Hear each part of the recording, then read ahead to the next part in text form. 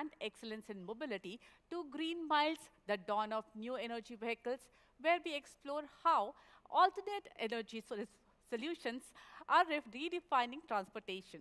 Our conversations will touch on the future of automotive design, combining cutting-edge technology with aesthetics.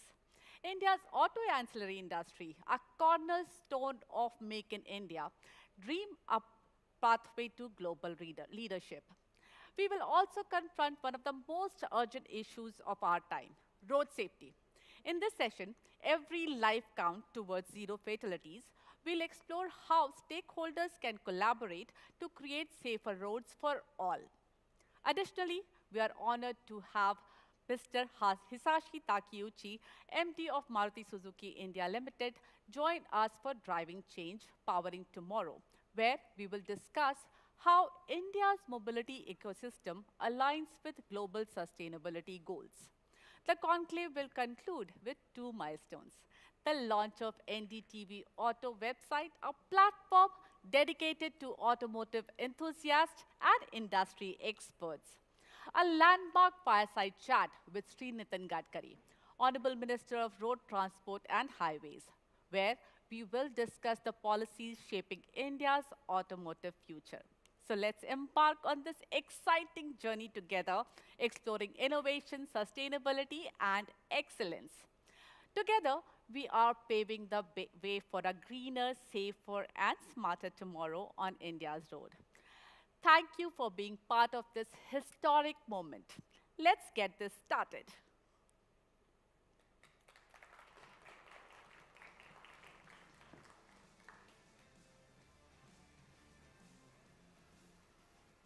Good afternoon, ladies and gentlemen, guests, and dignitaries. Did you know that on an average, a car has over 10,000 bolts, but it just takes one nut to scatter them all over the road?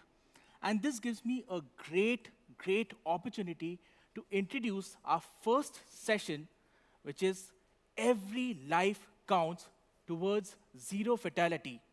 Moderating the panel will be Ambika Singh Kama, Chief Correspondent, Special Projects, NDTV, and dignitaries participating in the panel are Piyush Tiwari, Founder and CEO, Save Life Foundation; Professor Geetam Tiwari, Emeritus Professor, Transportation Research and Injury Prevention Program, IIT Delhi; Satyendra Garg, former DGP, Andaman and Nicobar Islands, Joint Secretary, Northeast, Ministry of Home Affairs; and Ramashankar Pandey, Chairman, Road Safety, CII.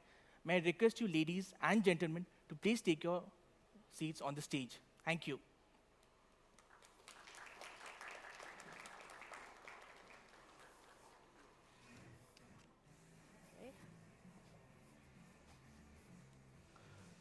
Sorry, I missed a couple of lines.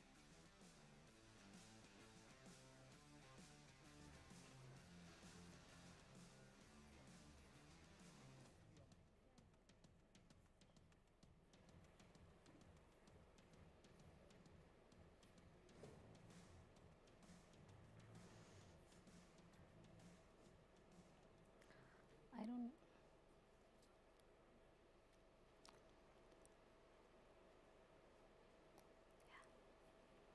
According to the Ministry of Road Transport and Highways, 168,491 people were killed and 443,366 injured in 461,312 road crashes in India in 2022.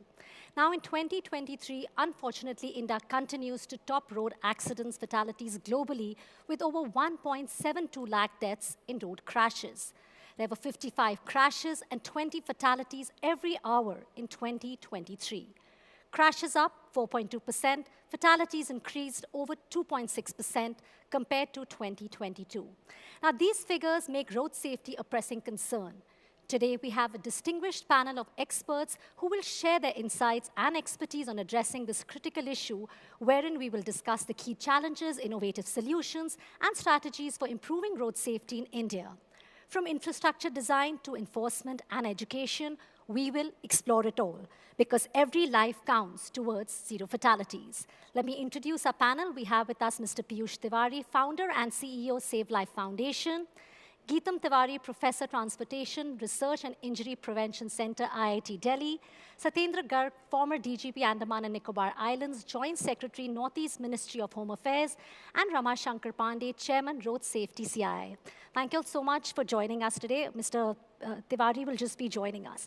Geetam, I would like to start with you first. I think about the, to begin with, let's know, we've spoken about the global, where we topped the list, unfortunately. You had come out with the India Status Report on Road Safety 2024 in respect with the international goals of reducing road accident fatalities. Where are we on that? Could you tell us and everybody here about it? Where are we on that? So we looked at our data and we looked at the disaggregate data by state-wise. And in last 5 years, we find there are 10 states where the number of deaths have come down. But unfortunately, in the remaining states, the number of deaths have increased. And overall, total number of deaths continue to increase. And as far as the rate is concerned, which is number of deaths per 100,000 population, that seems to be leveling, but not really showing a downward trend yet. And another very important thing that we noticed in that report was that the states where the investment in highway is high, that means there has been a lot of effort in upgrading the highways. Unfortunately, the number of deaths have continued to increase. And earlier we had states like Bihar, Orissa, number of deaths were very low, but of course the state of highway was also quite poor. Yeah. But now with upgradation, expansion of highways, some of these states are seeing exponential rise in deaths. So I think this is really a matter of concern that yes, we want to increase highways, we want to expand the system, but the definition of good and efficient highways should be also safe highways. Yeah, most important. So we really have to look into that very carefully, that what needs to be done. Very carefully, and the loopholes there. Yeah. Mr. Garg, that's where I would like to come to you. When you were here in Delhi during your tenure, there was a significant dip in the number of deaths, when we talk about road accidents, also drunken driving. If you could tell us, what did you do right during that time, and what is the learning experience that other people could learn from this? See, you rightly said, when we were there, managing traffic of Delhi for 3 years, we saw within 3 years deaths coming down from 2,325 to 1,866 within 3 years, which is about 20% reduction. So as you mentioned, we did a lot of things differently from what was being done earlier. You mentioned about drunken driving. So surprisingly, there is a Motor Vehicle Act provision which punishes drunken driving with imprisonment also.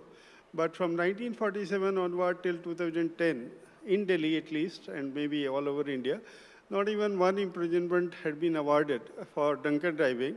And when we took up with judiciary, and this one, initially, of course, we came to know that even they were not aware that for drunken driving, people can be sent to jail and all this thing.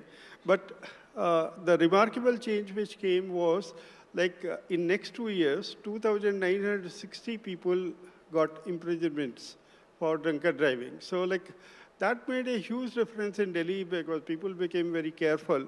And I think it became a phenomena in Delhi that not many people were driving on Delhi roads after drinking. So our approach in Delhi used to be, whatever was causing accidents and deaths, we intervened and we succeeded. And that's why within 3 years, we could reduce deaths on roads.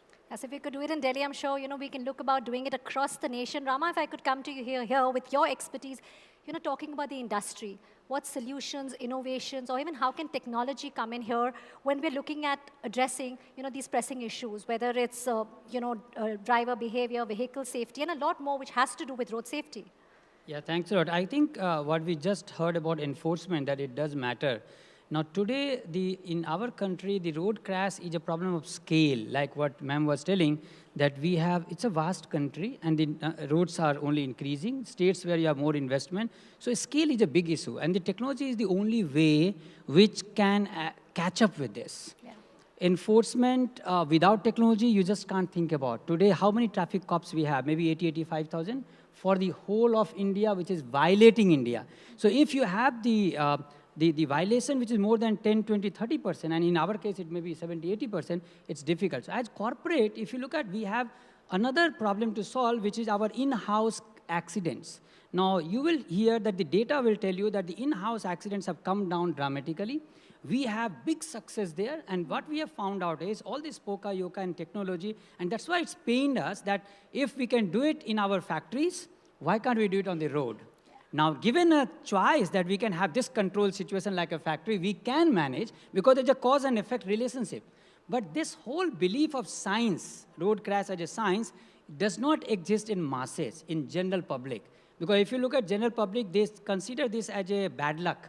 Yeah. So when there's a bad luck element, the usage of science and whatever we say does not get attention. Okay. And that is where as corporate, what we do is our safety culture within the company. So within our boundary, even our employees, we consider as a boundary, or our suppliers and our customers. This ecosystem is large ecosystem. Within this large ecosystem, we are deploying technology, but a major part of that is awareness or the education. Because let's say, for example, in my last company, we were doing these headlamps. There's something called, you always see this high beam coming up to you and it's glaring, right? Yes. And the other person is not on high beam. Actually, this is on low beam, but just because the loading pattern is different and there is an equipment given, but hardly anybody here will know that you have an equipment 0, 1, 2, 3, which you have to adjust when you have a boot load or a front. So as industry, we actually have a huge pain that what we can do with technology is immense, but we need that platform. We need that collaboration where academia, corporates with government can do a lot. So the technology can be used in enforcement, like you said, driver behavior. Yeah. It can be in self-enforcement also. Because if you alert somebody just few seconds before the crash, chances of crash goes down heavily, almost 80%. So there is technology, but a lot more awareness, not just for using these things, but like even Mr. Garg said, whether it's about knowing the rules about enforcement, about drunken driving or not having your license. I think even the enforcement, the awareness clearly is lacking. Exactly, both has to marry each other. Okay, great. Geetam, just want to talk to you about the designing of infrastructure here, that prioritizes safety as well as accessibility. Can you just tell us, when it comes to the urban planners, the policy makers, how can there be safer designs and more inclusive road infrastructure, especially in a densely, populated or city like Delhi, Mumbai? So, the concept these days is the most important principle about making safe roads is about making forgiving roads.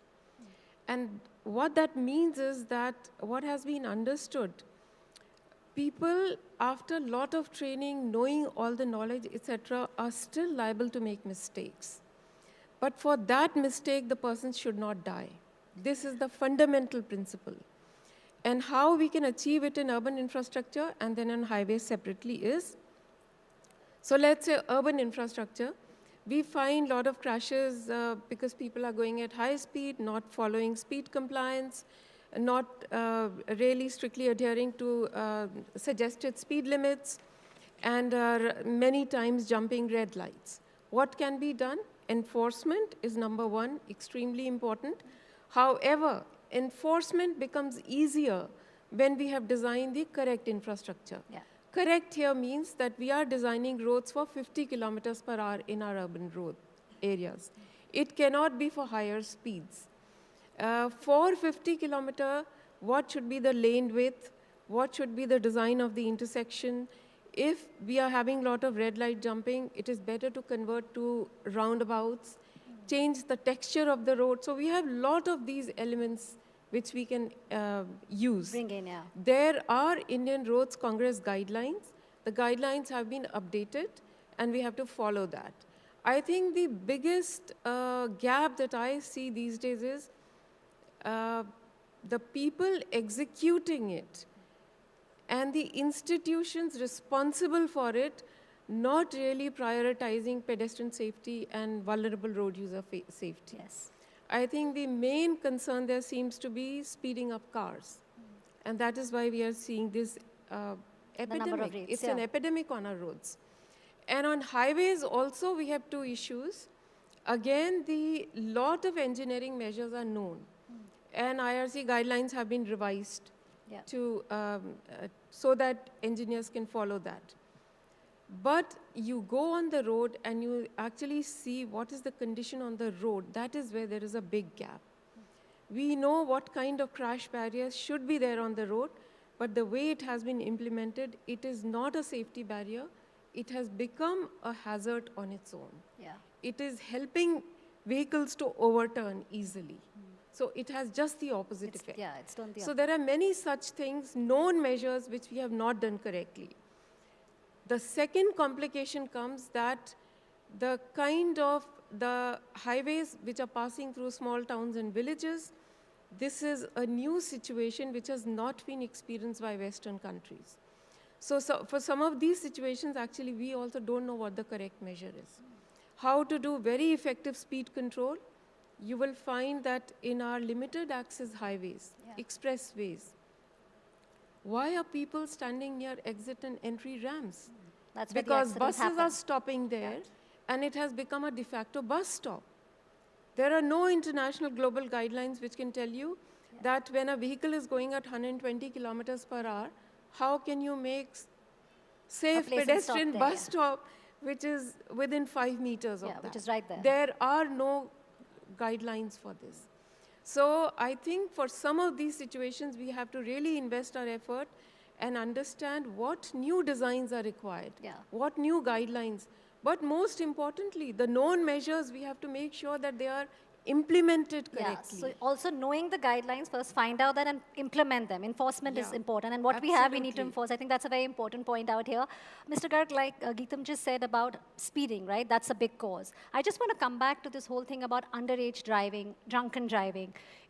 These two things, besides, of course, speeding, is a major concern on our Indian roads. What do you recommend to effectively deal with such cases, whether it's law enforcement and also the right balance between punishment and rehabilitation? See, you rightly mentioned that this underage driving. So again, for underage driving to come to an end, basically first you have to educate. All the schools, I think, must have this one, because age at which you get a driving license. And if you are driving without driving license, then not only you, but your parents also can be punished for that. So basically, it's a combination of education and enforcement, where I remember big even public schools and all this thing. We used to have drive where youngsters were driving, and we'll have this one where we'll haul up even the parents whose children were found driving, and because, I mean, even Motor Vehicle Act has got provisions that parents can be hauled up, because as law is, underage people may not be punished that much as parents are. But again, here, people have to be told that, okay, till you get a driving license, naturally you should not be. Even parents must be careful. Even schools must be careful, and they must be, they must ensure that students don't come in vehicles, driving themselves and all this thing. So parents play a key role in this. They also are equally responsible. Yeah, to ensure that your children underage, they do not get up behind the wheels. Parents have got more responsibility, because, see, you know very well that your children is underage. So naturally, you should not be even allowing anybody to drive and all this thing.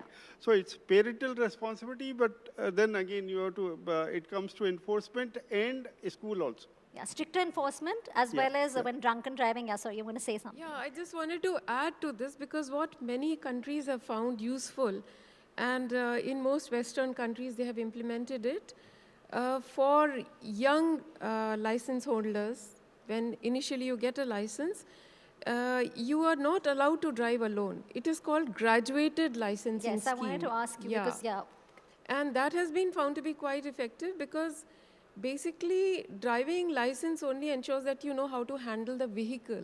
You don't necessarily become a safe driver. That's a learned experience. So for first few months and first few years, you have to have a full licensed driver sitting with you, and there are other restrictions on you. You cannot drive alone at night.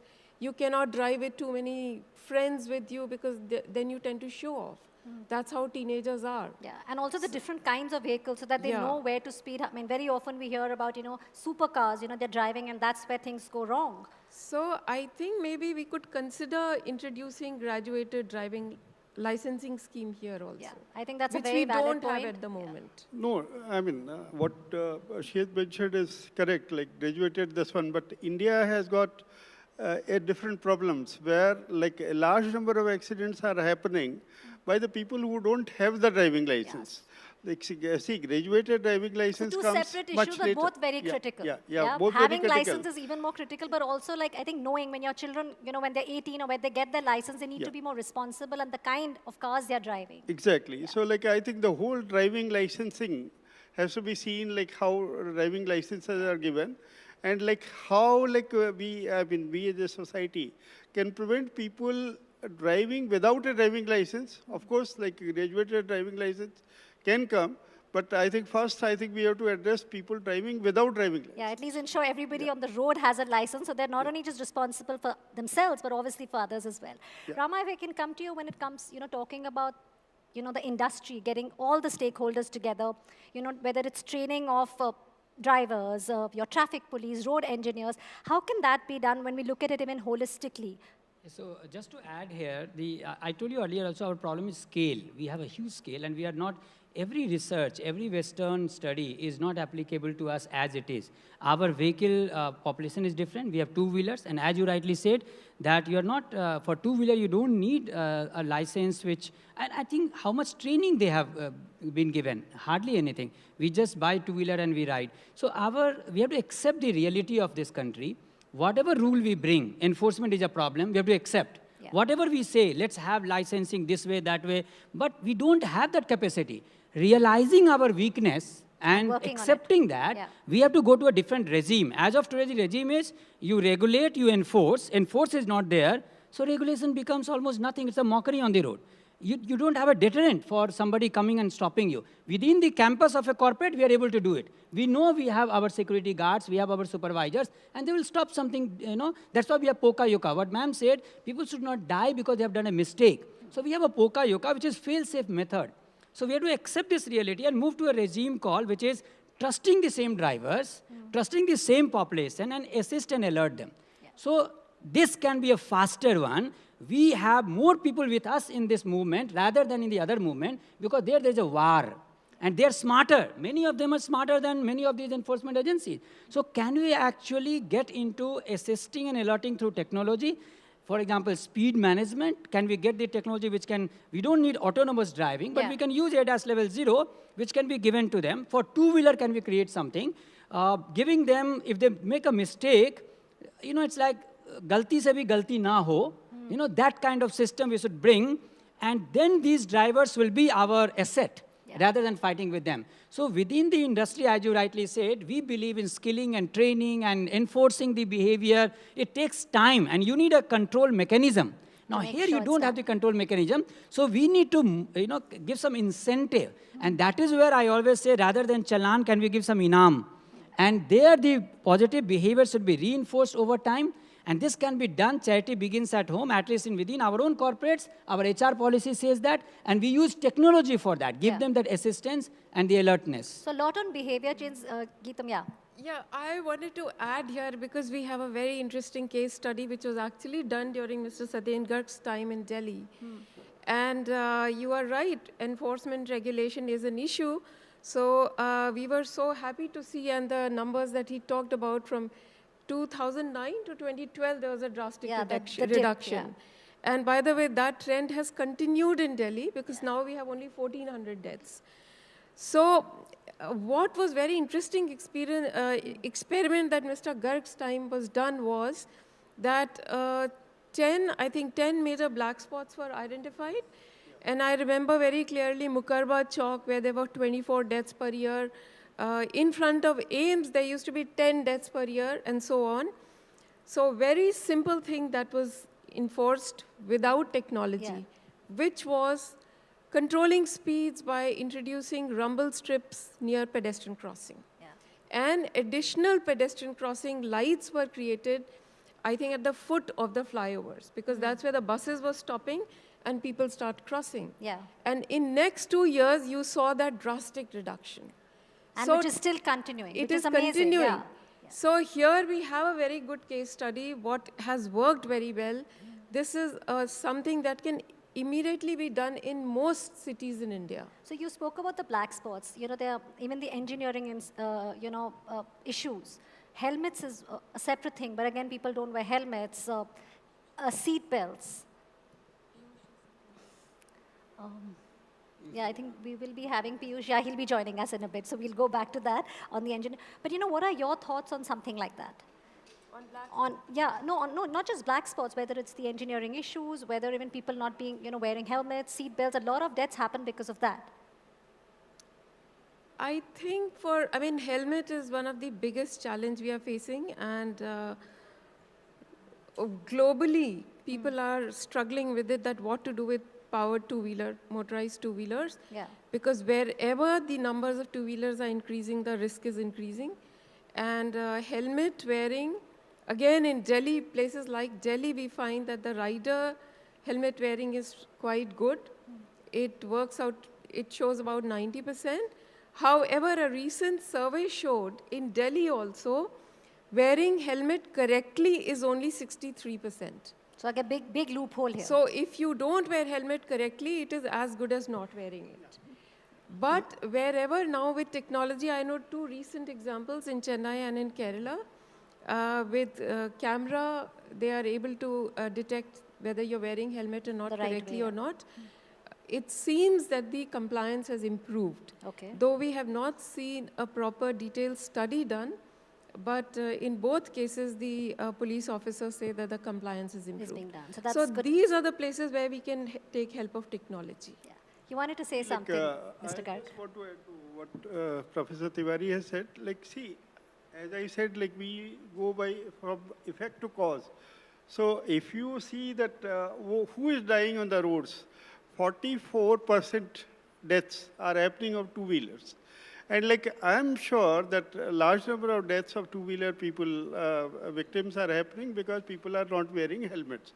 I've seen even on national highways, people are driving without helmets and all this thing.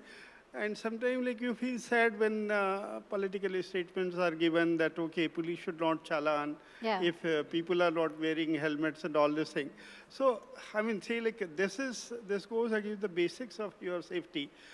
Two-wheeler without a helmet, your safety is totally compromised. You have seen how seatbelt can help. Even the people in the best of the vehicle, this one, the person who is driving, wearing seatbelt survive. And the person sitting in the rear seat, not wearing seatbelt, dies. So these basic precautions, technology of course can help. But even we are having this phenomena where basics of not wearing helmet or not wearing seatbelt and all this thing also is compromised, and that is reflected. And then of course we have to do a lot about pedestrian safety, because 20% of the people who are dying are still pedestrians. Okay, so before we wrap this, every life counts towards zero fatalities. I would like to ask your closing remarks. What do you think? Or you could also share anything we could pick up as best practices to really improve this situation, which is need of the hour. See, basically, if we have to take 1 or 2 things, because you have to again go from effect to cause. See, speed is killer in 70% of this one. So maybe if enforcement agency and the awareness or education, if people can be told to drive not in a very high speed and all this thing, maybe I think our accidents can come down a lot. So enforcement awareness. Rama, what would your closing remark be? Most critical thing. For me, millions of us use road every day, and roughly 461 plus family does not get back their people home. It's like the speed by which we have to sort it out is, the need is pretty high. So my request will be, can we quickly get the drivers being trusted, and we start You know, today they consider this not as a science. The cause and effect, we all talk about it, right? And we talk since last 1.5 decade I'm working in this field, we talk about it, but it's not going into the dil or dimag mein aa nahi raha hai. So what can we do by which they start believing it is a science? Today, kali billi chali gayi, aap ruk jaoge. You know, you have Nibu Mirchi will save you. All of that is happening, but not that science will help them. Why helmet they will not? If they know the chance of dying, so somewhere we have knowing to, and taking action. I think exactly, being more and that is what responsible you can do a citizens, lot. yes. You can Yeah. let them, you can get science versus all this stuff, you know, superstition versus science. And if we win that, then they will come to us and we will give technology, no problem. Great. So using it, Geetam, the last word, I think, to you for this. I think most important thing is, our driving behavior is because of the kind of physical infrastructure we are driving in and the kind of enforcement structure is around us. If the enforcement of helmets, seatbelts, speed is very high, then people will abide by it. Okay. Whichever city has better helmet enforcement, you end up seeing that they are better helmet compliance. That's number one. And number two, that most effective thing is to control speeds by engineering design. Okay. And which is simple. I mean, we have all the guidelines. Change the width of the road, texture of the road, intersection design to control speed. Yeah. That automatically has an implication on drivers' behavior and on pedestrians' behavior.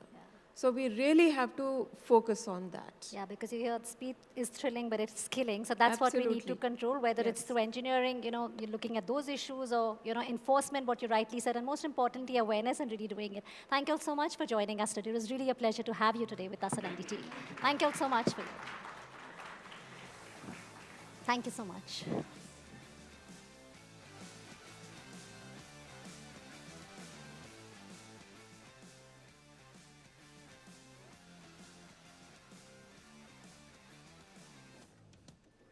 Right. Thank you so much to all our panelists for that enlightening discussion on road safety and zero fatalities. And some of the potential solutions have a lot of potential in preventing fatalities on Indian roads. Our next fireside chat focuses on the Indian automotive industry and what makes it one of the most challenging markets globally, but with near infinite potential too. What drives the India story and makes it so complex yet fulfilling? To discuss the same, we have a special guest who is the Group CEO and MD of Mahindra Group, a turnaround specialist, and has been ranked among the best CEOs in 2023 by Fortune India. Joining us virtually for a fireside chat on driving the India story is Dr. Anish Shah, and engaging in a conversation with him is Vishnu Shom, Group Executive Editor, NDTV.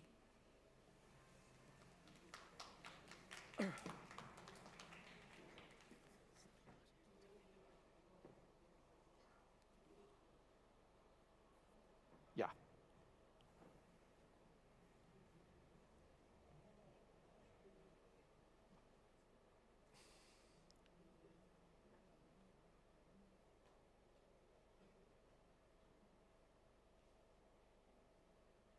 Yeah, okay, come back. Ladies and gentlemen, thank you very much for being with us.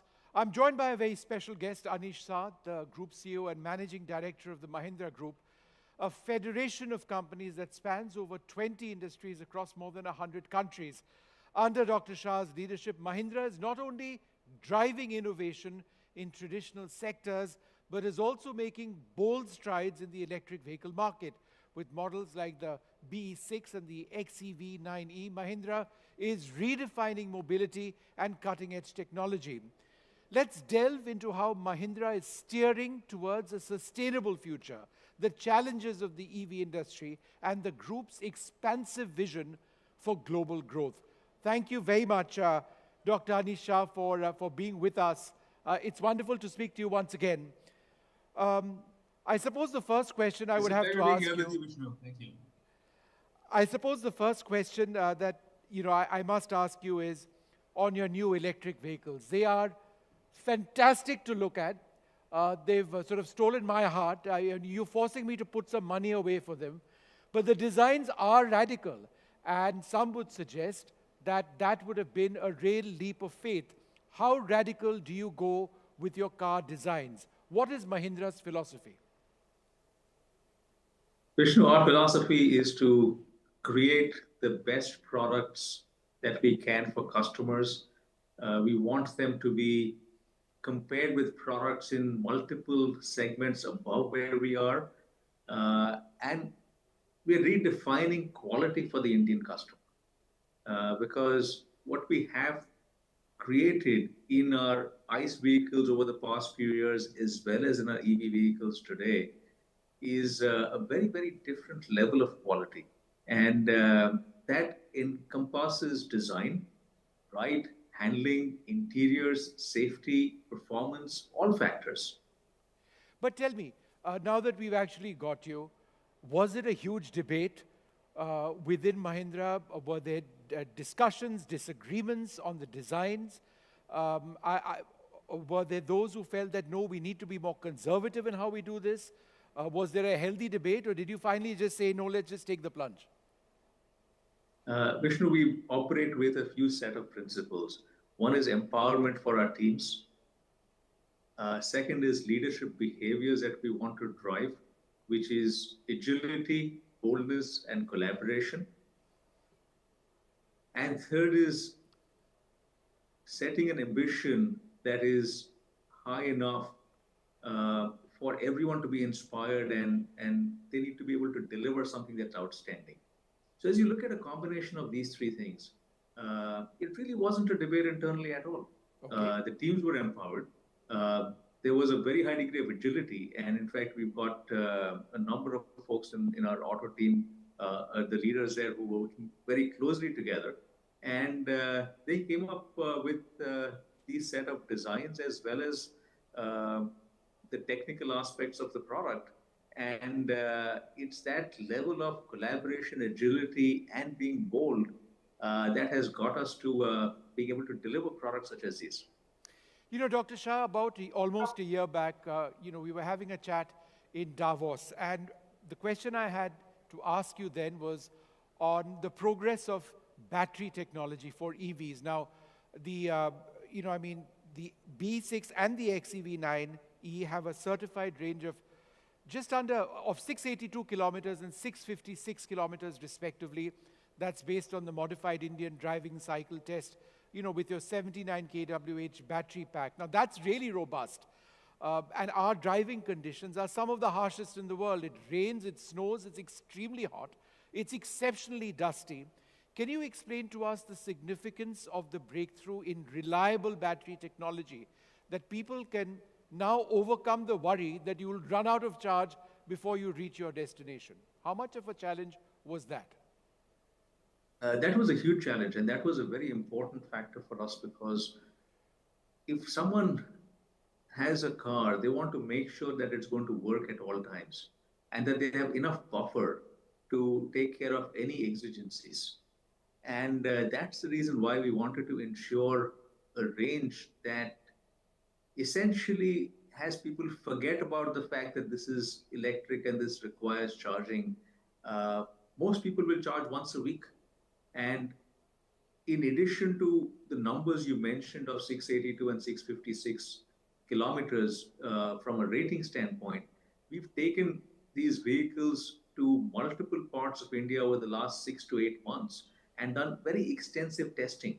The testing has been done in 21 cities, in various rural areas in Ladakh, in numerous different conditions.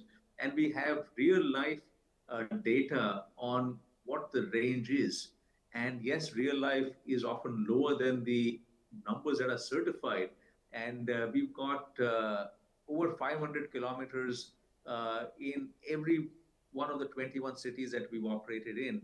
And we have data specifically based on the driving conditions of each city, what is a potential range that you have there. But anything over 500 kilometers is huge. And that really means that consumers don't need to worry about range at all.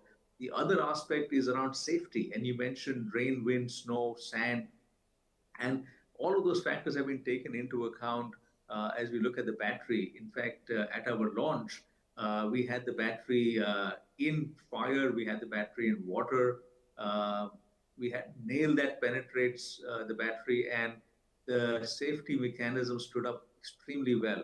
So what we're doing is basically taking some of the past concerns that existed with electric vehicles and ensuring that they're addressed in such a strong manner that the consumer doesn't have to worry about it at all.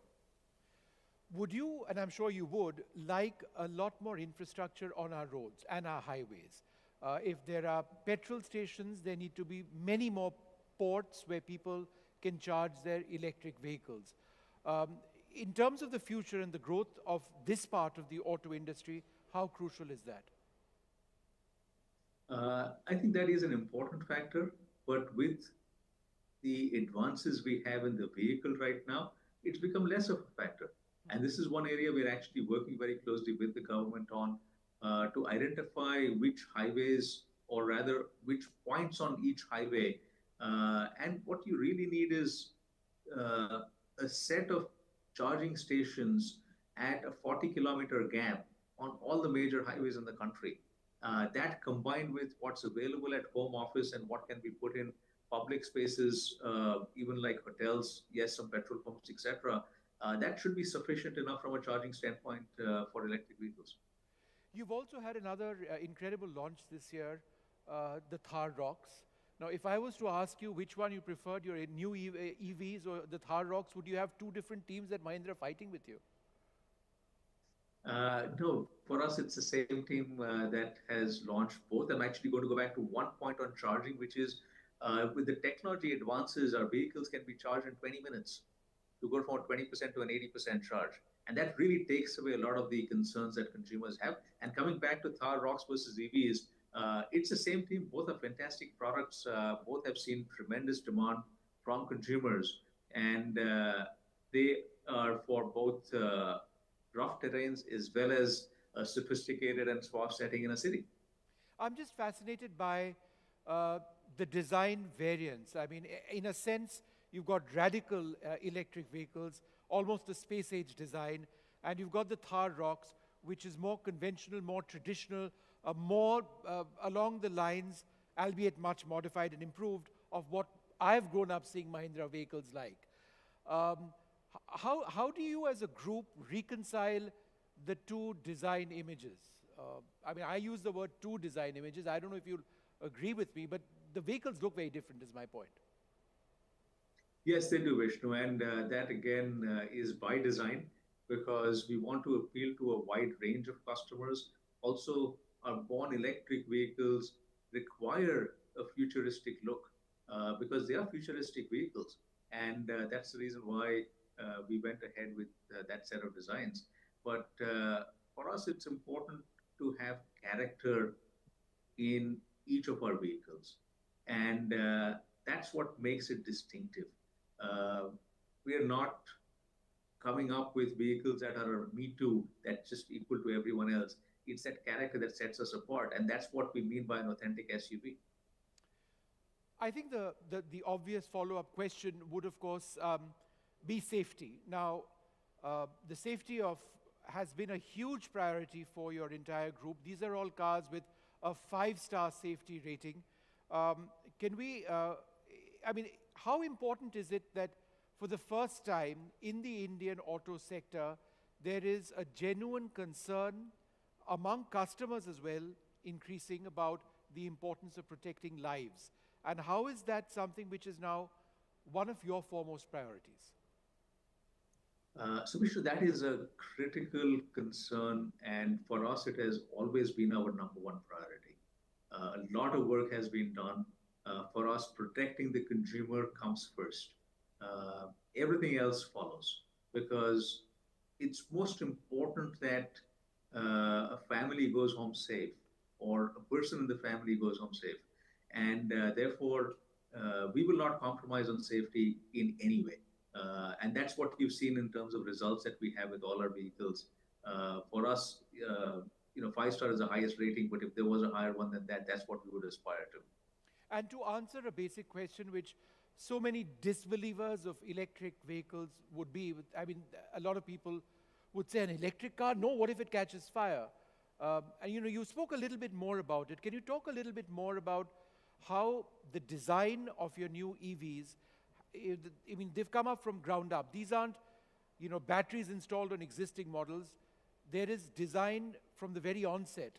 There is safety from the very onset of the design process. How significant is that from a safety standpoint? That makes a significant difference because the protection for the batteries was a starting point for the design. Nothing should happen to the batteries in any event. It doesn't matter whether there is a fire around the car or whether there's water around the car or the car crashes into something, the battery should stay strong. So when you start with that and design the rest of the vehicle around it, it gives a much better result overall. And as I mentioned in our launch, we actually showcased that. And it was a live demonstration with customers there, or with media there, and with analysts and investors there. And that live demonstration really showed the integrity of the battery because that is, again, comes back to safety from a customer standpoint. That's foremost in their minds and foremost in our minds, that there should be no compromise from a safety standpoint, and that's where all the effort has gone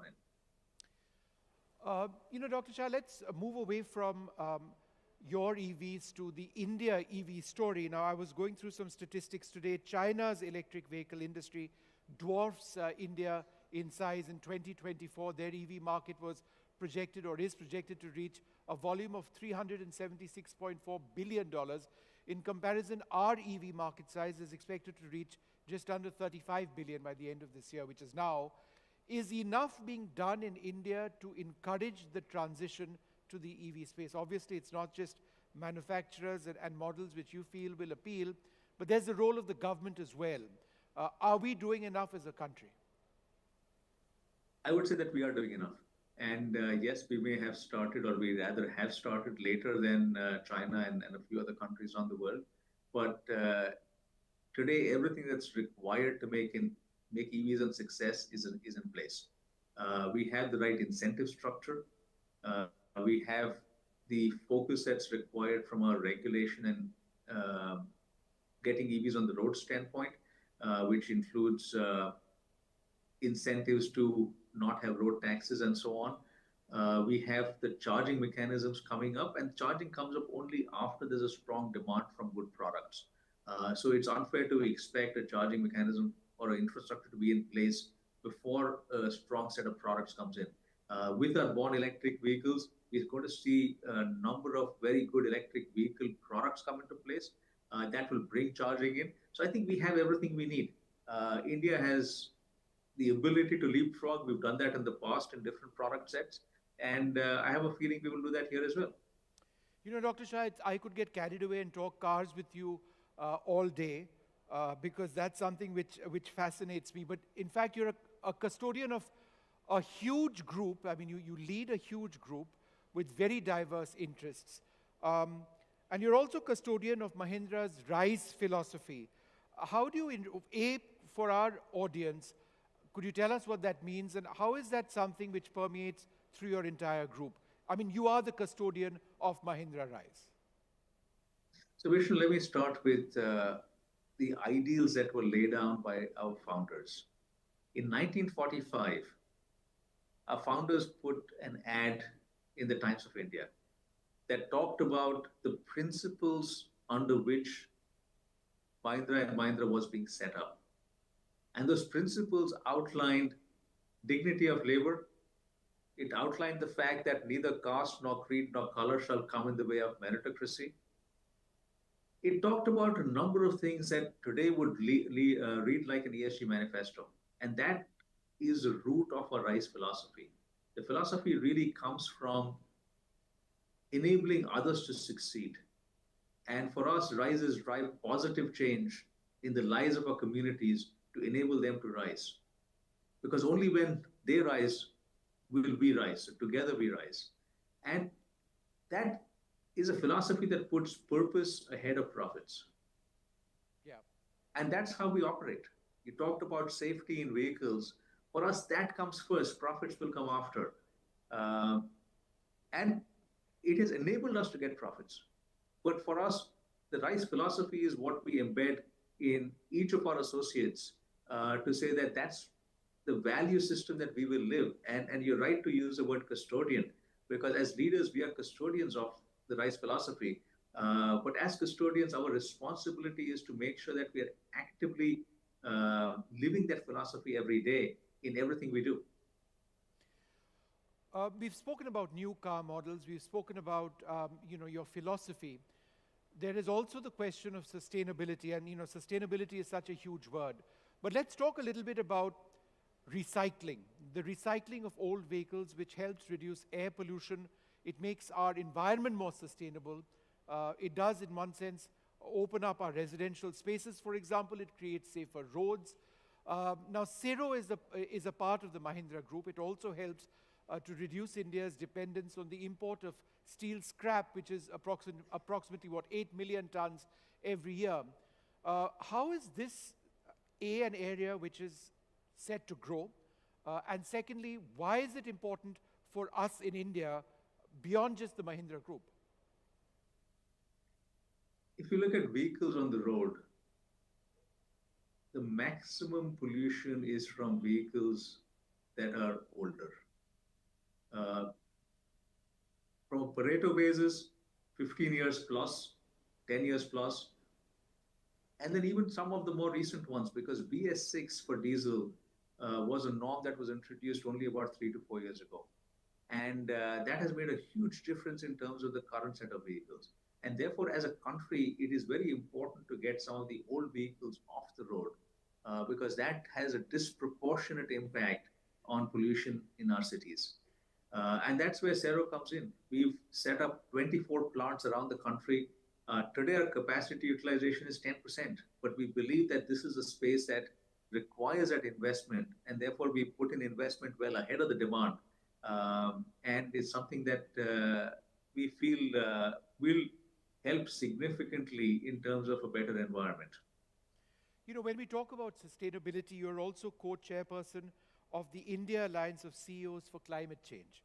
And Mahindra has huge ideals in terms of sustainability. Could you define, your own role in taking this forward, not just for your company or your group, but also as part of a larger vision which we have in this country? On this, Vishnu, we've done a lot of work. And in addition to the Alliance of CEOs in India, I'm also on multiple forums with the World Economic Forum in terms of helping drive sustainability, being a leader in that. Because for us, this is consistent with the RISE philosophy. And the Mahindra Group actually began its efforts in sustainability in 2008, well before this became a burning platform. And we've done over 2,000 projects. We made some very significant and meaningful advances in terms of sustainability. And let me just give you one example. We signed up for what's called EP 100 or Energy Productivity 100. What this means is that if you can reach 100% efficiency and productivity, you can manufacture the same number of products with half the energy that was used. And we used 2009 as a baseline. Our target was EP 100 by 2030. We reached that target last year. And today, our auto business is at 120. Our farm business is at 95. What this means is that we can produce the same number of SUVs and tractors as we did in 2009 with half the amount of energy. We often talk about movement from fossil energy to renewable energy. In this case, you don't need half the energy. And then that's a big step forward. The other example I will give is moving to renewable energy. And that's a target around RE100, which again, we had committed to getting to 100% by 2030, which we will get there by end of next year. We've got a number of renewable plants coming up, and that should take us to 80% in a very short time frame, and then we get to 100% from there. So there are a number of different efforts that we've taken the lead on across our businesses. In our real estate business, we've launched net zero residential buildings. And this was something that was a huge hit in Bangalore where we launched them and we got sold out very quickly on that. We've got net zero resorts across the country. And across each of our businesses, we are thinking about how do we drive sustainability. It's not just something that we look at from a CSR standpoint, it's something that's core to business for us. All right. Dr. Anisha, always wonderful speaking to you, and thank you so much for doing this. But you still haven't answered, my question, because you're very diplomatic. You prefer the rocks, or do you prefer your B6? Or you haven't answered that question. So Vishnu, I prefer the rocks when I have to drive myself and go outside Mumbai. I prefer the electric vehicle when I'm going for a dinner in the evening. So it's both. I cannot select one versus the other. I think both are outstanding, and I love using both of them. Are these electric vehicles going to define Mahindra in the international stage as well? Do we see these in foreign markets going forward? Definitely, because the quality of these vehicles will allow us to compete in various international markets, and we are drawing out plans to go to multiple markets with them. All right, it's been a momentous year for Mahindra. Thank you very much, Dr. Shah, for speaking to us. Thank you very much indeed. Thank you. Thank you. Well, there you have it. Mahindra, a huge group. It spans 100 countries, 20 plus specific areas of interest. But what I'd like to do now is go back to a theme which I've actually tracked for more than 15 years, mostly almost always with Piyush Tiwari, the founder and CEO of the Safe Life Foundation. Piyush is here with us. Piyush, where are you? Disappeared. Oh, there you are. And I'm just going to introduce him for a little bit. Piyush Tiwari has given his life's mission to save lives on India's roads. He's been instrumental in getting through the Good Samaritan law. We'll talk about that. He's spoken extensively about first responders and their importance in India. He's spoken extensively, written extensively about critical engineering issues, which are important in understanding the entire issue of road safety. In as much as he's seen change, in numerically and certifiably visible change in certain areas, I'm sure he would remain disappointed at the overall numbers of road fatalities which we have in India. But he's a great thinker on this, and it is my privilege to have Piyush Tiwari with me on the stage. Please.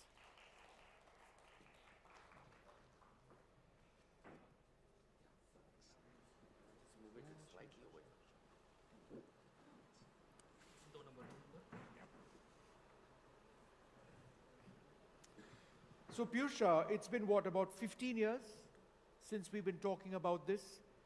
The numbers still, as far as India is concerned, are, let's face it, staggeringly poor. We lose, what, 450 lives every single day on an average. We were talking about safer cars now, and that will bring down fatalities. But that's just not enough, is it?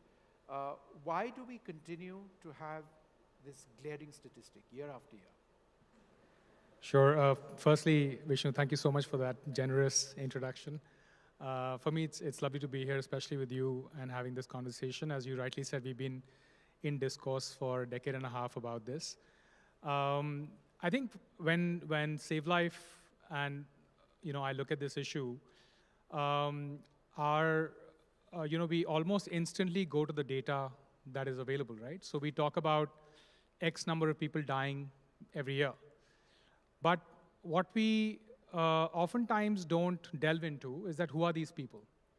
So 65% of people who are getting killed on roads in our country come from extremely vulnerable economic backgrounds. They are not the people who are going to be driving in those safe cars. They are people who are outside of cars. They are pedestrians, they are cyclists, they are two-wheeler riders. They are the people who ride rickety buses in hilly areas that go down the gorges. And it's them who are getting the most drastically affected on the roads. When we look at the policy framework and the efforts being carried out to save lives on our roads, we see a monumental effort happening on the car safety side, which is incredible. I think India has come a long way since we started this work. 5 stars for all cars in the Really Mahindra incredible, range. right? Maruti now coming out with cars, 5 stars. That's Absolutely. incredible. How It's many just such a 5-star difference. buses exist in India? That's true. Right? Don't. So I think the challenge is how many 5-star buses, how many 5-star roads exist in India, how many 5-star trucks exist in the country. So I think the challenge that we are really grappling with is that this is really an equity issue and a moral issue as opposed to just being a scientific or a safety issue, right? And I think unless we start looking at this from a rights perspective, we will not be able to completely resolve and completely solve this challenge. Sure. Piyush, it's not just those who economically support families who are impacted by car crashes and therefore an entire family gets impacted. We often think about the number on fatalities, but we don't often talk about the number of those who are people who survive with paralysis, very serious injuries, life-altering, family-altering, and that is a reality which perhaps you can reflect on. No, absolutely. Even when we talk about some of these crashes, especially, there's been this discourse around wearing seatbelt in the back seat. It's pure physics, right? It's inertia. And what people don't realize is that if you're not wearing a seatbelt in the back seat, what we see when we investigate crashes forensically is that we find, in about 32% of cases that we've investigated, we found bodies lying outside of vehicles. They've been ejected. We found people interacting with B pillars, A pillars of the vehicle and, having serious injury there. So the injury part is one, is how it's suffered. The second part is rehabilitation, right? When we talk about trauma care, or when you will think about trauma care, I think most people, when they hear the word trauma care, they think about ambulances. Yeah. But we don't think about what's going to happen post-care to bring that person back into the society again. And I think that's the other challenge that we are facing is that if there are 500,000 people getting injured each year, there are about 7.5 to 8 million people over the last 15 years who are with us today, but who are not productive, who are still grievously injured, whose life is not the same anymore. So I think there's a social net required that looks at even trauma care holistically as a policy. And we have recently petitioned the Honorable Supreme Court to look at trauma care from a systems perspective. Sure. And Supreme Court, not because the Government of India is not moving on it, Government of India is doing a fair amount of work, but it's on the state list, and different states are doing different things. So we have to create cohesion in some form, so the injury aspect can also get addressed. One of your biggest breakthroughs was in pushing through the Good Samaritan law, and our parliamentarians came across, it was passed by Parliament, it's a huge challenge, but I think people just don't know enough about it. And I think the urge is still to drive by, unfortunately, when you see somebody sick on the road or somebody in an accident on the road. It's a terrible thing to do, and yet people do it all. And one of the thoughts is that the moment I try and save someone, I'm going to go to the cops, and then there's going to be a case, I'm going to have to depose. But the Good Samaritan law protects Good Samaritans, right? Absolutely, and I would love to use this channel to convey to everyone that as on date, if you step forward to help an injured person on the road, you can't be detained at a hospital, you can't be compelled to share your personal contact information, and if in case you choose to be a witness in the case, your examination will be wrapped up on an expeditious basis by the courts as per law. So that law exists today, and as you rightly said, not many people know about it. But interestingly, what gives me a sort of a bit of hope is that in 2013, we had done a national survey to see how many people would come forward to help the injured. And at that time, 3 out of 4 people said no. Yeah. We did another survey earlier this year, doing the cities we had covered and slightly more number of cities. And interestingly, today, 3 out of 4 people are willing to come forward to help the injured. So there has been a bit of a switch in terms of willingness. I'm not saying that it's converting into action, but there's definitely more willingness to come forward and help the injured. So there is some progress, but I think we have to, again, look at it from a systems perspective and get the state governments to start implementing it in a manner that reaches the last mile, It has to become part of the school curriculums. It has to become part of the first aid training setups. So I think there is some effort underway, but we are a large country, and I think it will take a little bit of time to get there. And linked to the Good Samaritan is obviously the first responder. The first responder is usually the Good Samaritan. And then we need to talk a little bit about the golden hour. That's when a person lives or dies. How important is that? So I want to ask a question here. How many people know what number to call if you see an injured person on the road? Anyone? What number do you call? What number will you call? When you see somebody injured on the road? Raise your hand, anybody? What emergency number will you call for help? Yeah. 108, okay. Okay. 112. Is it 112? 112. Anybody else? Talk loudly. Is it 112? What else? Any other numbers that come to your mind? He's already spoken. Okay. Anybody else? Okay, Piyush, go ahead with your point.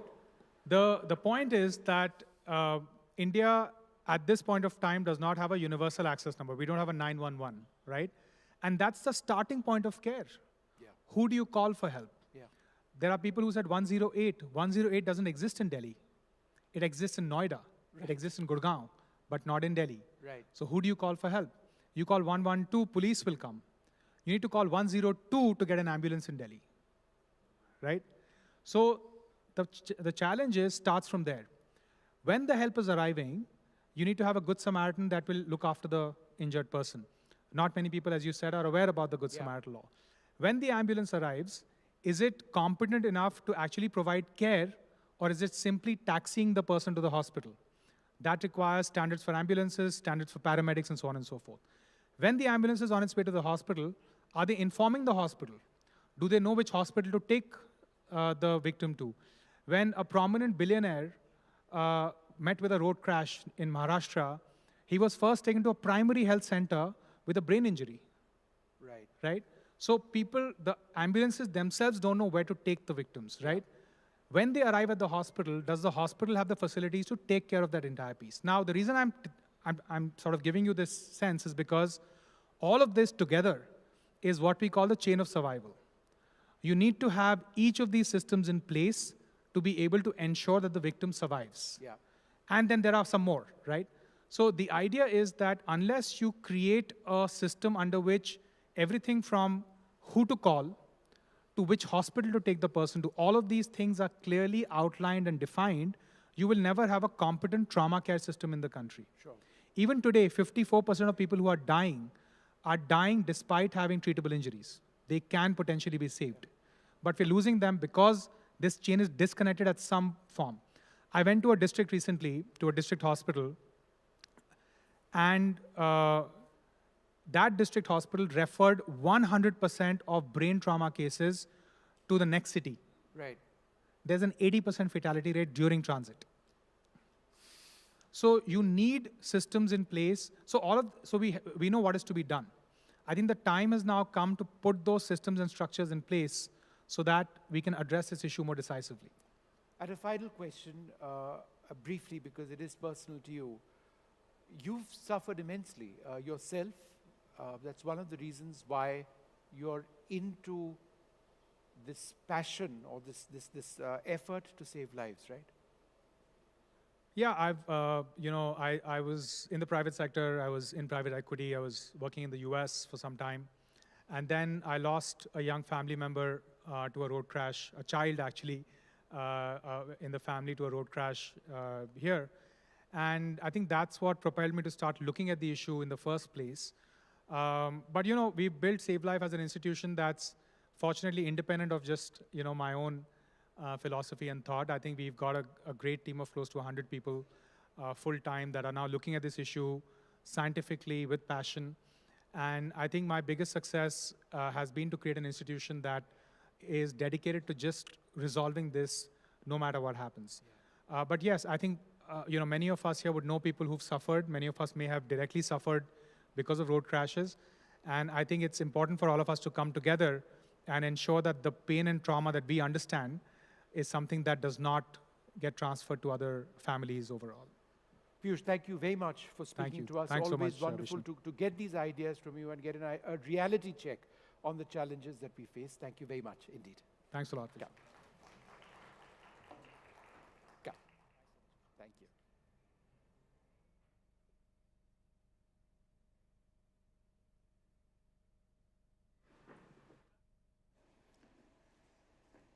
Thank you, Mr. Tiwari. Thank you, Vishnu.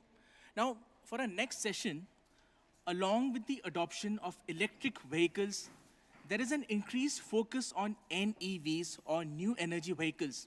The idea is to move towards sustainability, green technology, and better energy efficiency.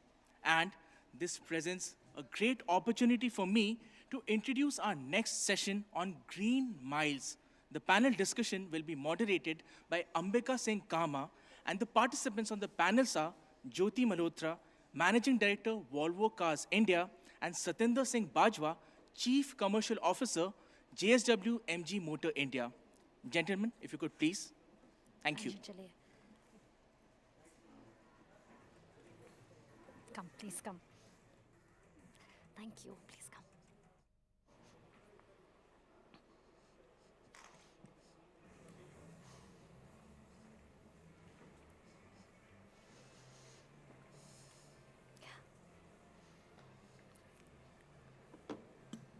Yeah. This is my camera.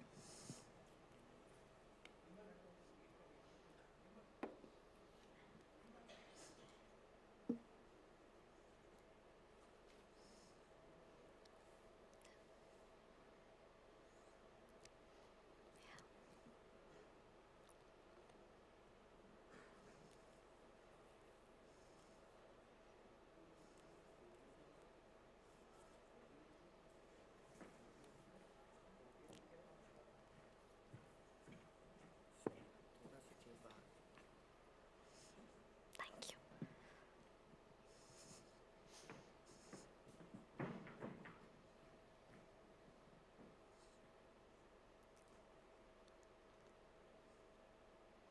Welcome to the next session today at the NDTV Auto Conclave. Let's talk about the dawn of new energy vehicles, a pivotal discussion on the transformative shift in India's automotive landscape. As the world transitions towards a more sustainable future, new energy vehicles are emerging as a game changer. With the government's push for electrification, NEVs are poised to revolutionize the way India moves. Today, we delve into the opportunities, challenges, and future prospects of NEVs in India and explore how these vehicles can propel the country towards a cleaner, greener, and a more sustainable transportation future. And of course, joining us today, we have Mr. Jyoti Malhotra, MD, Volvo Cars India, and we have with us Mr. Satinder Singh Bajwa, Chief Commercial Officer, JSW MG Motors. It's really a pleasure to have you both with us. I think to begin with, I would want to know about what both the companies are doing. Let's begin with you, Jyoti. Let's talk about Volvo. What really are they doing when it comes to a more sustainable future? First of all, thank you to have me here in this conclave. And I think it's very apt that we're talking about new energy vehicles. Yes. Because at Volvo, we are pushing towards a future which is more sustainable and with electrification in the center. Our aim is that over a period of time, we believe that we need to push for electrification. And by end of this decade, we want to get to a higher number of electric cars. Yeah. And that is required because it is not that our company needs it. I think it is required from a larger perspective because the planet needs it. Because I think sustainability is something which we need to solve and we need to take care of now. I think we live in India, we see the sort of pollution we had, I think, a month back, and this is a regular phenomena. And we need to do something about it. And it is not just in India, I think this is a global problem. Climate change is here and now. Yeah. And we are seeing the sort of phenomena which is happening across the globe in different parts of the world, unheard of things. So I think we need to do something. And what we believe is that as an auto company, we are part of the problem in a way, and hence we need to be part of the solution. Absolutely. And hence we believe that new energy vehicles are important, and within that our focus is on electrified cars, what we call as car with a cord. So this could be pure electric cars, or they could be hybrid, or they could be plug-in hybrids. But I think we need to move towards more greener energy, and that's what we are working towards. And as I said, it is not just about making cars or making electric cars. Sustainability is a much larger context. It depends upon how we make our cars, how we design our cars, what material are used in the car, and how the factories are being made. So sustainability is all pervasive. It cannot be only about cars. Car obviously will be in the center, but everything around it has to be also taken care of. I think that's a so very there's a lot of valid things point. that we do around it. Everything around it, not just about Yes. the cars, and it affects each one of us. Satinder, your take on what the company is doing? So thank you very much, first of all, for having us here, and namaskar to all of you. I think as JSW MG Motors India, I just tell you one thing, that out of the total portfolio that we have today and what we sell in the Indian market, almost 60% of that, more than 60%, what we sell is new energy vehicles, right? As an organization, we are a very environment conscious organization right from the beginning. And we know what role as a responsible manufacturer that we need to play. And therefore, we were pioneers in terms of bringing in the good technology, EVs, to the country. And we continue to do that. I think going forward also, our major focus and thrust is going to be on bringing in the new technology and EVs to the market. Yeah. So this itself, reaffirms our commitment to the society, to the environment, that yes, as JSW MG Motor India, we are committed. And I always keep saying one thing, that it's our responsibility as this generation, we have to take care of our next generation, which we have produced ourselves. It's a nice, I mean, absolutely. It Right? is. I think we need to take that on us for our children, for the future. Yes. So now that we know about the commitment, Jyoti, if I can ask you, now we know sustainable mobility isn't really an option, right? We need to look, when you've spoken about the commitment, Jyoti, if I can ask you, what are the initiatives or the strategies that are necessary to position our country, India, as the hub for green mobility solutions? So I think to start with, government has come out with a very clear mobility mission. And government is talking about bringing almost 30% electric cars as far as possible. But I think in India, as we keep hearing, India is a land of 1,000 problems, and we need 1,000 solutions. So I believe in India, we need to move towards new energy in different formats. So I think we talk about electric being in the center. We are talking about hybrids nowadays. There's a talk about biofuels. I think we need everything. That is for sure. And I think government is clear in long run. I think electric will play a very, very critical role. And specifically, if I talk from an Indian perspective again, why electric makes all the sense. I think there are many reasons, but I would say three. One, which I just spoke about, I think with regard to pollution, we need to ensure that we make our cities more livable. And I think electric offers the best solution there. That's, I think, comes to the core. But we also know that when it comes to IC engines, we are dependent on oil imports. And we need to cut it down. And again, electric, I think the way we are now moving towards more and more green energy production in India, EVs will make a lot of sense from that perspective also. And I think we can be self-sufficient when it comes to EVs. It will take time, but I think we are in that direction. And third, I believe that India, in a way, we are now third biggest car market in the globe in terms of pure numbers, but not value, but yes, numbers. But I think we missed the bus earlier when I think auto industry was taking over. Now is India's time. We are already number 3, and we are number 3 with a car per capita car of around 24, 25 per thousand. And I think you look at globe, US, UK are more than 900, even China, I think around 250. So there is a miles we have to go. So if we can now move towards more greener energy, more electric cars, and I think not only in terms of pollution and oil import, but also in terms of creating a very sustainable auto industry in India. I think we can be the leaders in EVs. We keep hearing about what is happening in other countries, but I think let's look at what we can do here. And I believe here's our chance.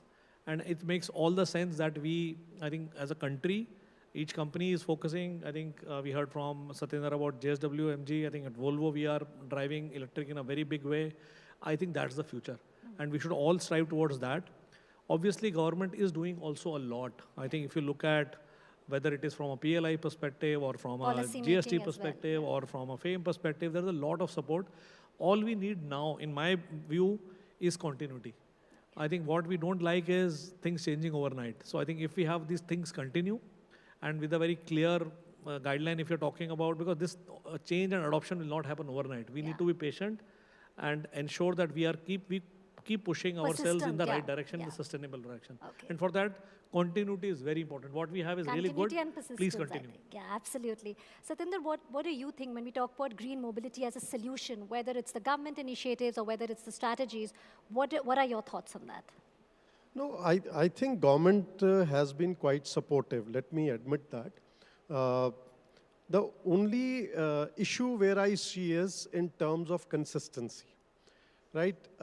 If we are really serious about EV adoption in the country, and frankly speaking, consumers need some support for EV adoption. If we really need to speed it up, I think what we are looking at is, especially from the state governments, we want consistency in the policies, right? There are a lot of state governments who have come forward and who are now supporting EV adoption. But sometimes what happens is there's some relief given for a period of 2 months, 3 months, it's again taken off. So I think we need a little longer roadmap and more consistent policies. Okay. So you asked about adoption. Yeah. See, there are 4 or 5 major reservations which a consumer has today towards a green mobility or NEV or a EV adoption. I think one is, as an industry, we all have to play a very responsible role in terms of getting the consumer over these, helping him come out of these anxieties, what you may call it. Once those are taken care of, I'm sure EV adoption will take pace. And I believe there is no substitute to it. All of us have seen what has happened in Delhi in the last 15, 20 days. All of us know what kind of air we have been intaking. So I think that's the way going forward. Yeah, I think everybody needs to come together for adoption, and consumers definitely play a very critical role.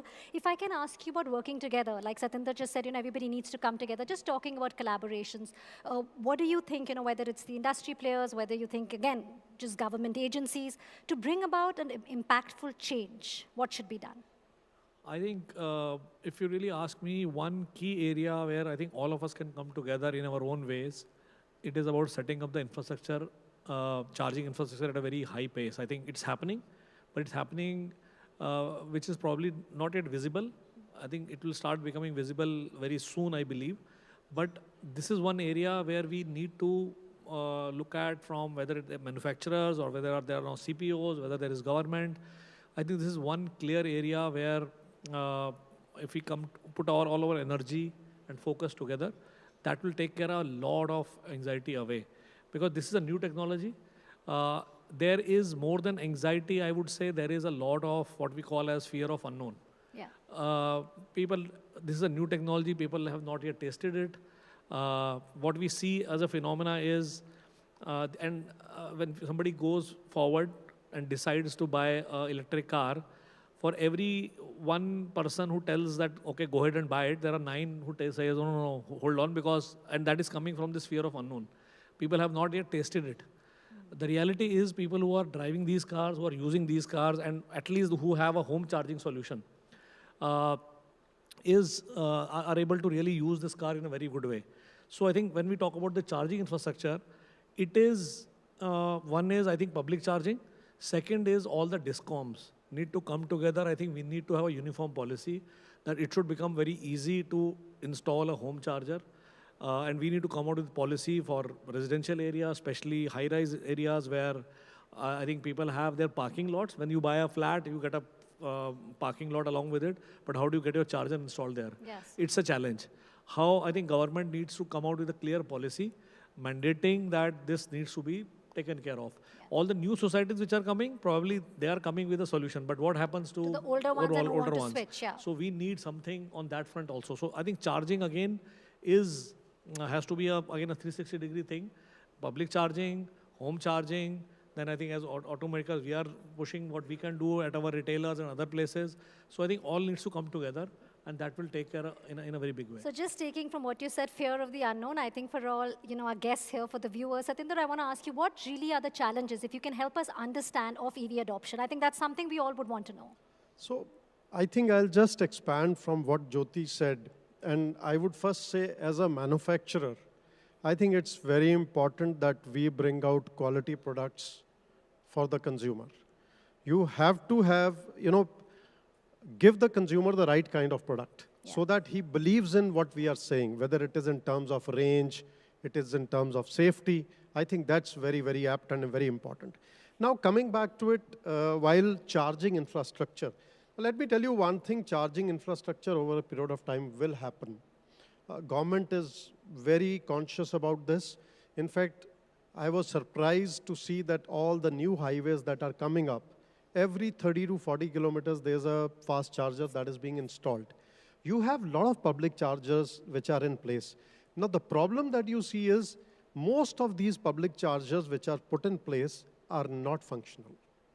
When they are non-functional, that means there is no utility of these as of now. They are not being used because had they been used, then they would have been in a right condition. They would have been really functional. And let me also quote one more data for you. The research that we've got it done through various agencies shows that 85% of the consumers, they charge the EVs at their house. So when they go out for a longer period of time. So it's more in the mind right now when it comes to charging infrastructure. Second thing is, with the batteries are also now, battery technology is evolving. In fact, you'll be surprised that going forward, I think the day is not far when you'll have an electric car giving about 1,000 kilometers in a single charge. So just tell me that where is a range anxiety or a charging infrastructure going to be that important in those contexts when you have these kind of technology? And you also heard Dr. Nisha talking about the new cars giving 600 kilometers and all that stuff, which means in a week, probably you'll have to charge the car once. So when we are blending, luxury and sustainability, right? If we're looking at that, Satinder, do you think hybrid is a good solution for the customers? So hybrid in the interim could be a solution, but it is not something which eliminates your pollution. Because either you have plug-in hybrids, right? Either you talk of a plug-in hybrid technology, which to a large extent helps you because during the day you are running it on electric, and if you're going out of station, you could switch over to gasoline. But if you talk of mild hybrids or solid hybrids, which are there in play right now, they are not the right solution to me because after about 20 kilometers or 30 kilometers, the moment the engine achieves that speed, it converts to a gasoline. So these are not the ideal solutions according to me, right? But for the time being, to switch over to electric, this is just an interim arrangement that is there. Now, I think, let me tell you 2-3 more things which are very important, which are currently becoming big deterrent for consumer towards EV adoption. I think the whole infrastructure, the whole ecosystem has to develop. One of the concerns that a consumer has apart from charging infrastructure is also the resale value of the car. Because for ICE vehicles, for the last 20-30 years, you have a very well-established resale value system. Here, and in India, customer changes a car every 4 or 5 years. He's very concerned about the resale value of the car after 4 or 5 years, right? So this ecosystem has to get developed. Second, he also has a concern or an anxiety in his mind, unlike a ICE vehicle, which has an engine in it.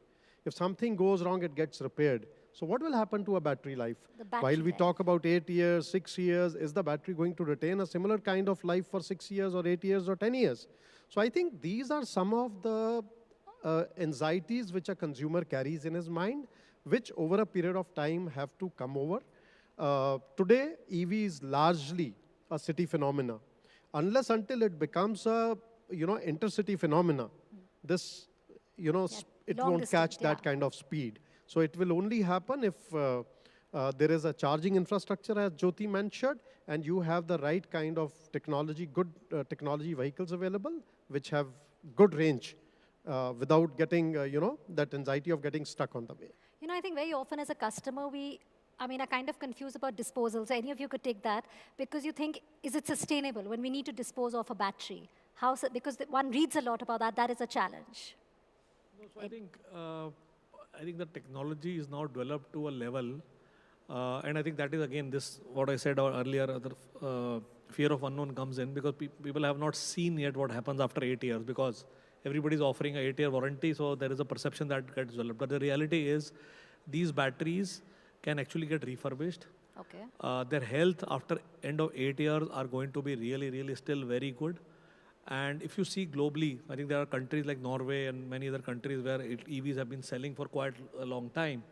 And over a period of time, when this fear, when you overcome this fear, everything is taken care of. So resale value is now not a problem because people have gone through the cycle. They have seen what happens to the battery, how the refurbishment is done. And I think now with the newer technologies, I think refurbishment could be done even at the cell level. So you don't need to really replace the whole battery. That's again a fear of unknown. Batteries can get very easily refurbished. Obviously, we need the right infrastructure, right technology to make it work. And I think people will see this when this actually happens. So we have been selling now EVs in India for the last 1 or 2 years and only handfuls have been sold.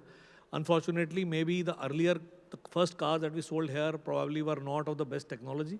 Yeah. That has led to some perceptions which may not be correct. But the reality is today, if a car is offering you 400, 500 kilometer range, and you get a home charging solution, and you get a decent financing done, and a OEM who stands by their technology, I think people who are crossing the line and buying EVs will actually cherish because the cost of ownership of these cars is really, really very, very low. Yeah. And I think it really makes sense from purely from a cost of ownership perspective alone. Okay, so I think even for the customers to know that. Jyoti, if I can just ask you about, when we look at the Indian auto sector, about the impact on our economy, when we look at the GDP, we will look at contribution, or even the, when we're looking at job sector. See, I think auto industry is at the core of any economy. So it's true for India also. I believe of the manufacturing sector, auto contributes 40-50% already. And when you actually, this is only what is visible on the surface. If you start going down the chain or up the chain, the tier suppliers, tier 1, tier 2 suppliers who feed into this industry, and then people who are associated with the industry in terms of financing, in terms of used cars, in terms of retailers. So I think the value chain is huge. And it is already creating huge jobs. But as I said earlier, I think this is the time in India that if we change tracks and set up a strong focus on new energy vehicles, we can actually now take a leadership both in becoming a center of, I think, for India to manufacture EVs and other cars, which will lead to even higher generation of employment, not only what is visible as OEMs and retailers, but much more beyond that in terms of supply chain. Supply chain is where the real, I think, manufacturing depth will be tested, and we need to ensure that we take care of that. And I think it's the right time, and government knows this. Government is pushing hard, and we will see auto continue to play a very, very important role in the Indian GDP, and more so going forward. And we have a huge export potential also. Export potential, okay. Yeah. Satinder, I just want to, ask you, but we've spoken about, we know we don't really have a choice when we're talking about sustainability vehicles, how the sector, it plays an important role. If you can also just tell us, how can the NEVs be made more accessible and affordable? Because that's something very important for every customer to know, I think. So, I think I will add one more point to the earlier discussion that you had where we talked about the life of batteries. While Jyoti talked about, you could extend the life of these batteries, but I want to quote a very interesting example. Yeah. What we have started doing is that if there is an issue with a battery and because we want the customer to have that confidence, so normally we change the whole battery pack. So what we do is this battery pack is perfectly fine. We are utilizing these battery packs to power some of the schools in Uttarakhand. So, in the rural India, there is a challenge as far as electricity is concerned in certain parts of the country. So we have taken up this thing, and as part of our corporate social responsibility, we are doing this kind of stuff with these batteries. So this is giving a second life to the batteries, right? So this is one. Now coming back to your point, how to improve accessibility.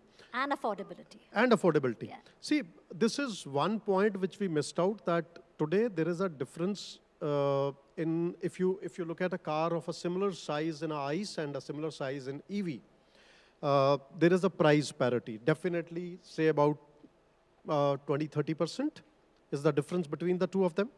So what you could do is, so what we did, in fact, we did a very innovative thing very recently, and this is probably for the first time in the world, globally.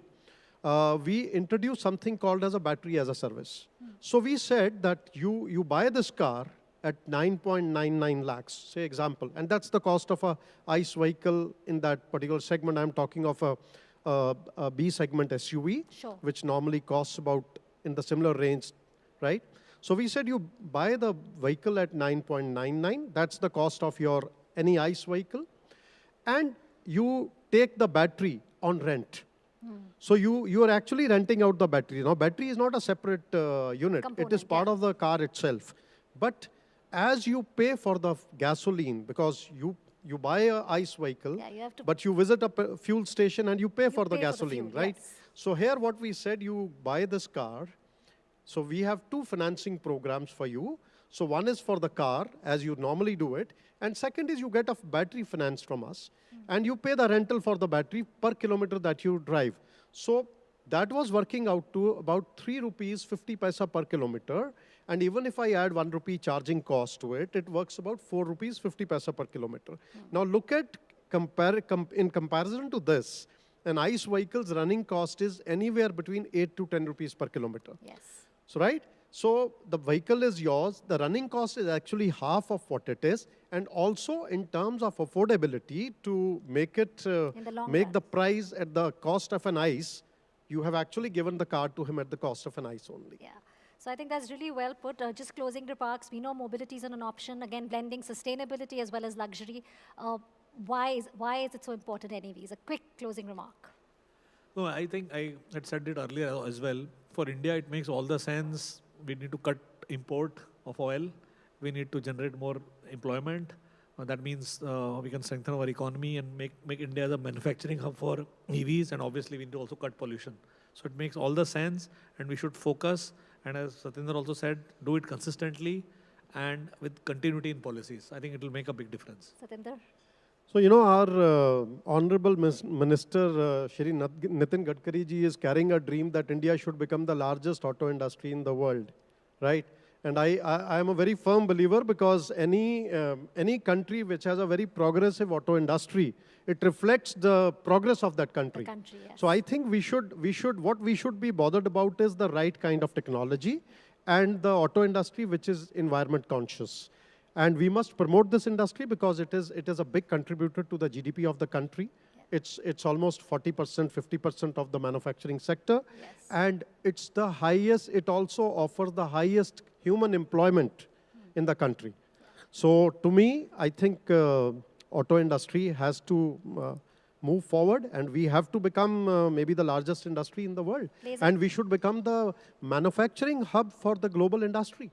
Plays a very, very important role for the economy, and also being, I think, more conscious about the decisions I think all companies take. It's really been a pleasure to have you both with us today here at the NDTV Auto Conclave. And thank you for sharing your expertise, because I think we all have learned really a lot about the NEVs, which is the need of the hour. Thank you so much. Thank you. Thanks for having us.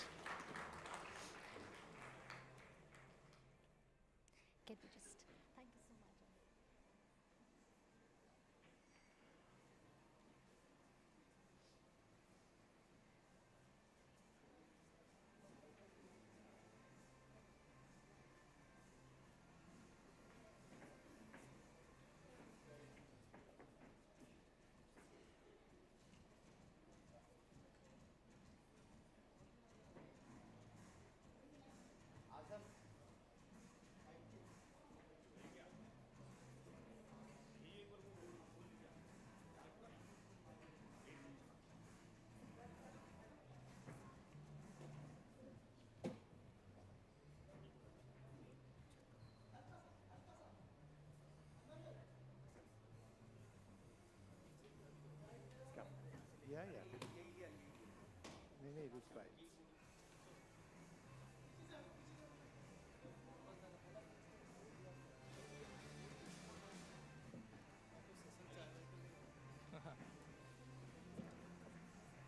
No, no, you're fine.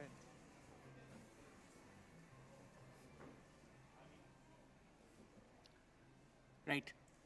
Thank you, Mr. Bajwa. Thank you, Mr. Malhotra. Quite an interesting, insightful session. Now, the first thing that you notice about any automobile is its design. An evocative design is worth its weight in gold. And today, I have the pleasure of introducing the individual who set the gold standard in Indian automotive design, Pratap Bose, who is the Chief Design and Creative Officer, Mahindra Group, who is joining us virtually from London. His latest designs are already creating waves in India, the Mahindra BE6 and the XEV9E. May I request Vishnu Shom to begin the session on the future of automotive design. Thank you.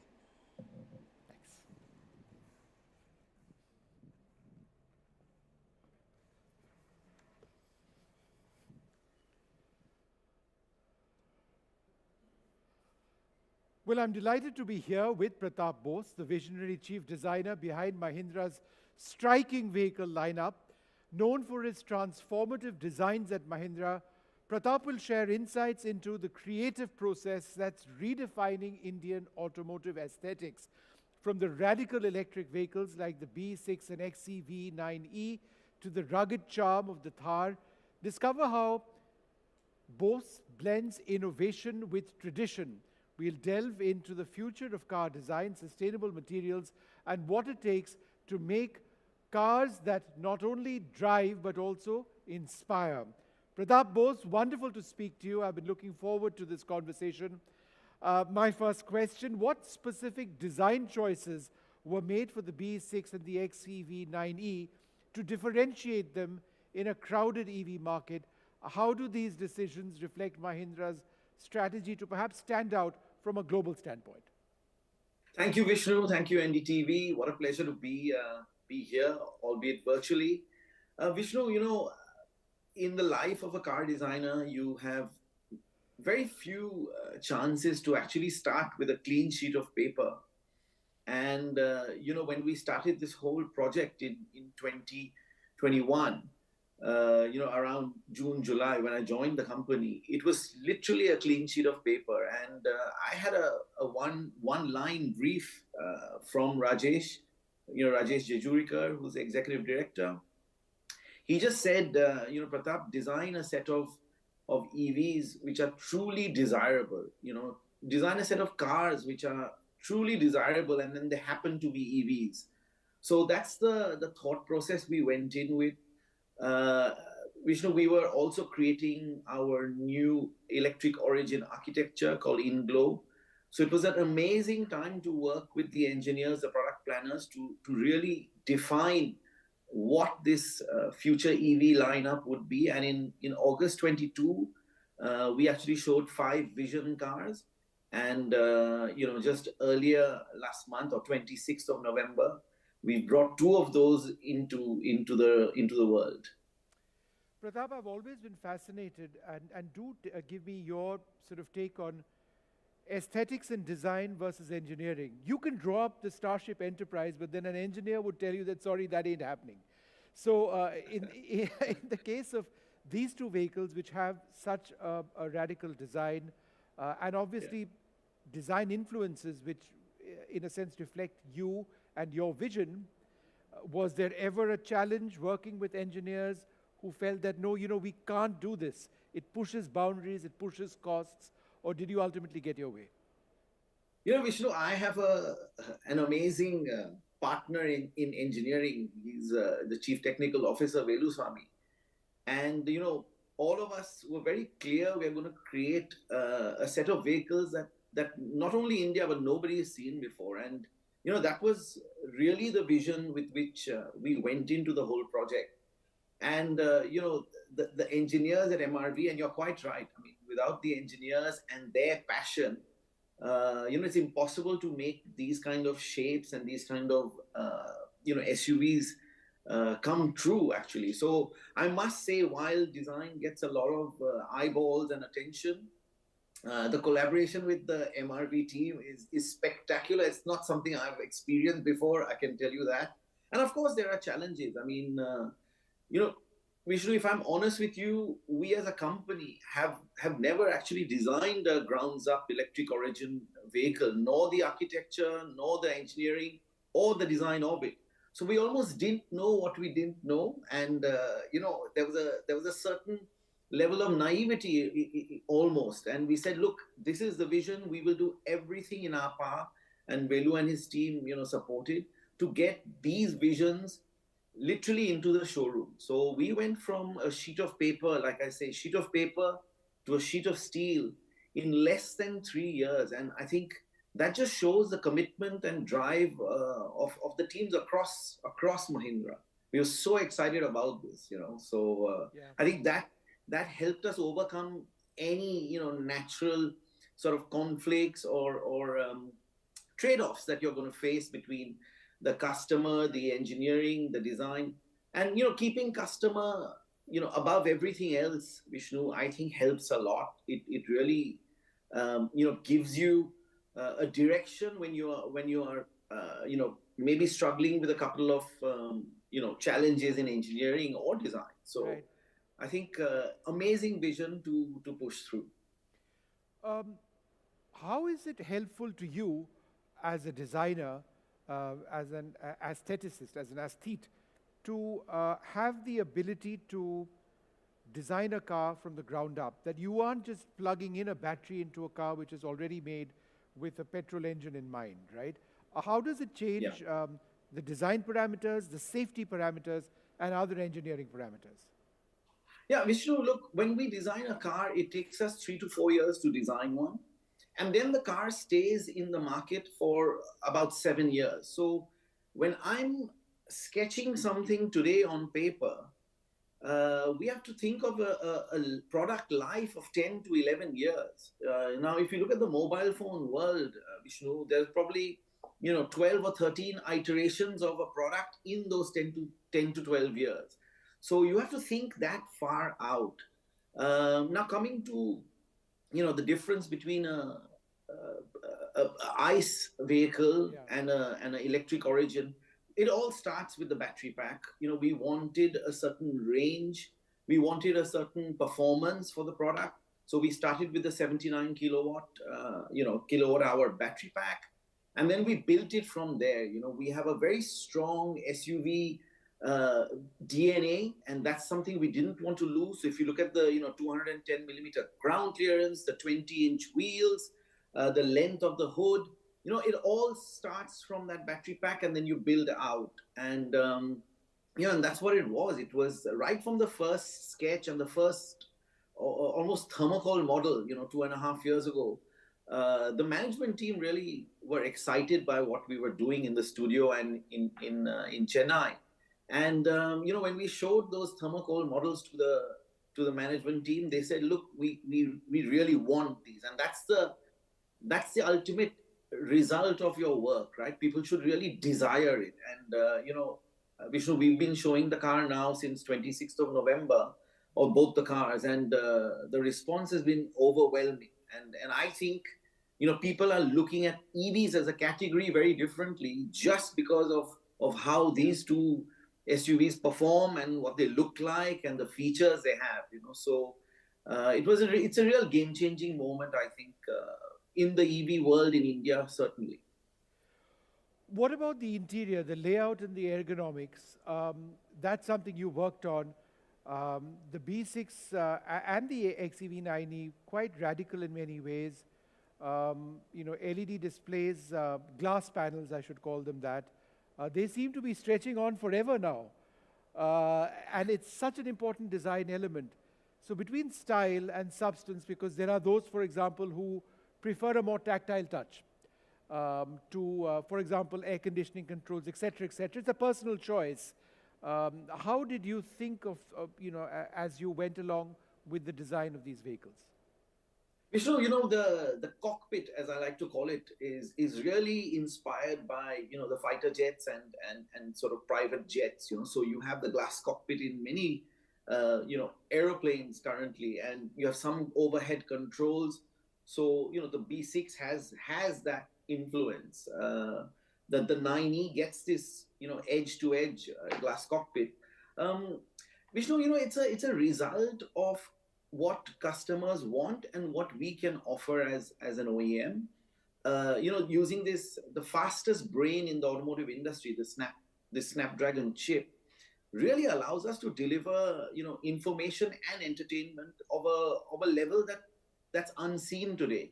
And to really take advantage of that, therefore, we have these edge-to-edge displays. But you're quite right, Vishnu, it's always a balance.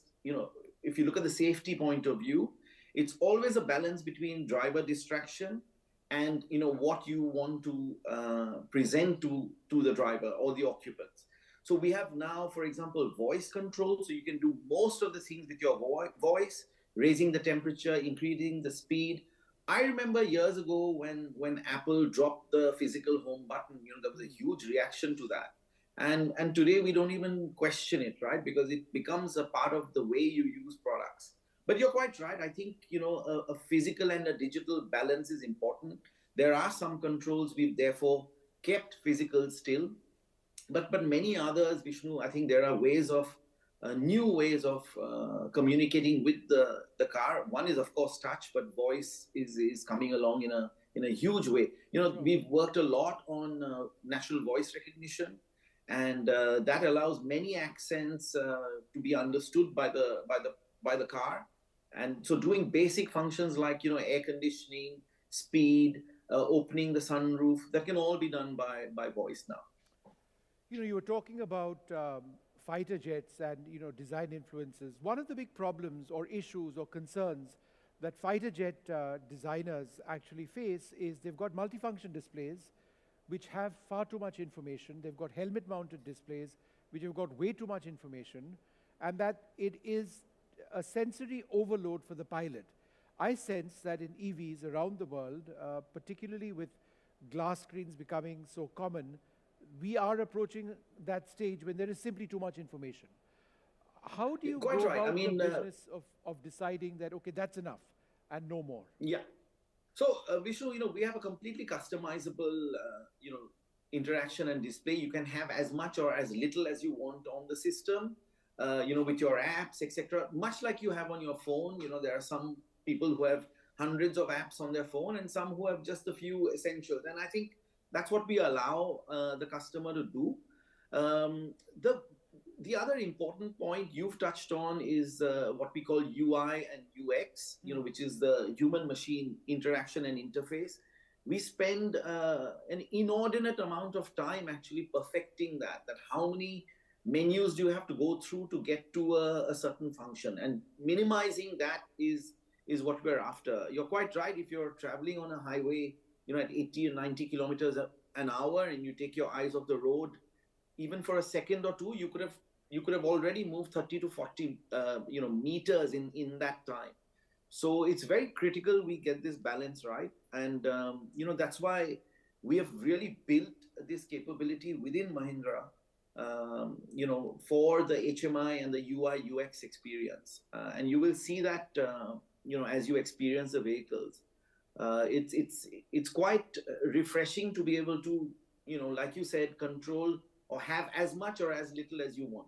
And you can sort of graduate through the process if required. Yeah. Pratap, Mahindra is now an international company. I mean, you obviously have an Indian heart which will never go away, but you design for the world, you build for the world.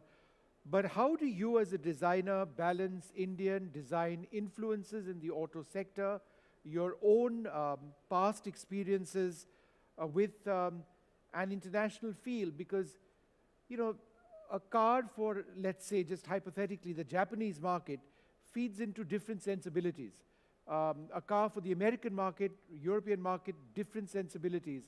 And you can't be making different cars for every market. You can make very small changes, in fact, once a car is made. So how do you deal with that? That's absolutely right. Vishnu, I have never, any product I've designed, I've never seen it only through a purely Indian sort of market lens. I always, challenge the design team to think global, because India itself is global. Vishnu, you are having this auto conclave here today. Probably every global manufacturer is represented, in your conclave itself. Yeah. And of course the market. I mean, we're a vibrant market. There are markets around the world where there are only 2 or 3 players actually, surprisingly, so but in India you have literally the globe is in India. Many global launches are actually India first as well, and we've seen that recently over the last few years. So for us to keep this global ambition and a global level of design quality is very, very important. Now, when it comes to sensibilities, there, Vishnu, things like colors, materials, finishes, there is where we make those tweaks.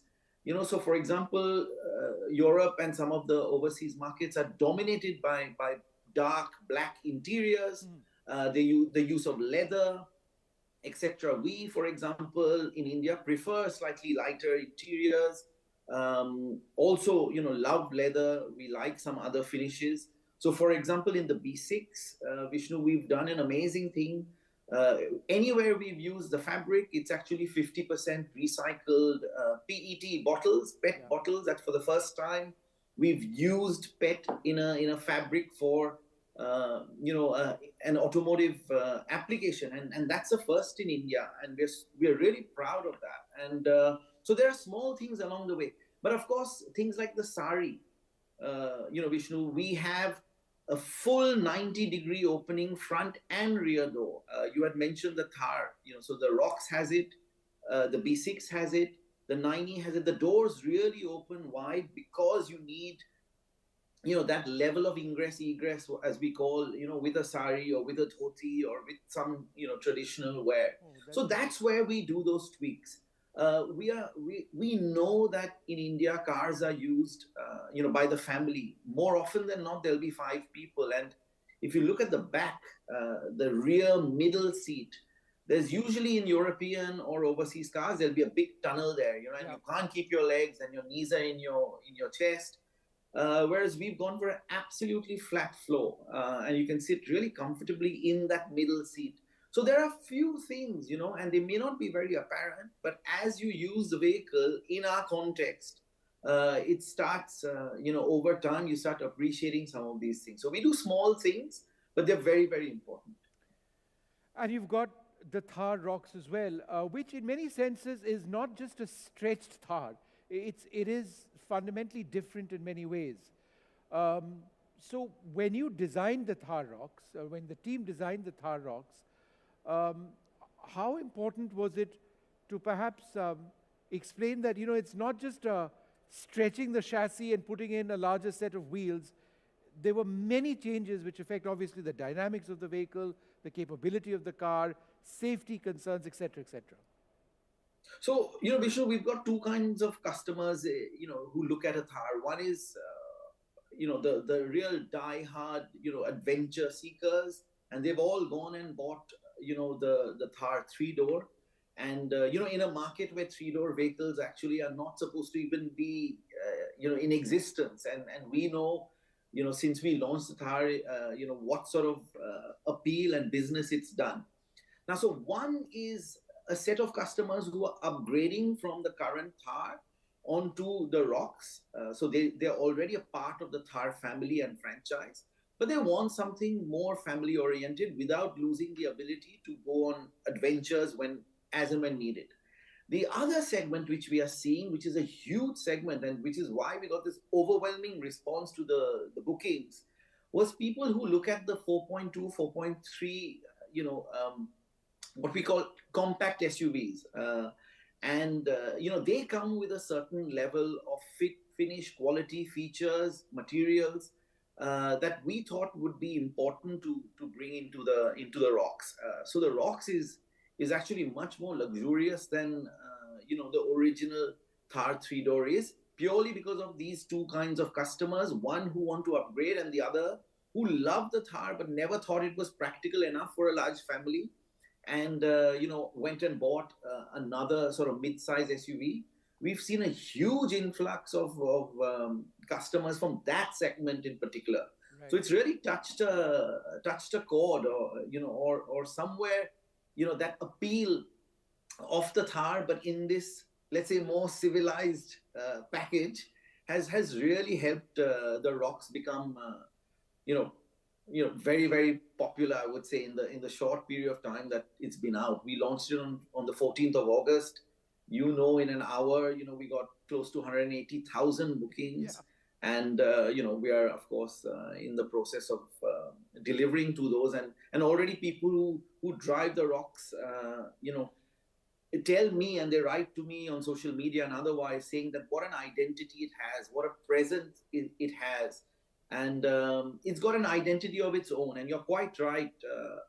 I didn't want the Rox to be with two more doors. I wanted it to be doors to more, so you could do much more with the Rox. Sure. And that was the philosophy we went in with. And there are some elements which people discussed a lot at launch, the C-pillar, etc., etc. But once people see it on the road and see more of them, they truly appreciate that the Rox is a product in its own right, well within the Thar franchise. And a final question, when you wake up in the morning, do you have ideas in your head which you just pick up a sketch pen and start sketching? How do you think up a new car design? Because so Vishnu, I always have. Yeah, go ahead. So I always, have either a digital pen or a sketchbook with me. When I'm traveling, I draw on the. Well, there used to be boarding passes. There aren't anymore. But on napkins, on whatever piece of paper is available, on the menu, on a little sketchbook. You're constantly thinking, because like I said, Vishnu, you have to be 10 to 12 years ahead of the curve.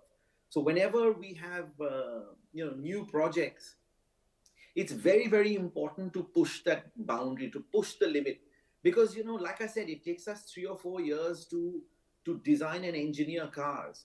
And if on paper, I have something I'm comfortable with and the management is comfortable with, then believe me, by the time you launch that product in 3 or 4 years, it would have already become dated. Sure. So I always aim for something that creates a little bit of discomfort in us in the design studio and in the management team. Right. But we know, and we've seen that, in those 3 years, people become used to it. And when you launch the car, you're absolutely smack bang on trend, if not ahead of it, Fantastic. as you can see in the two products. Look, Pratap, it's always wonderful speaking to you. This is our first interview. We've interacted every now and again, but wonderful to get an idea of your thoughts, and congratulations on your vision, which is now out on the roads. Thank you very much indeed. Thank you, Vishnu. Thank you, NDTV. Thanks a lot. All right, well, there you have it, ladies and gentlemen, a look at some of the design influences of Mahindra and Pratap Bose, possibly India's finest automotive visionary and designer, talking about what they've just launched. Thank you very much for this session.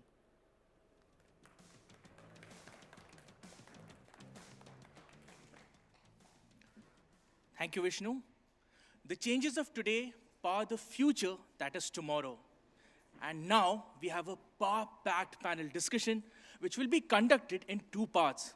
For the first part, we have Rahul Bharti, Executive Director, Maruti Suzuki India Limited. May I request Mugdha Mishra, Editor, NDTV Auto, to welcome Rahul San and begin the session.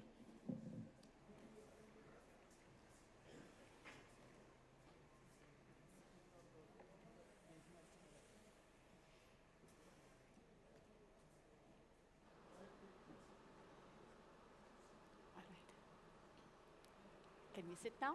All right. Thank you so much for coming today. Thanks, Mugdha. Is it audible? Yes, Okay. we are just setting up everything. Okay. Take a couple of minutes.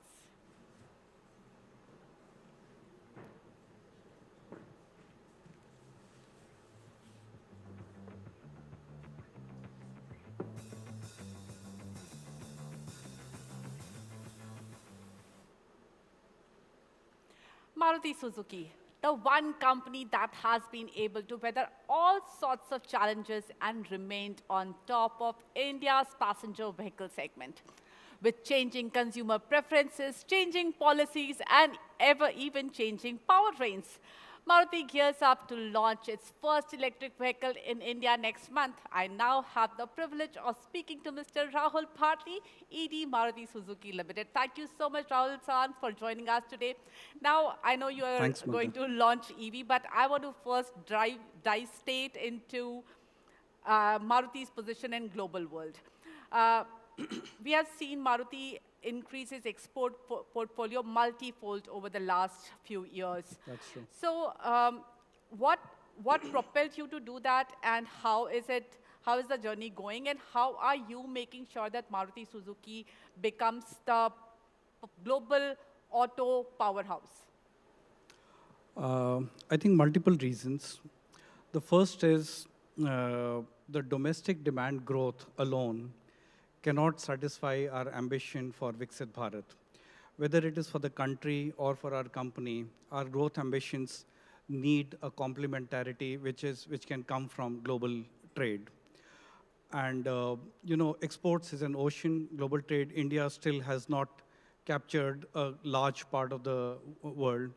When we talk about the domestic market size, we are third in the world of the car market. We are the third largest car market of the world.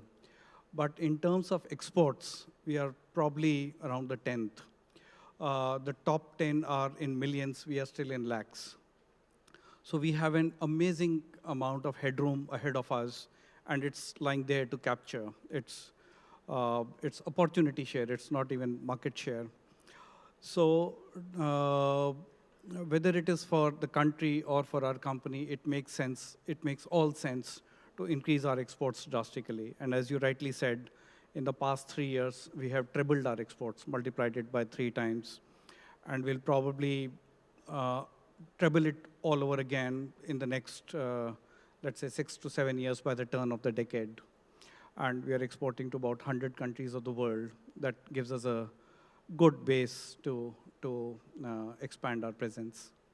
You know, e-Vitara, the EV that Maruti is expected to bring in Bharat Mobility next. Do you think a potential for exporting EVs from India? Can we become an export hub for EVs? Yes, absolutely. In fact, till some time ago, we were living with this misconception that exports can happen only in areas where we have high economies of scale already, like IC engines, where we have got some entrenched competitive position. But then, our global parent, Suzuki, decided that the logic can be possibly turned on its head. We can use India to make it as our global manufacturing hub for exports. And as you rightly mentioned, for the electric SUV that we'll be launching, we'll be covering several markets of the world. Europe, Japan, and technologically advanced markets like that, demanding markets, Asia, and many other countries, maybe about 100 countries. Maybe the percentage of exports in that model will be higher than probably our traditional IC engine exports. You know, you have hybrids. You have now going to be in EVs. You also have ICE. So what is the balance between these three that you think is optimum for Indian market? Okay. We need more of all. Actually, there is no balance. We need as much as we can possibly sell for these clean technologies, whether it is EV, whether it is hybrids, whether it's biofuels. The idea is to minimize pure petrol and diesel engines because they put a tremendous burden on the economy in terms of oil imports. They have high CO2 emissions. So if we have to cut CO2 emissions, if we have to cut oil imports, we have to resort to these technologies. So IC engines will continue, but we would try to use them with biofuels where possibly the carbon footprint can be even negative. compressed biogas, for instance, has a negative carbon footprint. And it's so contextual for India, it suits India's unique requirements ideally. So we'll be having EVs. Whatever part cannot be covered by EVs, we'll have strong hybrids, and we'll try to maximize that. We'll have biofuels, which is like ethanol, flex fuels, and we'll have compressed biogas. Our idea would be to minimize the pure petrol and diesel. And honestly, I think Well, you have eliminated diesel. Sorry? Well, you have eliminated diesel. Already, for several reasons. And at that point of time, many analysts mentioned that we are vacating a space.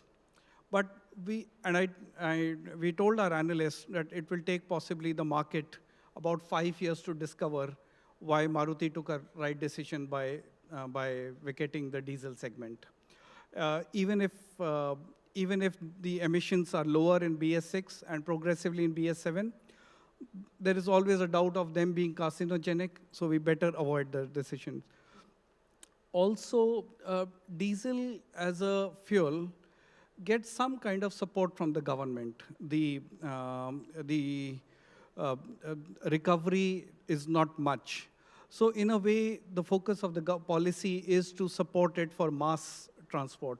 Cars should not be the intended beneficiary of diesel.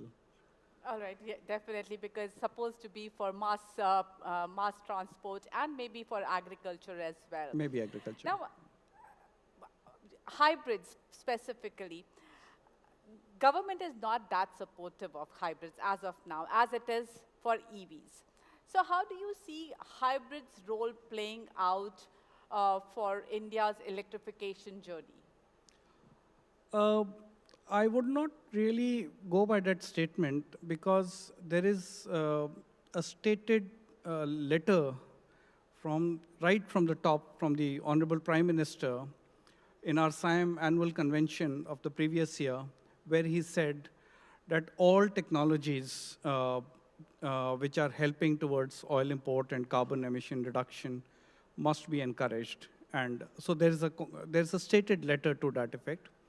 And many departments or many policymakers that we speak to, including state governments, they are quite supportive. And it's just that the technology is slightly complex. There are some misconceptions about that technology, which whenever we get a chance to correct, people immediately come on board. And they said, oh, it's a wonderful technology. It can be an excellent complementarity to battery electric vehicle, and an excellent de-risking mechanism. If, for example, EVs have some kind of headwinds, they can be compensated for by hybrids.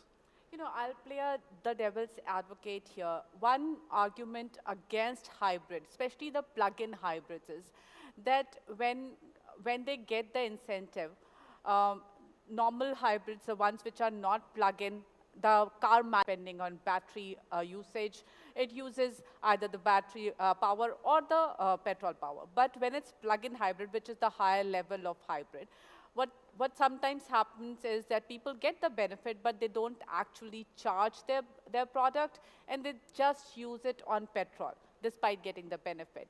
So do you think government can, at some point, decide on how to go about incentivizing hybrid technology as well, so that people actually use the hybrid technology even when it is plug-in? Excellent, and I'm impressed with your knowledge of these technologies. A strong hybrid vehicle, a car, it is the computer that decides the switch between IC engine and the battery plus motor combination in a very, very intelligent algorithm. The strategy is to keep the engine either cut off or in constant mode, no acceleration, no deceleration, and it generates a good amount of energy efficiency improvement, something like 35 to 45%, and theoretically it can go up to almost 50%. The user does not have a choice to run in pure petrol mode. In plug-in hybrids, it is ideally, it switches between a pure EV, a battery EV, and a strong hybrid. So that way, it is the minimum that you are assured is a strong hybrid. I'm not aware if there are some models in the world which instead of using strong hybrid, use a petrol as a base. But if such models do exist, I think before incentivization, the government can put sufficient safeguards in place, and that is perfectly possible, so that it's used only in a strong hybrid mode or a BEV mode. But that holds for plug-in hybrids. And as of now, we don't have many in India. Do you think an emission-based taxation structure is something that government should prioritize? I think it makes a lot of sense. It does. It does. The reason it does is, I think it's the outcome that matters. Technologies can change. For instance, I'll give you a name of a technology which was not anywhere on the horizon 5 years ago, the hydrogen ICE engine. But suddenly it evolved, and it seems to be very promising, and it seems to do many of the disadvantages that fuel cell electric vehicles have. So it's very difficult to second guess technology.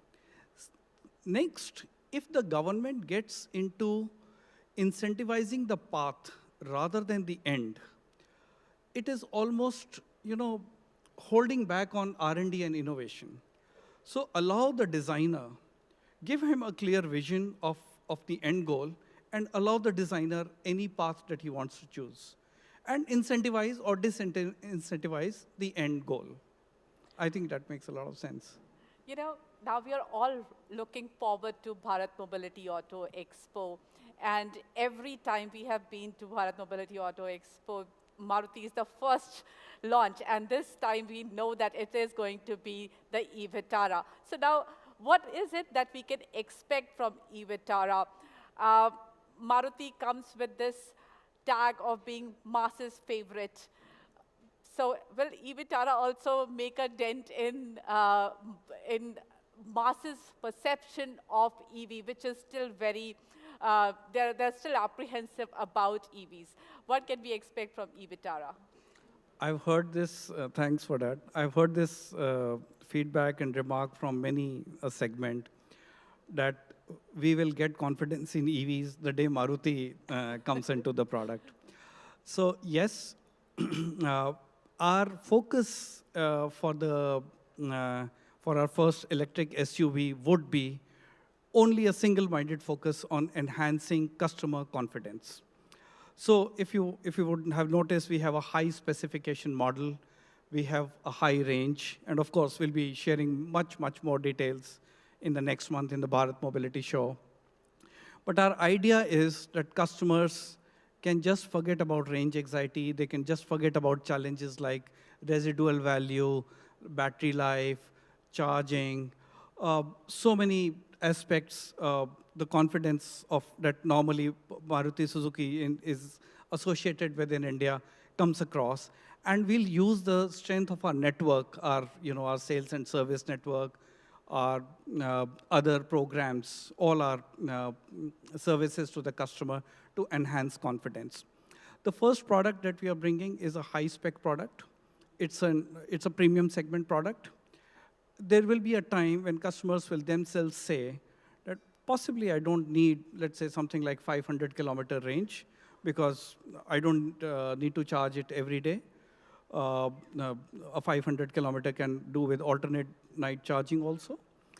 So they may themselves say, is it possible to have a product with maybe a slightly lesser range and some lesser cost? And then we'll possibly say, yes, we are there. So we will start with customer confidence, and we'll start from the top rather than bottom up. What exercises have you had to take before the launch of e-Vitara? Because as you said, there are range anxiety. Are you planning to tie up with people for infrastructure development? What is your whole strategy before you launch the e-Vitara? I think the nature of EVs is something that it lends itself more to collaborations and partnerships. So the charging people, the infra, many startups, software, innovative ideas, the back-end commonization across so many charging apps. There are many things that can be done, and we are very open to such partnerships.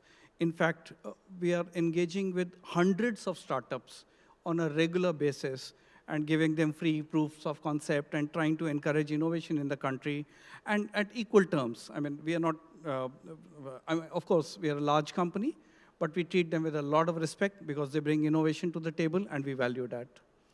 Now, last question to you is about the current market scenario. We knew that this year, we have seen great growth over the last few years, but this year has been a little tepid growth, and also because the growth rate has tapered down because we were on a very strong base. But what is your expectation from 2025? See, right in the beginning of this year, we did have a forecast that the car industry this year may grow in mid or low single digits, and so we are not surprised. Also, if we step back, India is now the third largest market of the world. At that level, it is not necessary that the market keeps on growing every year, every month. The market does take a breather, and we are perfectly fine with it. There is no loss of confidence. In fact, we are preparing ourselves for our future. At the moment, we have at least 2, if not 3, plants under commissioning. And that's a huge statement. We have not scaled back our investment plans as of now. So it's fine for the market to take a bit of a breather. 25, it is slightly early to predict because the industry will get together in probably January. The SAM, Looking Ahead Conclave, will get together and apply ourselves to think what is the growth rate. But if we take a slightly medium-term vision, I can tell you that from a 4.2 million market size year ending March 24, we are hoping that by the end of the decade, the market would be at least somewhere around 6.5 million. At a high level, the growth rate does taper off. But I think we should concentrate on what is in our scope and try to deliver rather than, and actually make choices to exciting for the consumer, make it more attractive for the consumer. So we'll rather concentrate on our piece than worrying too much about the market. Thank you so much, Rahul-san. Thanks a lot for joining us today and sharing your views on various aspects of automobile market. Thanks a lot. Thanks, Mugdha. Thanks, NDTV. Wait, we have to take a photo.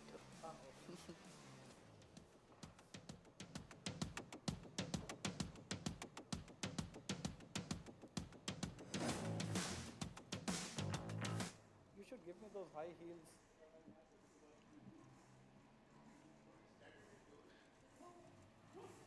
Thank you, Rahul-san. Thank you, Mugdha. Lots of insight to be gathered from the discussion. Now, we turn our attention to the auto components and ancillaries. So we turn our attention to auto components and ancillaries, an industry which contributes 25% to India's manufacturing GDP and is projected to cross $80 billion in size by FY 2025. Fostering the spirit of technological excellence, the auto components industry deserves a big pat on its back, and to discuss how this industry is poised to make global excellence the norm by way of Make in India, may I request Sanjay Kapoor, Chairman, Sona Comstar, to come up onto the stage. Thank you, sir.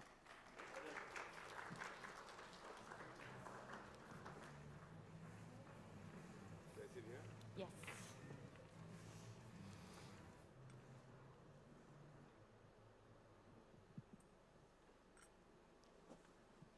Please welcome Mr. Sanjay Kapoor, the leader behind Sona Comstar, a global powerhouse in automotive ancillary. That's what we used to say earlier, but now is auto tech.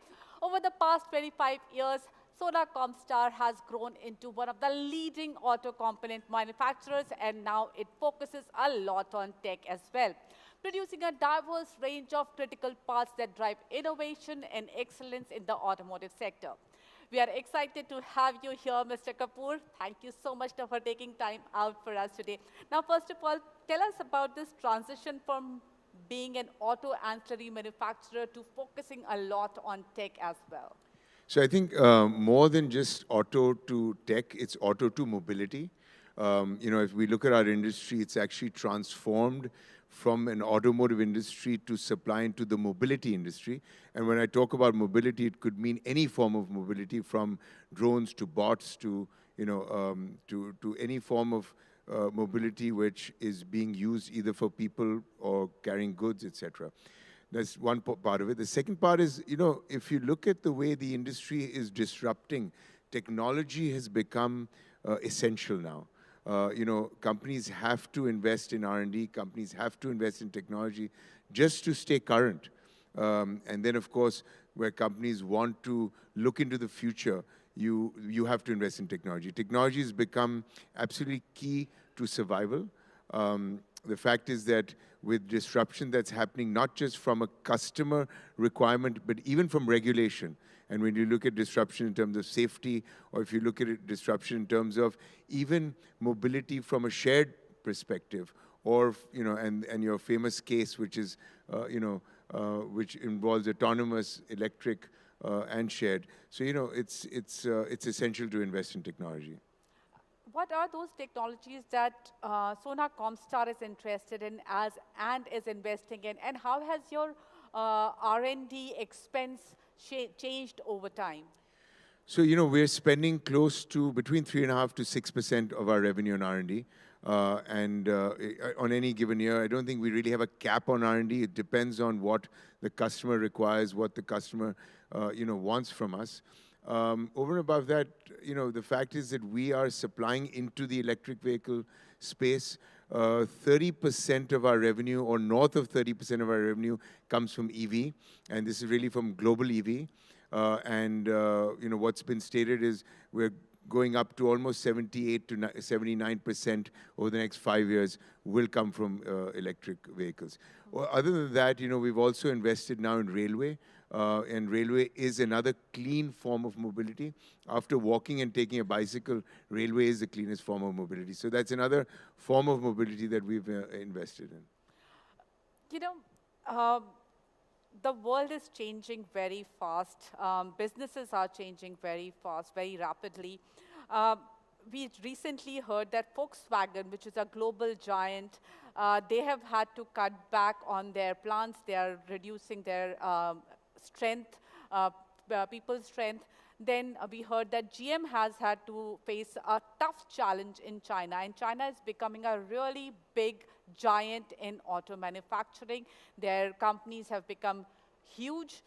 They have actually disrupted the world order of automobiles. How do you see China? You also have a plant in China. So how do you see China, and what is it that India can learn from it instead of just talking about it as a threat? So first I'll address the issue of plants closing. Volkswagen has closed a plant, with General Motors in China. The real problem that Western companies have had may have been due to the fact that they haven't electrified as quickly. China is a market where it is dominated by electric vehicles. Chinese local manufacturers have obviously improved their product quality, and therefore the Western manufacturers have found it difficult. So that addresses GM's problem, and China, Volkswagen as well. I think what we can learn from China is the fact that there's been a lot of investment in technology. There's a lot of investment in skilling. And that's something that we need to focus on in India, both skilling and technology, to really up our game in terms of investments in the right technologies for the right end solution. I think electrification is extremely important. Electrification is the way the world is going. Sure, in India we will explore alternate fuels because we have the opportunity to do so. However, we need to build the infrastructure for electrification. One of the biggest challenges for electrification really is range anxiety. And you don't hear of any range anxiety problems in China. but you hear about them here. So therefore, we need to build the ecosystem. We need to build, charging infrastructure, other ecosystems, as well as the circular economy. And you're seeing a lot of that happen, with batteries. You're seeing that happen with rubber, with tires. So I think the circular economy also is something that's going to play a big role in manufacturing in the future. So, as I said, China has changed the world order. So now what can Indian government, Indian policy makers do, and even companies like you can do to make sure that India remains competitive? Yeah, so I think the government's got some good programs or schemes in terms of PLI. In the automotive industry, we've got a PLI scheme, which is encouraging companies to invest in future technologies. So I think we're headed in the right direction when it comes to investments in future technologies and what the government is pushing. In terms of also building infrastructure is something that has to happen, which I've talked about. I think companies like ourselves really need to invest in technology and in skilling people to compete globally. I think, in the auto component industry, we're very open to FTAs because we want to become globally competitive. And the only way we will survive is if we become globally competitive. There's a lot of efficiency that can be built in our manufacturing systems, whether it's Industry 4.0, going to almost to Industry 5.0. There's a lot of AI that's being utilized today, not just in products, but also in processes. So I think these are things we need to adopt within our manufacturing companies so that we can become globally competitive. Indian component industry contributes heavily towards manufacturing GDP. I was reading the data, it's almost 25% to manufacturing GDP and about 2 to 3% to the entire GDP. That's a big number. So this industry needs to be promoted, and as you said, skilled people are needed. But the question now is, when I see China, they have gone from top to bottom. They have the raw material, they have their component, they have the entire supply chain managed. Do you think we still have a chance to catch up? Yes, I think we do. I don't think that we have to localize everything. There will be imports. We will import from China. However, we will require policies that, aid manufacturing, whether it be in the area of, amount of factory space you can build, FSI, whether it be in dormitories, etc. And we need to look at what's happened in Southeast Asia because it's happened very recently. And I think once we adopt policies like that, and there's a lot going on in government to create the auto component industry as a global manufacturing hub, for the world. And therefore, I think we're on the right track. I believe that we can do it. And again, I keep stressing on the fact we need to invest in technology, we need to invest in scalability, and we need to invest in skilled manpower. What about supplying to other? Because right now, we as Indians already had a supply. We were already a part of supply chain, which included lots of Western players. Now they are on the back foot. So how does that impact Indian businesses? Who's on the back foot? Sorry, I didn't get your question. For example, GM and Volkswagen, they all are finding it difficult to grow at the pace that they were growing earlier. So has that... So I think our opportunity lies in the China plus one. And again, that relates to, or you want to call it the India plus one, whatever you want to term it. I think that relates to the fact that additional capacity will be put up in India. I think people, OEMs are looking to expand in India, the manufacturing footprint. And I think this is a great opportunity for the Indian auto component space. And I think we need to leverage that opportunity. We've already seen some benefit. And if you look at the export growth, we're at about $21 billion last year. We've grown in exports. We're almost at a trade surplus. We're at a marginal deficit today, when you look at the component industry. And we're slated to grow at 7 to 10%. Whilst the OEM industry in India may grow in single digits, in low single digits, we could be in the high single digits, almost double digits. And that will come from export and it'll come from investments in technology and manufacturing. Okay, now let's talk a little bit just purely about domestic market. First of all, couple of big players came in and then they shut shop as well. What is the challenge, according to you, that they face in Indian market, and how can that be something of a learning? So I can't really comment on OEMs, and I don't like to comment on OEMs because that's their business. I don't know what challenges any OEM faces because we're not an OEM.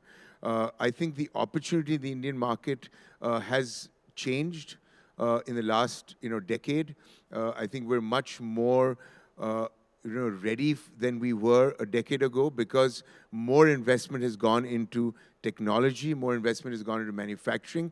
And I think, even the exposure, if you look at the component industry, the exposure to supply across the world has become, has helped us improve. If you look at our own company, when I talk about the fact that we are 30% EV, it's because we're supplying to the global market. Today, 20 to 25% of our revenue comes from India. The remainder comes from outside of India.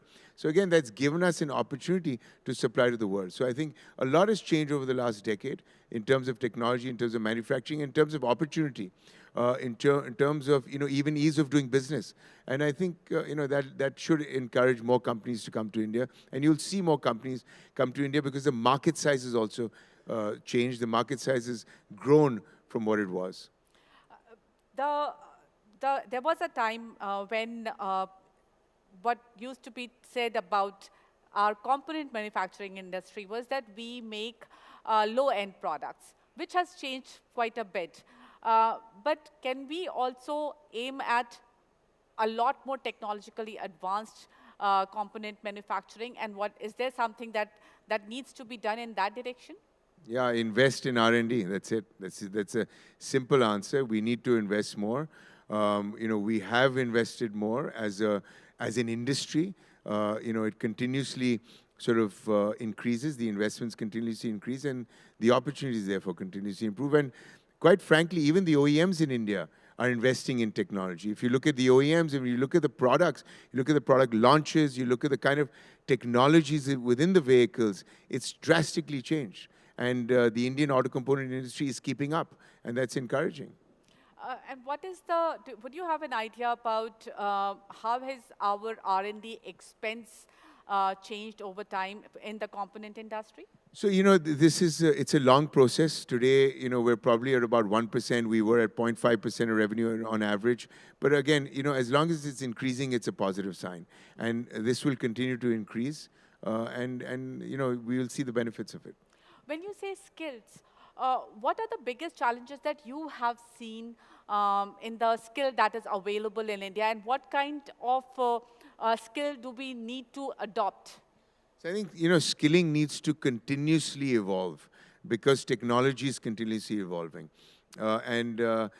Skilling institutes or skilling, people who are imparting this skilling need to also evolve, as well as what's happening in academia. So I think the industry-academia connect has to become stronger. Once that comes around, I think skilling will improve on its own, and we will target the skill sets required as we automate our manufacturing processes. Now let's talk about AI, because that has become one scary word. Do you think it's a scary word, or do you think it's an advantageous? So I think AI is definitely an advantage. I think AI needs to be regulated because what's happening today in trade is not as simple. Today, trade involves security, and security is a key aspect or a key challenge that a lot of companies face. And I think AI needs to be regulated. However, you cannot get rid of AI. And we have to live with it. And companies need to adopt AI, whether it be in the process or it be in a product. And it's just natural, and it's going to happen. So we need to look at how we can regulate it, how we can apply it in a safe manner, and use it to our advantage. I was in Prague visiting one of the plants there. It was a multi-acre plant, and it had some 99 people working in it. And while they were telling us with so much pride that only 99 people are needed, and I was thinking that this is so scary for India because we have a large population. We need to make sure that they are employed and they have opportunities. So how does this automation, which is definitely beneficial for manufacturing processes because that also brings in a lot of precision, also balance with the need for job creation? So there are two aspects to this. One is the fact that it's a myth that we will not require people, because you do require people even when it comes to automation. You require different skill set, and therefore skilling and reskilling becomes so important. The other aspect is really export of manpower. And that's something that a lot of countries do. A lot of countries have thrived on. I think that companies like Malaysia, 8% of their revenue comes from export of manpower. And I think that's something that we're going to have to look at in terms of policies, in terms of how we can export manpower, that eventually countries are also looking at, bringing in people and then they come back, because they don't really necessarily give citizenship. So if you look at what's happening even in Japan with the lack of manpower, they're now importing manpower, which they never did before. So I think those opportunities will continue, and therefore I do understand that our demographic dividend needs to be utilized, otherwise we will be sitting in a problem. And one of the big areas that we need to improve is manufacturing. So manufacturing does have to go from the 15% GDP to 25% GDP. There's no doubt about that. However, jobs need to be created, and jobs will get created. And I'm not certain that, automation will take jobs away in its entirety. But yes, there will be different kinds of jobs, and therefore skilling and reskilling becomes so important. In EV segment, what are these key areas that you think are important for ancillaries and auto component manufacturers that they can focus on? So, I mean, that's a very broad question, but like I said before, it's about investing in R&D. EV is a component of the vehicle where you say you're getting rid of the combustion engine. However, there's a big play in software. 40% of the vehicle will be software driven. So therefore, there's an opportunity in software, there's an opportunity in telematics, there's an opportunity in data, there's an opportunity in infrastructure, there's an opportunity in the battery space, there's an opportunity in recycling. So the opportunities are huge. So it's not that EV is going to come in and the component industry is going to get disrupted in a negative way. I think it's about investing in technology. It's about having the ability to invest with the mindset that it's okay if we fail. I think one of the biggest drawbacks in India has been that companies are not, allowed to fail. And I think to create an innovative culture, you need to allow companies to fail. And, we've had products where, we've invested a lot of money and they haven't come to realization, and that's fine. But it's a learning curve, and it's learning. So I think companies need to step up their investments. So you're not worried that EVs have a lot less component than compared to ICE, and that impacts business? You have to change the way you look at EVs and find new technologies to service. I think we'll have more opportunities in the future than we've ever had before. All right. Thank you so much, Sanjay. Thanks a lot for joining us today.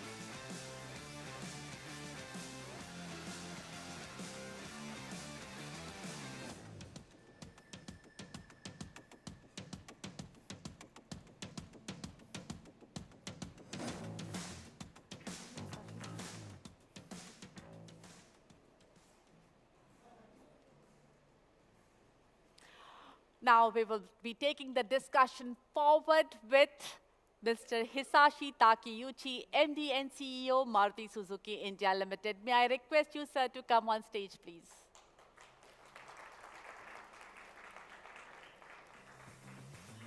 Thank you so much for taking time out, sir, please.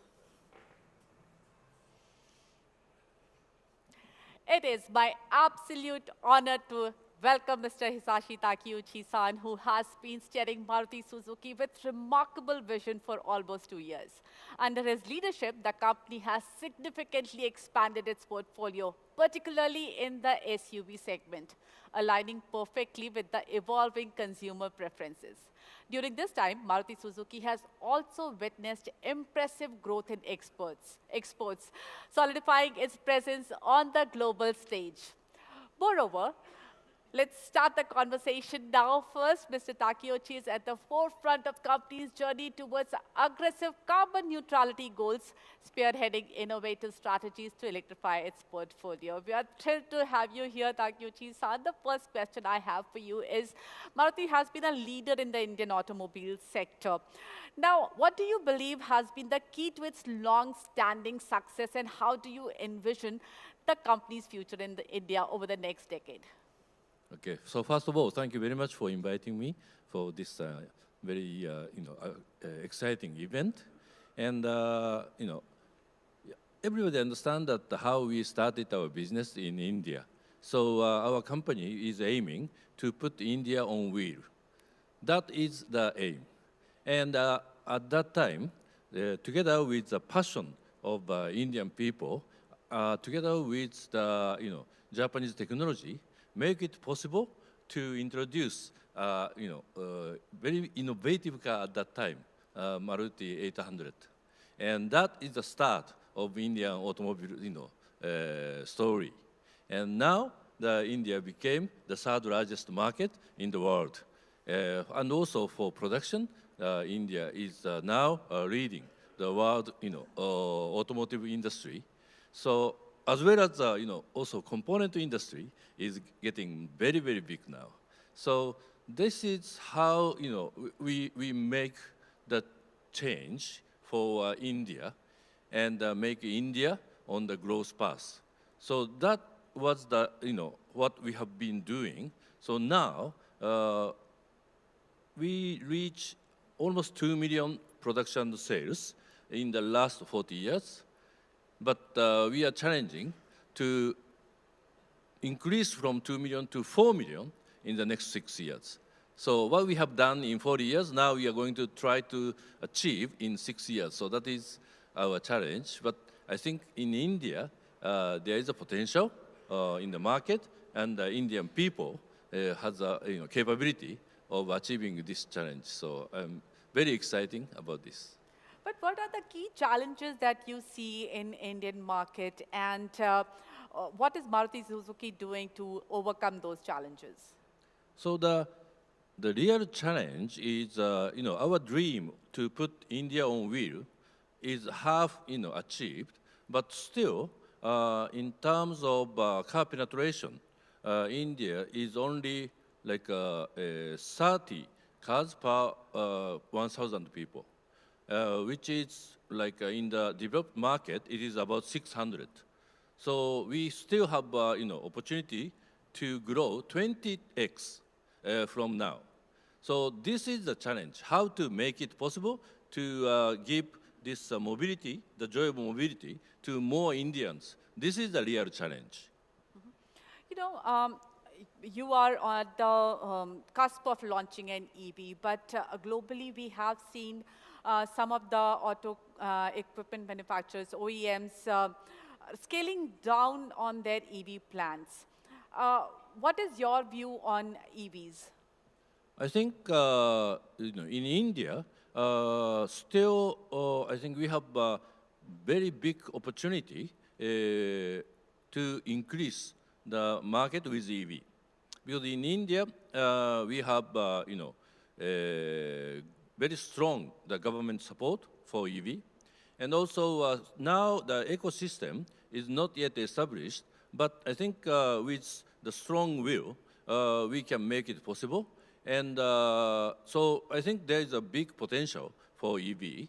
But in our case, we not only rely on EV to tackle carbon, to reduce carbon, we decided to use all possible technologies to reduce CO2.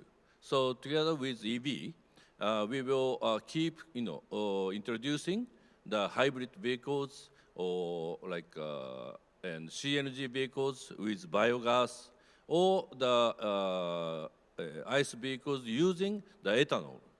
So all those technologies will help us to reduce CO2. So we are determined to utilize all possible technologies to combat with CO2. You know, you have spent some time in India now. You have been at the helm of Maruti, but earlier also you have spent some time with Maruti in India. What are your key learnings about Indian market? So I meet many, people like from Japan or from abroad coming to India because they think and I also believe that in India, there is a very big growth opportunity. So everybody is now looking Indian market as a very attractive market. And they're asking me, so what is India? So I said to them that there is no one India.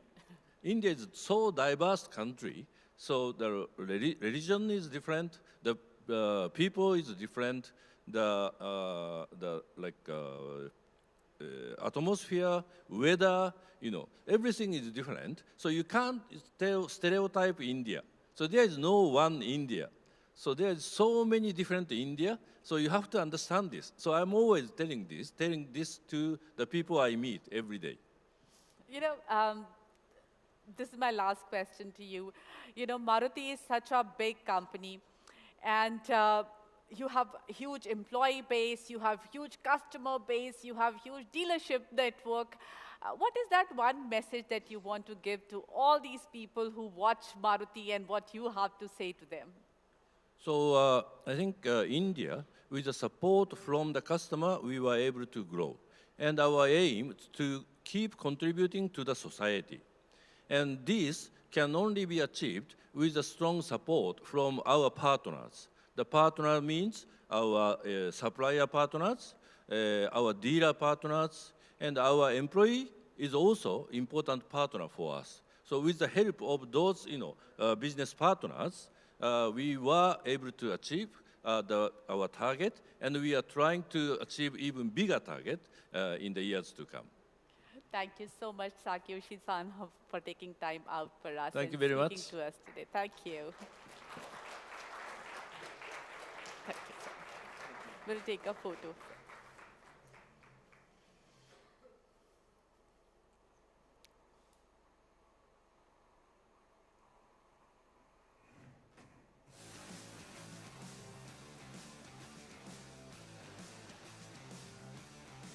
Thank you so much, sir. Thanks so much.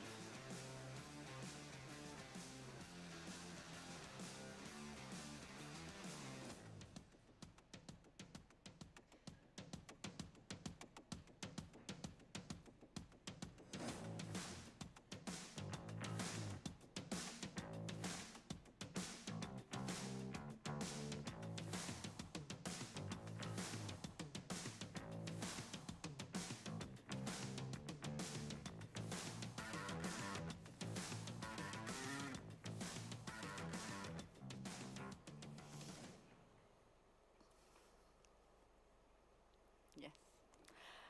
Thank you, Mr. Deepak Jain, for joining us today. Mr. Jain is chairperson Lumax Group, a name synonymous with excellence and innovation in the automotive industry.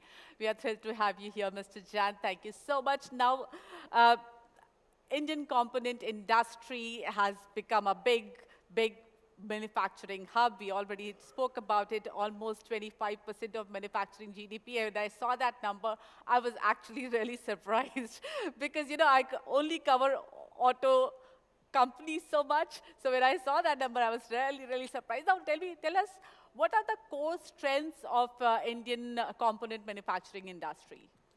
So thank you very much for having me over. I think the component industry is very diverse. It's got the domestic OEM, it's got the aftermarket, it's also got a massive export opportunity. And I think recently with the trends, there is also a balance which the component industry has to do between value and volume. Because as the regulations are coming in, there is a massive value upstreaming, which is happening in the component industry. I think from a unique point, there is, for Indian manufacturing, I think it's been not just cornerstone, but a shiny example. Because I think if the manufacturing GDP contribution for the economy has to actually go up, the component industry will have to have a much more faster growth track. Our OEMs have done a fantastic job to develop, handhold the localized, basically, component industry. And component industry is also diverse because you have the local players, which are Indian capital, you have the joint ventures, you know, MNCs. But as long as we are manufacturing in India for the world and for the domestic market, I think it kind of promotes the manufacturing make in India concept. What is your expectation in terms of opportunities that are available, and what kind of growth do you foresee? Because you were recently spearheading ACMA as well. So what is the kind of growth that you can expect for Indian component industry? So I think there is obviously a massive growth target to become $100 billion. It is currently at about 70. Honorable Minister of Commerce talked about, why don't you talk about a $100 billion export? So there are big, audacious goals which are expected out of the component industry. But if you look at and step back, we have to understand that we have to grow the right way. And when you say right way, we are manufacturing, we are a brick and mortar. There has to be an investment-driven industry on not just scalability, but also on R&D, on skill setup. Because anytime we want as an industry to grow, and the right growth has to come on the basis of competitiveness and scale and consistent quality. I think if we are able to grow in these three directions, I think a number which could be 10%, could be 15%, I think there is always a very low penetration. If I talk about the GVC, the global value chain, we're just about less than 1.5%. So even if I were to set up the target of saying, hey, can we treble it in next by 2030, we have a runway on exports itself, which is 15 to 20, and there are geopolitical, I would say, situations in play, which may help this cause. You know, Sanjay also spoke about skilling. You also spoke about skilling. So skilling is definitely something that is very important, but it's not as easy as we can talk here. So what are the things that you think India should be doing, maybe on ground level, where we can actually skill people in the right direction for being future ready? I think it's a very important topic, Mugdha. I think given the demographics of India, given the employability of India, skilling has to be done at all levels. You know, you have the bottom pyramid, which fresh out of ITIs, employable, basically skilling. And I think a lot of us, I think all the auto components right now, we call it the dojos or we call it the gurukuls. We have basically training centers within the plants. So we get people, train them to be trained for the shop floor employability and get them back. But as you're creating more value, there has to be then a pyramid going upwards to skill at different facets of technology, different facets of even changing this whole mindset of going from a whole manual to an automation. So there are multiple facets. I'm very happy to see that there is also a lot of collaboration happening with academia. Also, there are certain schemes which the government has launched to facilitate this basically skilling. But I think it's the private sector's responsibility to continue to focus and give special focus on skilling so that we are future ready and we are able to grow in a qualitative way. So do you think the investment is needed in having more colleges, more skilling centers, or do you think it is more towards empowering these existing centers more? What is it where government or policymakers should concentrate? So again, I think as we look at manufacturing and particularly the component sector, it's an engineered, quality-driven sector. You know, there is great, I heard some ministers say that, you know, let's say Zomato is doing a great job because it is actually giving employability and skill to the really bottom end of the pyramid. But I think from a component point, what we're expecting is we are creating an ecosystem. I think now most of the OEMs, most of the tier ones have put in their own skill centers, is collaborating with the government to facilitate that input. But input is not a problem, it's the output. And once you have a great output, you will be able to engage the right manpower, a fixed term employability manpower, which would help not just the cause economy, but also upstream, again, the skill levels in the company. Okay. Now, in the component industry, there is a shift happening. In the auto industry, there's a shift happening towards electrified future.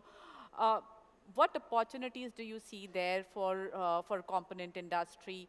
And it's often said that EVs use less components. So this question I also posed to Sanjay, the same question to you. How do you think Indian auto component manufacturers can capitalize on opportunities there? I think the Indian auto component industry is at an amazing inflection point. If you look at it, I would see as a component industry, not just electrified, EV'd, but I think you'll have to catch the trends on a multi-pathway technology. You have ICE, which is getting highly regulated. You're getting more efficient. You have also the EVs coming in. You have the hybrids, different varieties. You have the alternate gas-based system and new technologies, which are getting more and more, let's say, green mobility solutions. Now, looking at it from an EV point of view, it has to become a very more inclusive environment because EV right now is being positioned as a tech. It's not necessarily just components. It'll open a lot more business models, both upstream and downstream. It's also talking about a lot more software. I think the key would be how does the component industry from a manufacturing gets more into an inclusive environment to ensure that we are able to meet the customer needs both domestically and globally. I'll give an example, two-wheeler industry. I think we are the world's largest two-wheeler industry. We are highly localized. It has been able to protect its own turf and going now global. And also probably be the fast track for the EV or electrification. There is an amazing and a very, very strong interest by the government of India as well. India moves on basically two-wheelers. And for that, then the supply chain is definitely having scale opportunity, localized opportunity, and not just for domestic market, for globally. Can we transition this to different sectors of mobility? I think that's where the opportunity lies. What are those exciting areas where you are looking at for expansion, for example? If I talk about my company, Lumax, I think we are looking at certain trends which will talk about future mobility. Lightweighting, connected, software. I think one of the very key thing which we are finding is the whole human-machine interface, where there is up on the perceived quality because there is a lot of comfort going on within the cabin itself. So Lumax has particularly made investments in all the four trends because it's kind of powertrain agnostic, irrespective of basically you get EV, you get ICE, you get alternate-based fuels. One also very particular trend we're seeing, and you're seeing in the very recent launches of the EVs in the market, there's amazing tech which has come in. Now, irrespective of the volumes, whether they will come in that only future hold, and we really believe that this will come through, but the tech you've actually made sure that the consumer, the Indian consumer is aware of. So you cannot take away the tech from the market once you've launched it. And hence, we feel that this is a massive opportunity for the component guys because that will create more value. ICE engine, probably, let's say, SUV, just typical ICE, would not have had that much of tech because now it's EV, you talk about SDVs, you talk about multiple things. So you want that tech in the market. Irrespective whether this model fails or succeeds, you have the tech out. And for component guys, it's an amazing opportunity. And this may be horizontally deployed on all platforms. Yeah, I was just one day thinking about how it used to be one halogen bulb for a light. Then it became LED. Then came the DRL. And now we have multi-million LEDs in a single light doing lots of tech stuff. They're being controlled to judge whether the there is a vehicle coming from the front or not. The amount of sensors that are being used in a car these days has gone up several folds. So yeah, definitely there's a lot of opportunity there. Not just the headlights, also the taillights, because they're dancing, they're singing, they're talking about completely ambient lighting. So I think, yeah, the lighting is definitely going to be better future for the auto component industry. Yeah, we were just speaking to Pratap Bose, and their lights actually dance with the music. And I think that's where you're talking about the human-machine interface, because it's no more now talking about just tech. It's talking about emotions. A car is a very emotional buy. And if you have technology which speaks to you, you have your phones all the time. I mean, you say everyone's just on it all the time. But when you have a vehicle which becomes your extension, I think that's where the future mobility is going through. Now let's focus on cost. One of the biggest advantage that China has is that their cost of manufacturing is really low. India is not bad. India also has lower cost of manufacturing, but can something be done to make it more competitive? So I think manufacturing, and let's talk about China, you said. I think people went to China not because they like China, it's just because they were extremely competitive. They were giving a solution for the customer. They had global economies of scale, which kind of leveraged the cost structure. And they also created an ecosystem, which was not just about manufacturing, but all enablers which actually ensure that the right product and right quality is done. I think India has a lot to learn, and I must say that the government has been very proactive because we understand there are some disabilities when it comes to India's manufacturing. Can't go away tomorrow or day after. But you have to have a plan, how do you up the manufacturing sector and to make it more competitive. Quality and scale, these are the two anchor stones for competitiveness. If we don't have these two, I think we won't be able to compete. And again, I give examples. Maruti Suzuki is a fantastic example. I think Hero is a fantastic example. The two-wheeler industry is a fantastic example where they have localized to the extent that I think we can compete globally. How do we take it to a global anchor? And there is obviously a dilemma that the domestic market is growing at such a fast pace. How do we basically meet not just domestic demands, but also export? And I think the industry now is poised because it has an inflection point at the scale that we can actually challenge now the global markets. Mm-hmm. And when you look at Chinese market, they have gone step by step into figuring out their manufacturing processes. Do you think, I think Make in India has been a very phenomenal exercise because after the Make in India and the emphasis on making in India, we have seen so many OEMs which were earlier not thinking. For example, Maybach gets assembled in India. It doesn't get made completely because they have their own structures, but they do assemble in India, and that's a big thing because, you know, as we all know, Maybach does not get assembled at too many places across the world. Then I think Jeep has recently started assembling in India.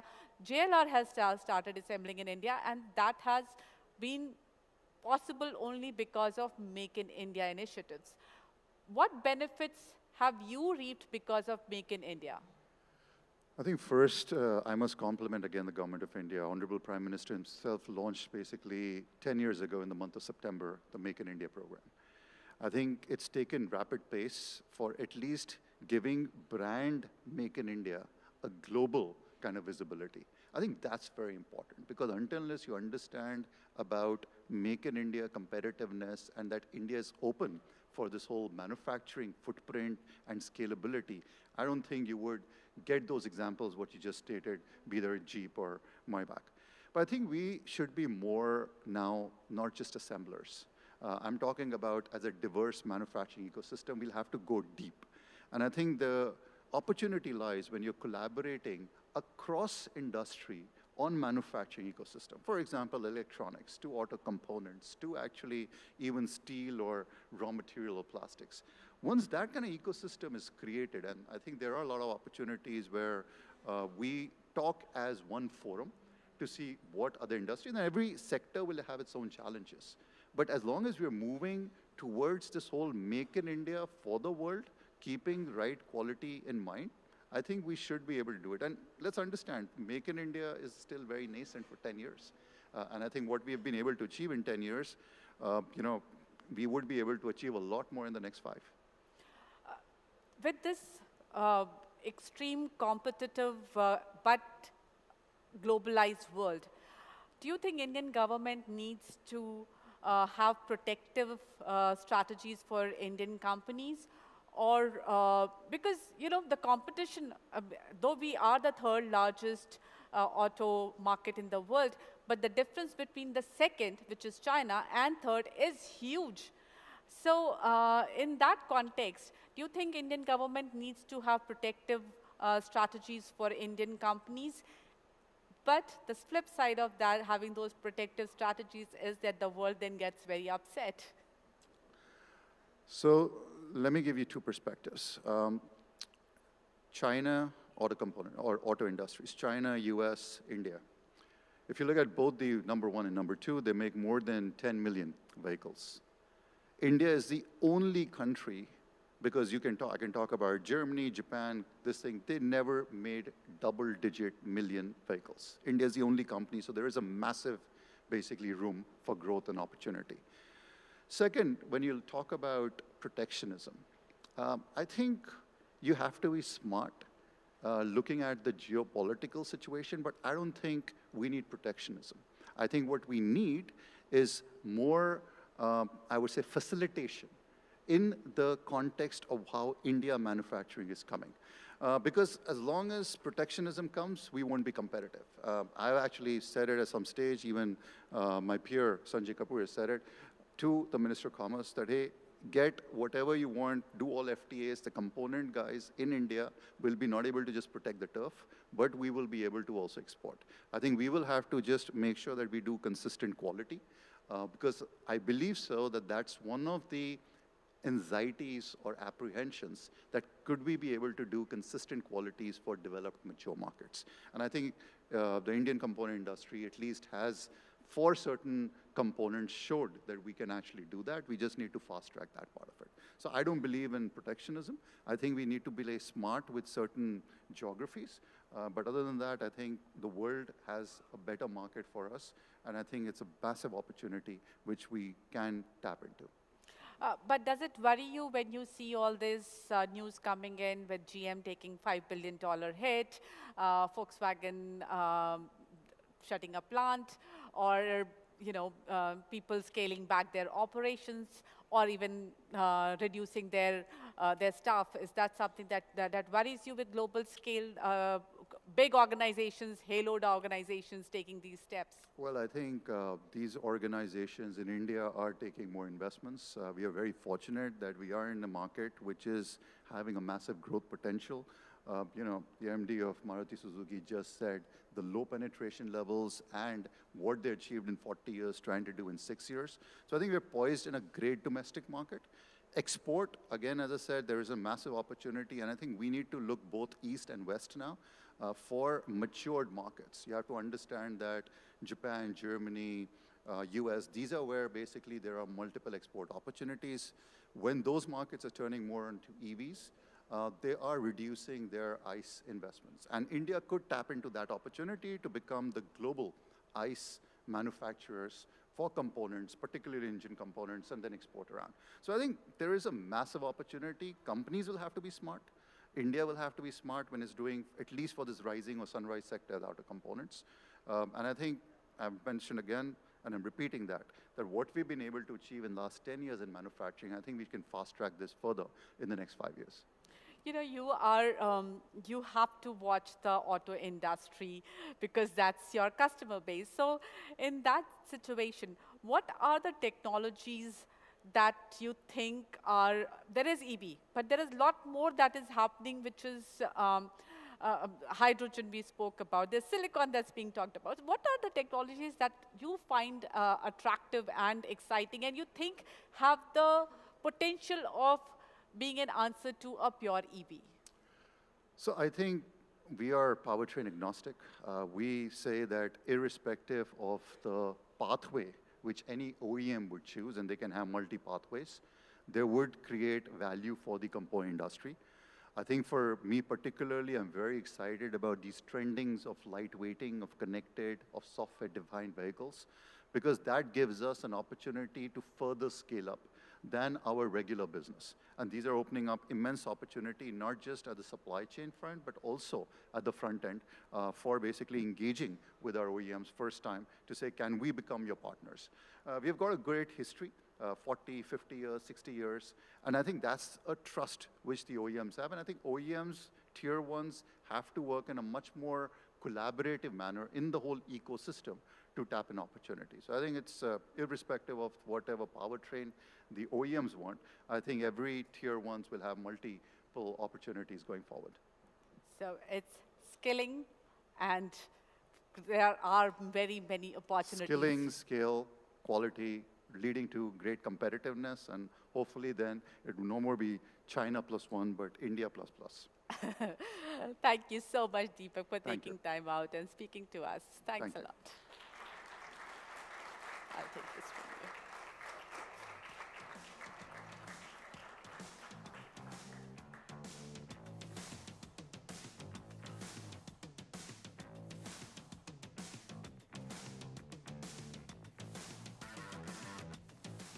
Ladies and gentlemen, we'll be taking a 5-minute break for the security checks to be completed for the arrival of Sri Nitin Gadkari. So please bear with us. Get yourselves a tea or coffee if you want to. We'll take a quick 5-minute break. We'll be starting the next session in the next 5 minutes. Thank you.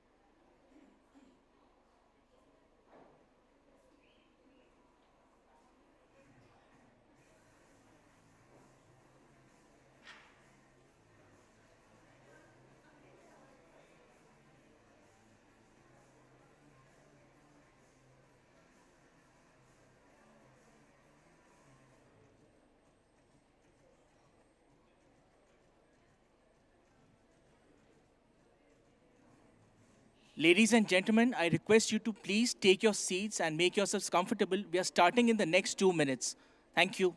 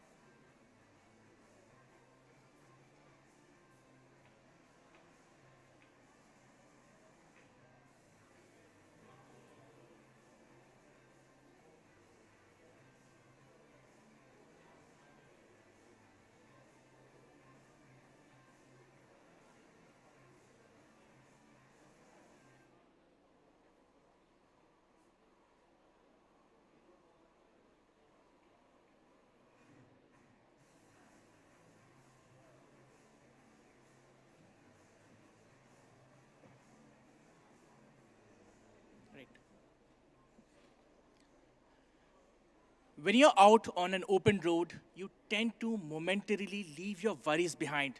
This means a better chance of innovating with a free mind. And our next panel discussion focuses on that.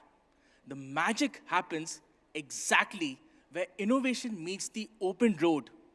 This is our discussion theme for today, and the participants for this panel are Sameer Seth, Director Marketing for India, Dolby Laboratories, Rajiv Batra, CEO, Tata International Vehicle Applications, and joining us online is Kanav Singla, Founder, CEO, Metadome.ai.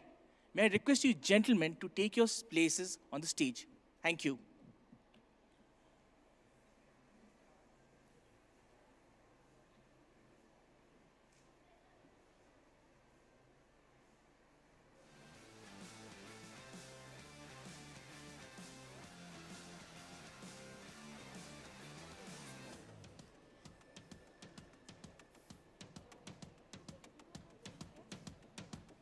Online.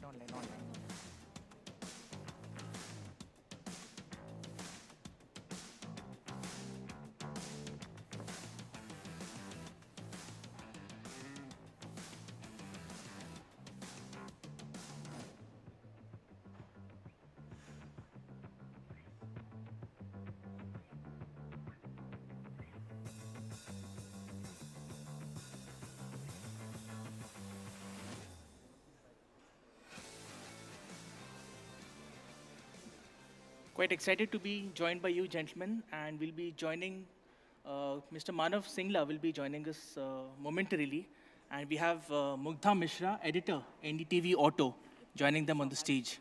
Hi, Mr. Batra, thank you.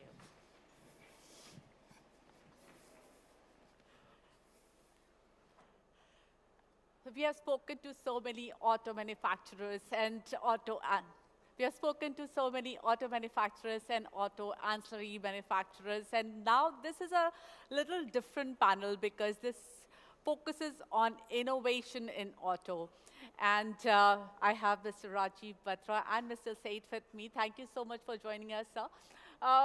Mr. Seth, Dolby has come to India. Now, we recently were reviewing XEV9E and BE6. Now, how big is the Indian market for you? Right, thank you, Mugdha. It's a pleasure to be here today. At Dolby, we unlock the power of sight and sound as we are in the pursuit of delivering awe-inspiring experiences across lifestyles. Now, when I say lifestyles, from cinemas to living room to experiences at work, on the go, and now in cars. And all of this is possible because of the collaboration that we build with musicians, filmmakers, storytellers, and artists, and even businesses that use our visual and audio technologies, namely Dolby Vision and Dolby Atmos, to deliver a spectacular experience. And this journey really starts with the creatives. It's the content creators who keep telling us when they use Dolby technology, they are able to deliver their creators' intent far better. On the consumer side, talking about music, of course, Indian consumers consume a lot of music on their mobile. The second and the most important use case for music is cars. And this is where we come in. This is where Dolby Atmos delivers an absolutely immersive audio experience with something that gives you clarity, depth, and detail in the music you love. You can hear different elements of the song, different instruments of the song, literally transporting you into the song and bringing you closer to the artist that you love. And of course, all of this is possible through the collaborations that we've built. In fact, I was speaking to a musician who took me back in time, and he said, back many, many years ago when he would create his music in a studio, the first thing he would do is he would transfer the song into a tape cassette and bring it to a car and play it through the tape recorder there and hear the song. If the song sounded right to him in the car is when he would decide to release the song on different platforms. Fast forward to 2024. Now here, you're talking about cars which are connected with state-of-the-art infotainment systems. Now you get what the artist creates in a studio with multiple speakers and different techniques can deliver the same experience from the studio straight into the car. Now, to your question, sorry for the long answer to your question in terms of opportunity, Dolby Atmos on the music side and Dolby Vision on the visual side actually offers a lot of opportunity for us, especially in the automotive space. And you spoke about Mahindra's our recent partnership with Mahindra, where they've brought their electric origin SUVs with Dolby Atmos to Indian roads. So we look forward to having more and more consumers experience Dolby Atmos on the Indian roads in cars. Okay, I'll now introduce you to my next guest as well, who is the owner of Metrodome.n, Mr. Kanab Singhal. Thank you so much for joining us today. The question that I have for you, Mr. Singhal, is that you are into AI space and you use AI for improving customers' experience. How big is this business? What is your customers? Your customers would be OEMs. So what are they telling you about AI experience that their end consumer wants? Great. So first of all, thanks for having me. And I want to give you some introduction about what Metrodome does and how we work with OEMs. So we make sure that the customer experience across the product life cycle and the customer life cycle is taken care of and is enhanced. And we know that the customer journey doesn't really today start off, when the customer visits the dealerships to, buy the product or understand the product. But the customer journey starts way, way before. The customer has become very, tech savvy. They have all the platforms in the world to search from about the product and compare these products. And they have a lot of questions about performance, about design, about price, about specifications. And, AI has been playing a very critical role in making sure that the customer has all the information available across this life cycle, be it discovery phase, be it the pre-sales journey for the consumer, be it when they are in the sales mode and they want to understand about financing, they want to understand about how the insurance of the car is going to be, they want to understand about mileage. And with EVs, there is a lot of new kind of information that has come in for the Indian consumer, especially because things like range, things like horsepower, things like charging infrastructure. So these are all, new kinds of information, which, our Indian consumers are, very hungry when it comes to this information is concerned. They have, what we call the range anxiety as well, that, hey, if I'm going to buy an electric vehicle, how it's going to perform, where I'm going to find the nearest charging station and all that. So actually, when it comes to AI, so we are bringing in conversational and visual elements into the AI experience for the consumers so that they are able to get these answers promptly, get this information across all touch points, not only within the dealership, but also at the press of a button on their phones. And we directly, supply the AI technology to the OEMs so that, they can have it implemented across different channels of the customer life cycle. And one interesting thing that we are now seeing is, and I think some OEMs have already started, implementing this within their vehicle, is the concept of talking car, where, you have an AI within the car itself. So it's not only just before you buy the car, it's also within the car, and it's also present now when you go for your servicing, and you go to the service station and talk to people there. That part of the process is also getting digitized, where we see people who are facing an issue with their product. They can just click a picture of hey, I don't understand what this button does, or I don't understand what this particular part is, and I don't know why it's not functioning. And AI can help them either in self-assistance or make sure that they have most amount of information available there. So that is the journey, or that is the role that today currently AI is playing. It's pivotal when it comes to the consumer experience, the customer experience is concerned. And yeah, I think we still have a long way to go from where we are in terms of adoption.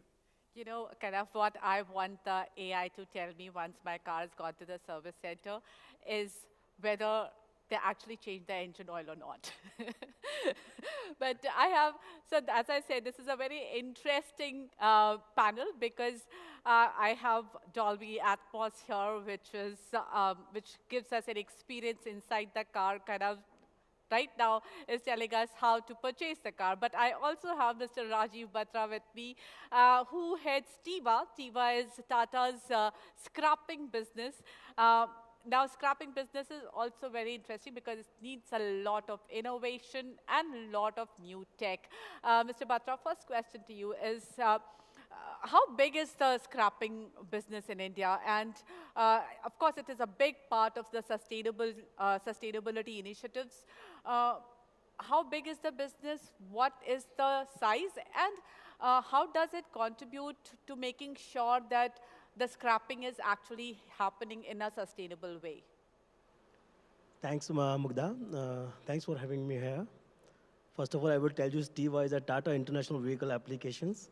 We are dominantly in the trailer manufacturing, but we recently started vehicle scrapping plant, and that is along with Tata Motors with the brand name of Rewire. Rewire means recycle with respect. As such, vehicle scrapping is not new for India. We are doing since ages. But the most important thing is that now vehicle scrapping is going through with a structured manner, through the registered vehicle scrapping facilities. And this concept is the brainchild of our Honorable Fourth Minister, Mr. Nitin Gadkari, who is going to join us soon. So that is his idea. Because one side, we are talking about BS6 plus vehicles. Other side, BS1, BS2 vehicles are also on the road. So it's a contradictory. So it's very imperative to make the balance. There are two ways to look out this problem. One is that, of course, from the environment point of view, as I mentioned that BS1 and BS6, there is no comparison with each other. Second is that how it can boost to the economy. So if you ask me the size of this business, I can say that today almost 10 million vehicles are available in India who already crossed the limit, which is defined by the government of India, 15 years for commercial vehicles and 20 years for the passenger vehicles. So 10 million vehicles already crossed this limit. In next 2 to 3 years, these numbers will go to 21 millions. So one is that to look at this point, how big is this business? But at the same time, we have to see if we will not address this immediately, how big this problem will be for us. So it's very imperative to address this problem right now immediately. As I mentioned this, for environment, of course, it's very important. The second thing is that by next decade, we can say this business might be for the multi-billion-dollar business. How come it will be? Last year, Indian steel companies import ferrous scrap of 9.8 million tons, which is huge depletion of our foreign reserves.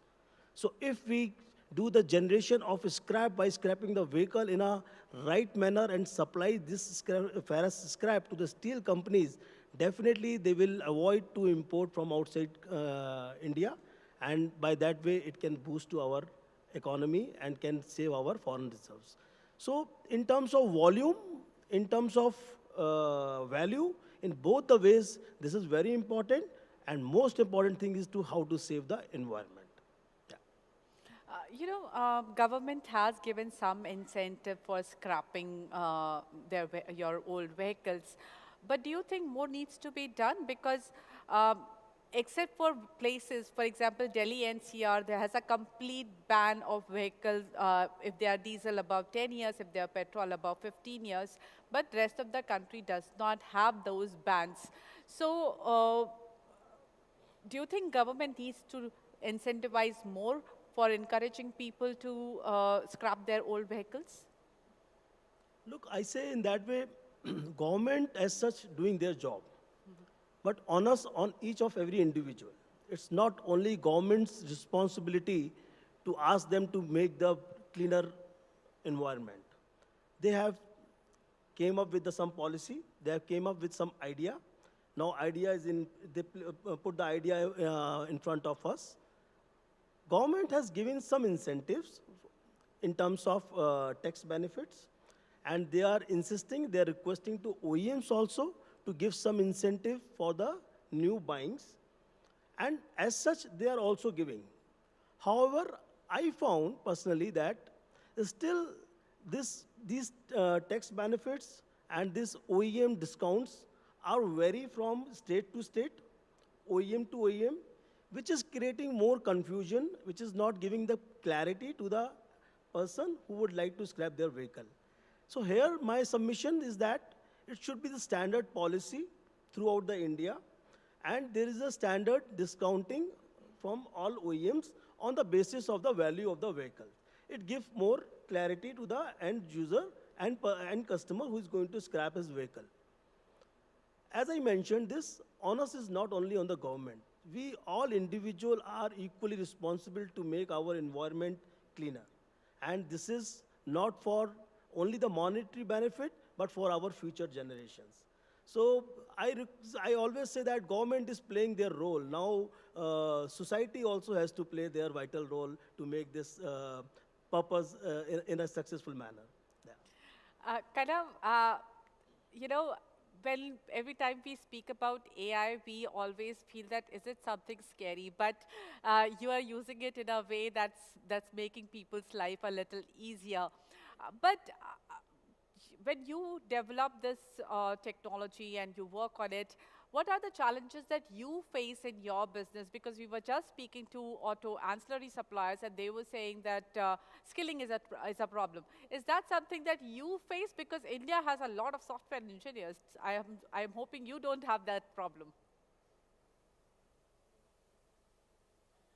No, I don't think that, as a country, we have a problem of engineering, so to say, because we have so many engineers and the talent pool just keeps getting better and better in some parts of the country today.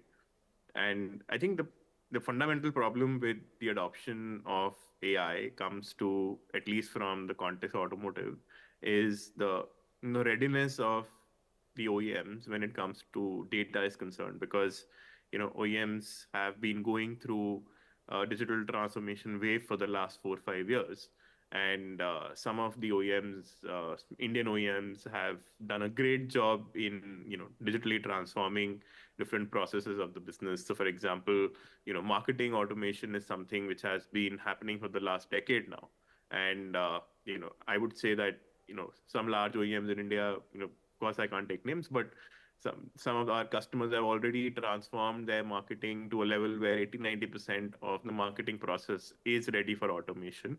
And the only thing stopping them from automating is that they don't have enough data pool or data lakes to make efficient decision making using AI.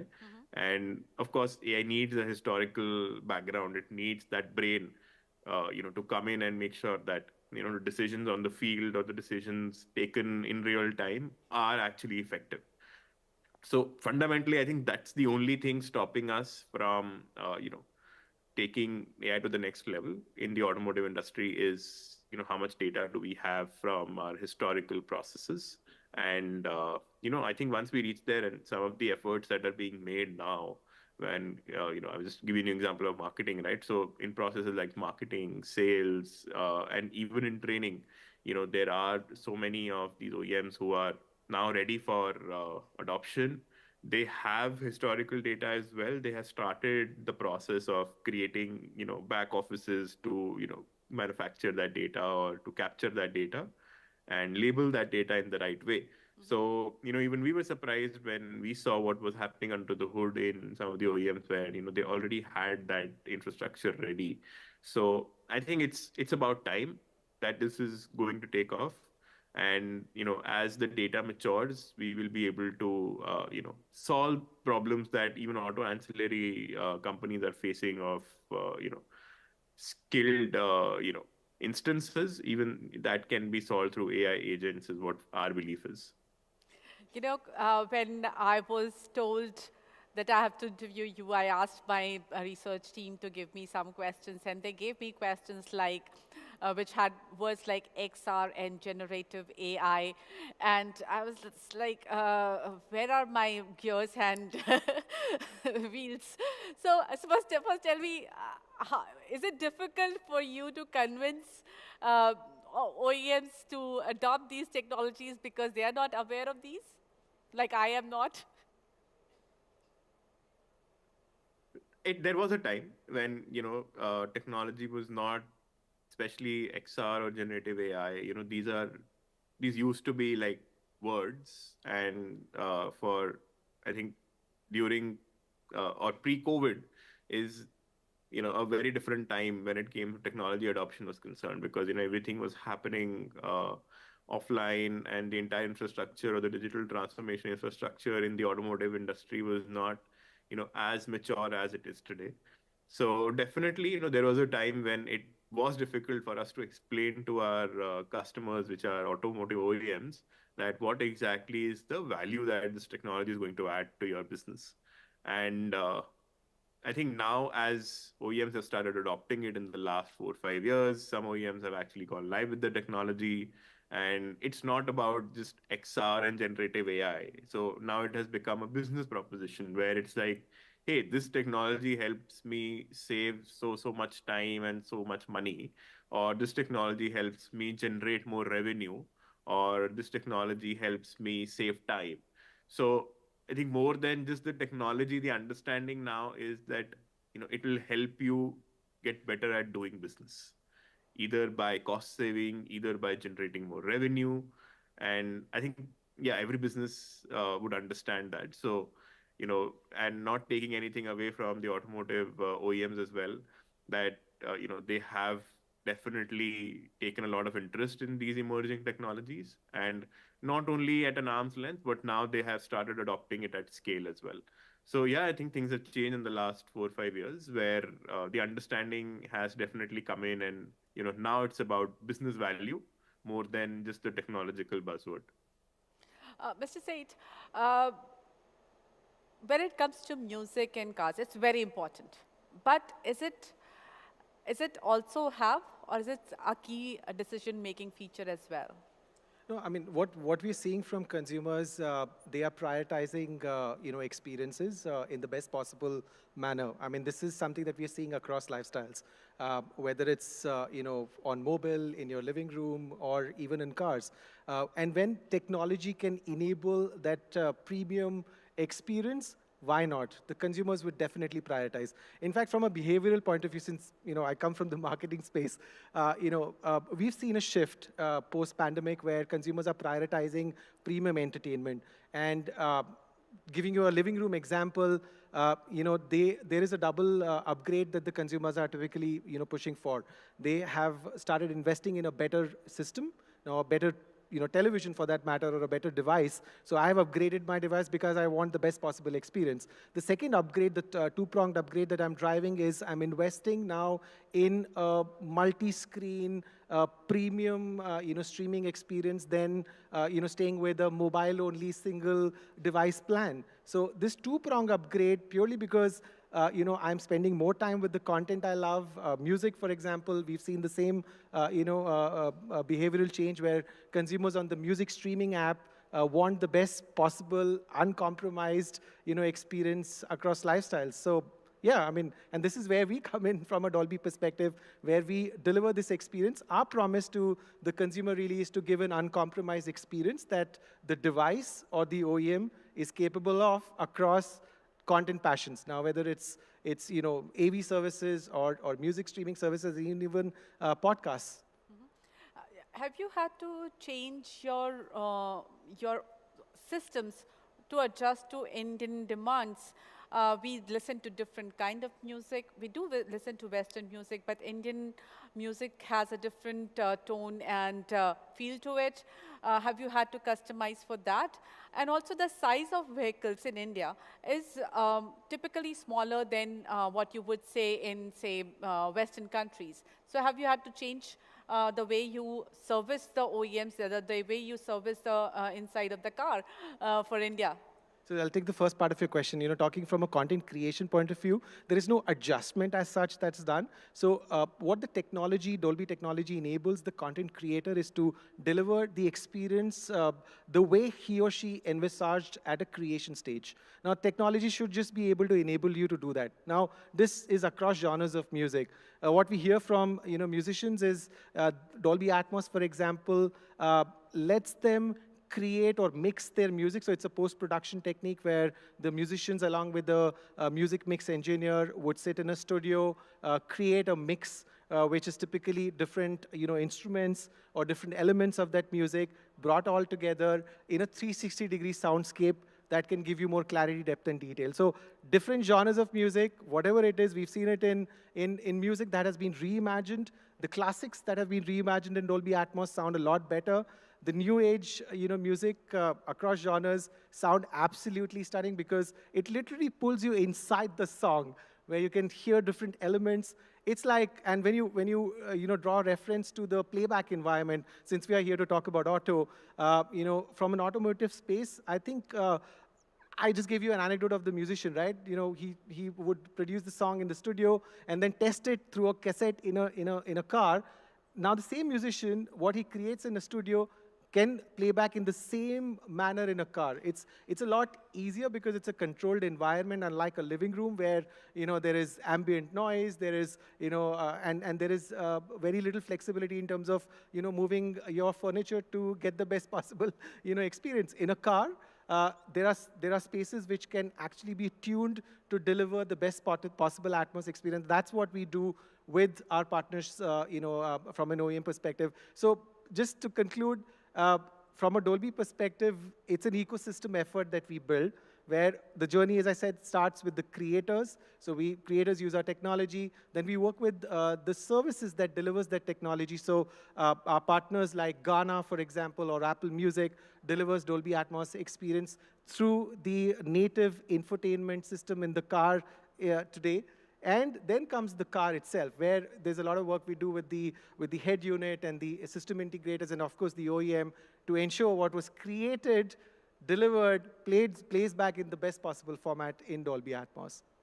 Mr. Batra, in this scrapping business, how much innovation is happening, and how are you making sure that the scrapping is happening in a sustainable manner, and there is a substantial reduction in wastage? Look, as I mentioned that this scrapping is happening since decades, and now it's totally the new structure. This is through the registered vehicle scrappage facility. The purpose for making in a structured manner is that how we can make in a more efficient manner, more sustainable manner.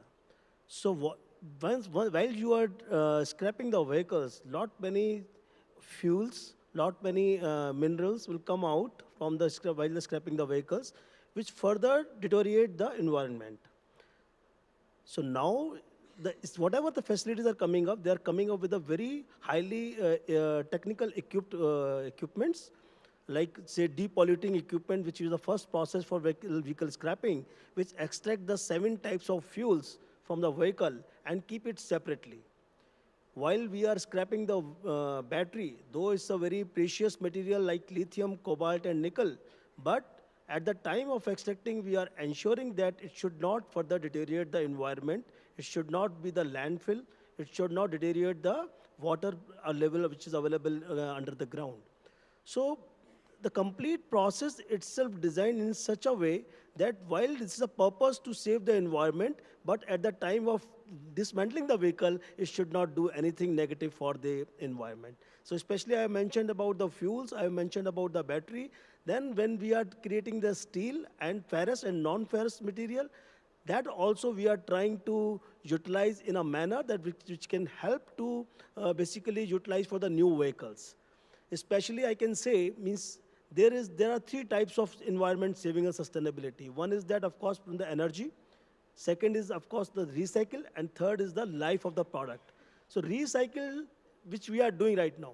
Here also, while the recycling, we have to check that whatever components or equipments or parts which will stack from the car or the trucks, how we can utilize those in a new vehicle. Because complete vehicle is not having the life of 20 years. Some of the components of the vehicle having the life of 50 years, more than 50 years. So we should not scrap those vehicles and trying to utilize those vehicles for the manufacturing of new vehicles. So all those things is a complete chain from scrapping to the vehicle to the manufacturing of the new vehicles. Though it's in a very nascent stage, it will take a couple of years' time to be more matured. But I'm sure the direction which is coming up from the government and the OEMs and the companies like us are basically connected with each other. Definitely in a couple of years, you will find enormous change in this industry. And I'm coming to your question once again, that complete process is designed in such a way that each and every aspect should be considered for the sustainable point of view and to give something to the environment, not in a negative way, in a positive way.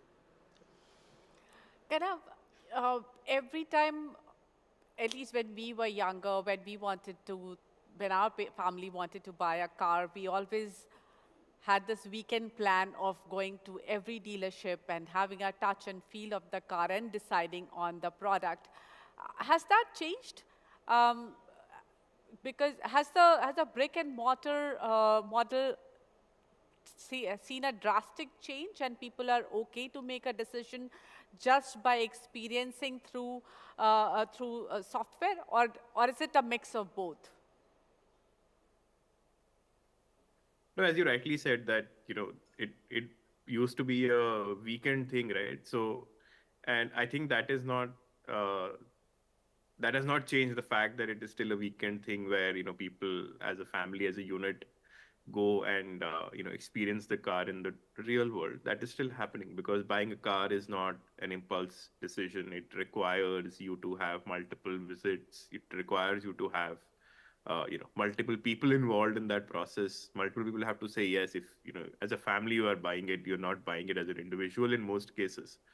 But what we have started seeing in the last, 3-4 years, especially, is that, there is a community living, right? So if my friend, let's say, today goes out and buy a car, I know that, I can use that friend's car and test drive it and, see how it feels. I can sit inside it, and I don't actually then need to go for a test drive because I already have the vehicle available for test drive. All I now need to worry about is, hey, which variant and which color should I buy?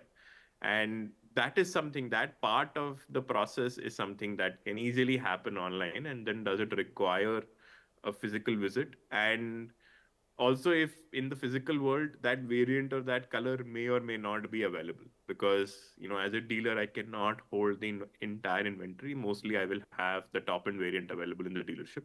I won't have all the colors and all the, accessories available in the dealership with me at all times. So that is where the online journeys come into picture, where, I have done the test drive either at the dealership or through my friend's car or somebody that I know owns that car. I've driven it, or, I've sat inside it. Now I want to add more information to my decision-making process. That information can be color, it can be variant, it can be, which accessory should I go with, or which accessory kit should I go with. And that is where the online journey is very, very helpful. So to answer your question, I don't think it has drastically changed, but the consumer behavior itself, the elements of community living have come in, the elements of the car not being readily available for test drive have come in. So I'm restricted to what I see online then in those cases. And I've also seen some consumers place an order online. So, and, I don't want to say that, we are westernizing the car buying process, because even in the West, like, people are going to the dealerships and buying it. But then there are some cars where, you don't actually, need the test drive. You just want to buy them. And, the new electric vehicles that are coming in, people are experiencing those vehicles very differently the way they were experiencing vehicles in the past. So I think it's about how you create that vehicle experience also. Because as an OEM, if my vehicle experience online is like really immersive, it is really interactive, and it gives me the ability to go book it, then of course I will. So I think experience design comes in handy. And those are the things, or those are the factors which have changed in the last few years, and are now impacting the reliance on the online world is also going up. So, do you think there will be a differentiating factor between, say, two OEMs? If I have a better experience at OEM A virtually than compared to OEM B, will this be a deciding factor in the mind of consumer at some point? No, it certainly plays on their mind, right? So it's not only about the car, it's also about the experience. And, we all say that, the packaging matters as well. And, this is all part of the packaging. So if the visuals that I see, the TV ads that I see, the quality and the fidelity of how I present my vehicle to the audience, all this is, OEMs take this very seriously, like, because for them it's art that, hey, we've invested so much money in building this vehicle. Now we want to make sure that the experience around it justifies the vehicle itself.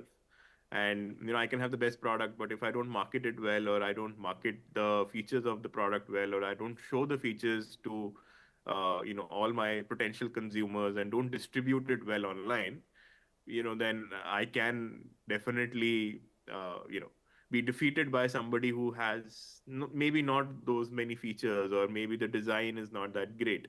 So it definitely plays a big role.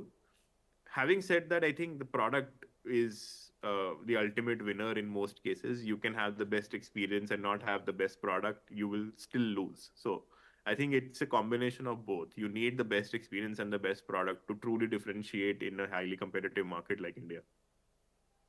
Okay, now when we talk about AI inside the car, in the car is a rather private space unless and until it's a shared mobility product.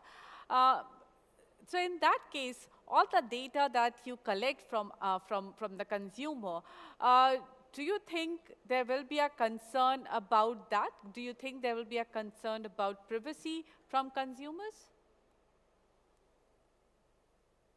Sure. So I think what happens inside the car is not very different from what happens in your phone, because the systems are similar. So the systems which are used for any AI interaction with the consumer are systems like Apple CarPlay or Android Auto.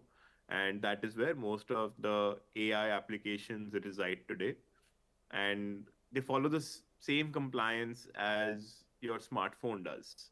So from a data privacy or a security standpoint, it's not very different from what happens in your smartphone, because your car is always connected to your phone.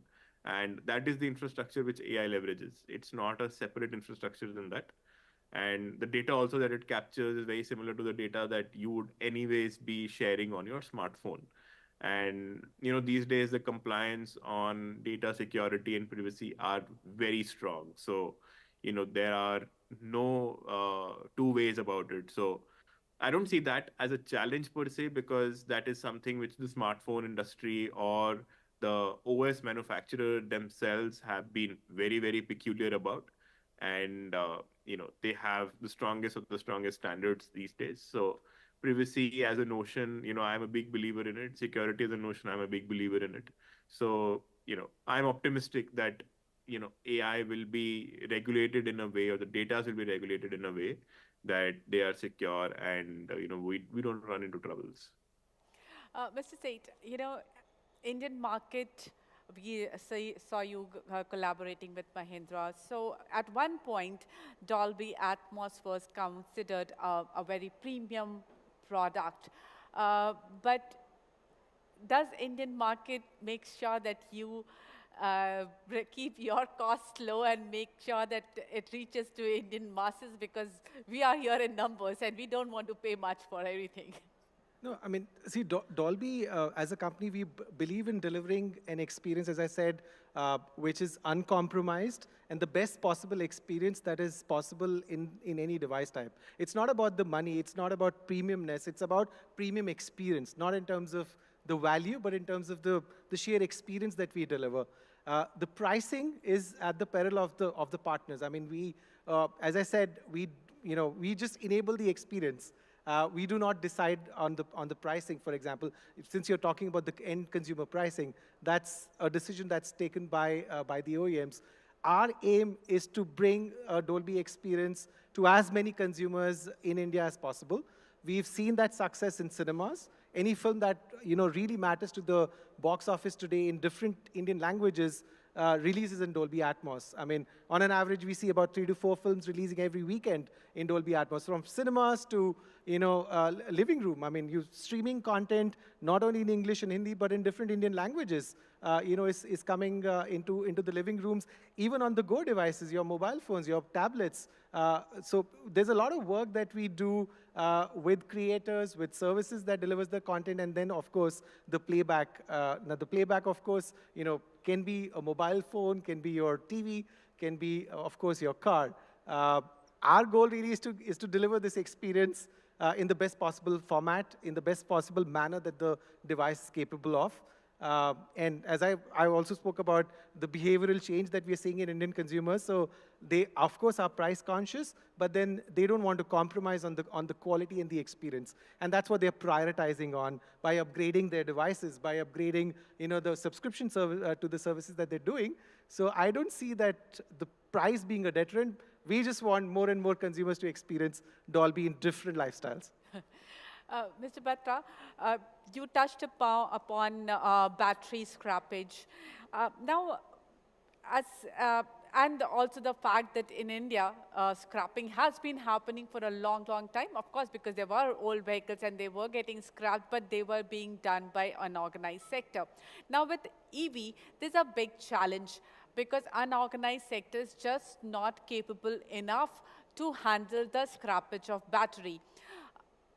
Do you think a strict policy needs to be made to make sure that the battery at its end life cycle is handled carefully? Yeah, as such, battery is one of the crucial element, not only for scrapping point of view, but for the new vehicle point of view also. So it also has both the aspects. One is that how safely you dismantle the battery from your place, and how effectively you utilize the extract of the battery to make the EV lighter, or EV, I mean, less expensive. So both the aspects are there in this case also. So we are working and we are exploring the possibilities and working with the battery companies, how we can extract the lithium, cobalt, and nickel from the battery in a much efficient and safer manner, because both are very important.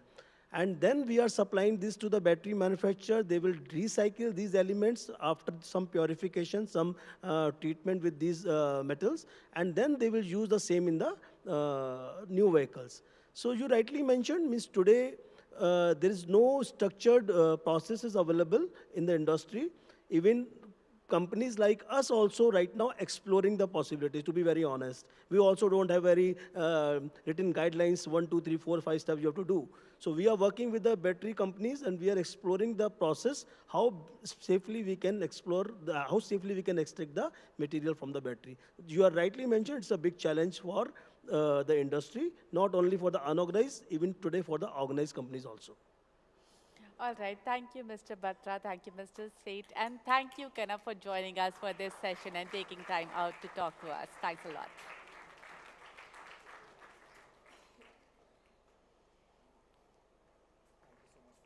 Thank you.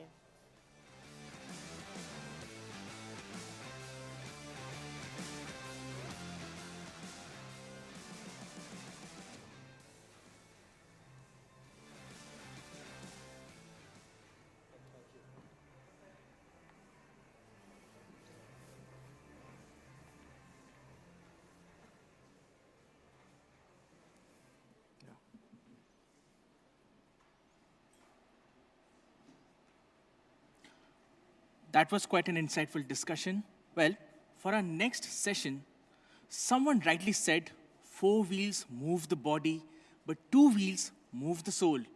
Our next guest lives and breathes motorcycles. Motorcycling enthusiasts are cut from a different cloth, and he epitomizes that thought. He loves to tour extensively on his motorcycle and also heads the Harley-Davidson business for Hero Motocorp. Ladies and gentlemen, please join me in welcoming Ravi Avalur on the stage.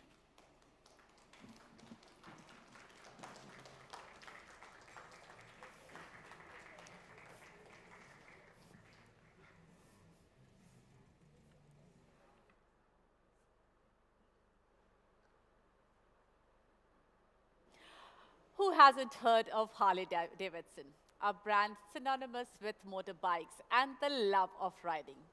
Ravi Avalur heads Harley in India, but this discussion is going to be a bit different. We are not going to talk about business and growth and numbers. We will now focus on the love of riding. Thanks, Ravi, for joining us today and talking about your passion for riding.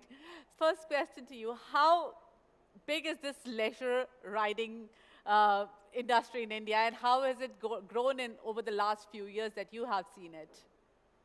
Well, it would be difficult to put a number to it, but I think what has I don't been want driving... numbers, I want experience. What's been driving that boom in India is a realization that you don't necessarily need great infrastructure to go touring. In fact, the lack of it very often makes for a better motorcycling experience.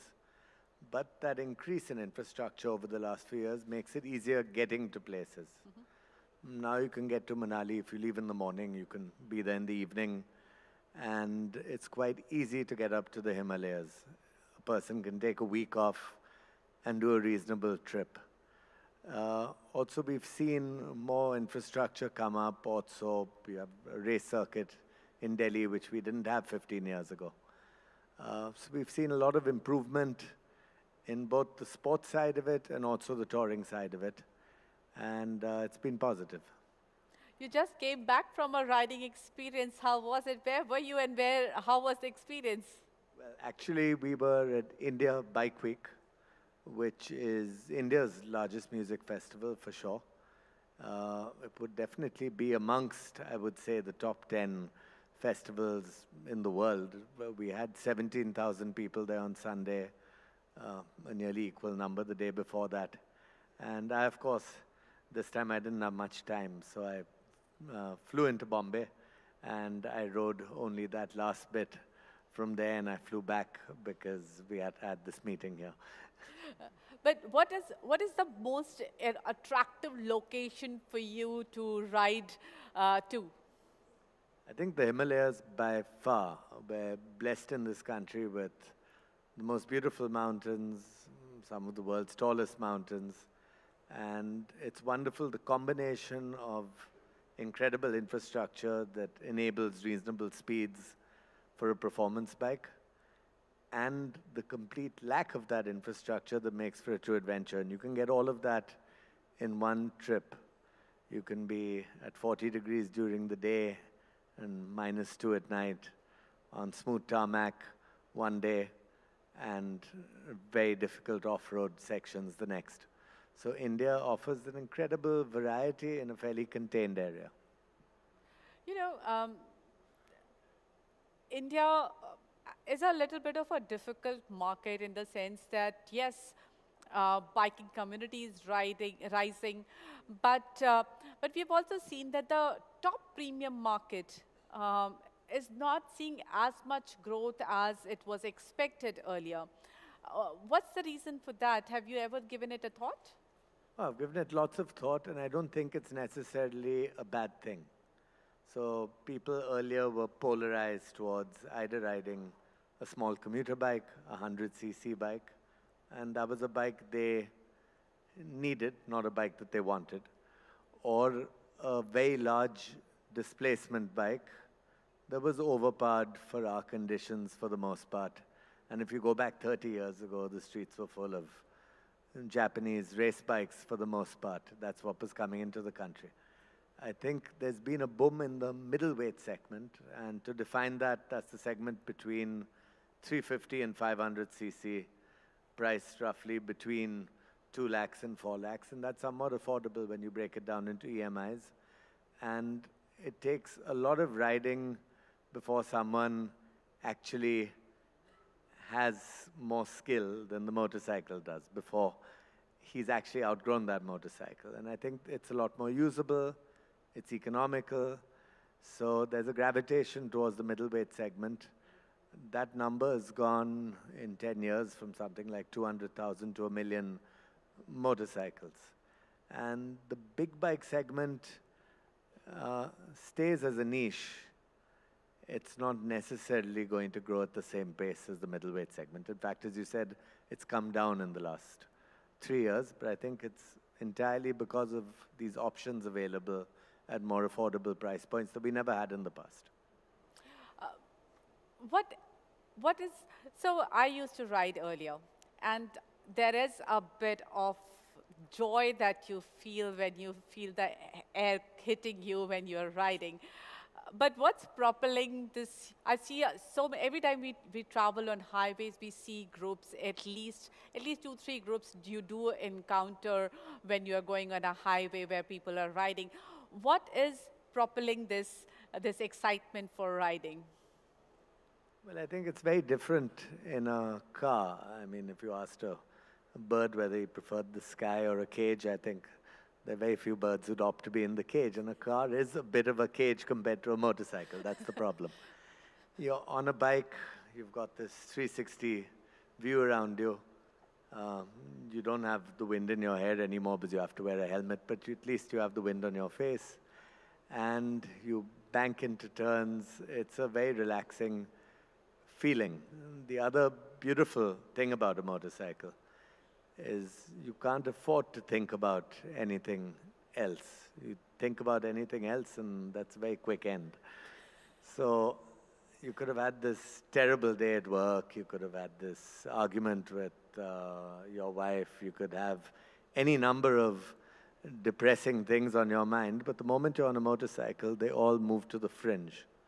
So it becomes very meditational. You know, people say in meditation, try to think about nothing, and then you try to think about nothing, and then you start thinking more about something, and you can't think about nothing.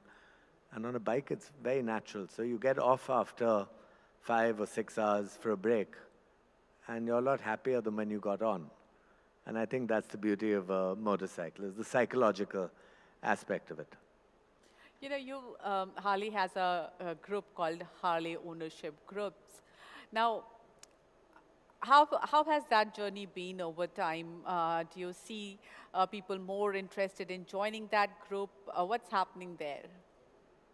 So definitely what the group gives is people safety in numbers when they ride, and also membership of a club that has like-minded people. And in the States, it had its origin after the Second World War, when you had a lot of American soldiers returning from the war, now without a job, many of them with varying degrees of post-traumatic stress disorder, and they wanted to be around people like them. Obviously, in today's world, and in India, that context isn't there for the groups, but the groups help each other, because there's always a novice who needs someone who has a little bit more experience than he does, so he can ask questions. And there's always an expert who's just dying to give people advice. So it's an ideal meeting ground for that, and it's a big part of why people buy a motorcycle. And it helps people come into it easily, and there's a sharper learning curve if they ride in groups. And have you seen women riders coming in big numbers? I think at least social media tells me that there are lots of women riders in India now. But what's your experience? I think it's a very big absolute number, as anything in India is, because our numbers are so large. But as a percentage, it's still fairly niche. But when you have women riders, they tend to be very prolific riders. They ride very long distances. Some riders have also been riding in the National Race Championship, in the Rally Championship, and they tend to be very visible because they then tend to be very good riders, and they tend to be noticed. So I would say there's a good opportunity for India to catch up with the percentage of women that ride in the West. I understand in the States it's about 20%. For us, I would estimate it's still less than 2%. So there's huge scope for that to change. But I think for many women, it's also freedom, and a motorcycle is a way of expressing that freedom. India is a very big market for two-wheelers. If you talk about riding, there are so many people riding in India. But yes, leisure riding is a very small percentage of that.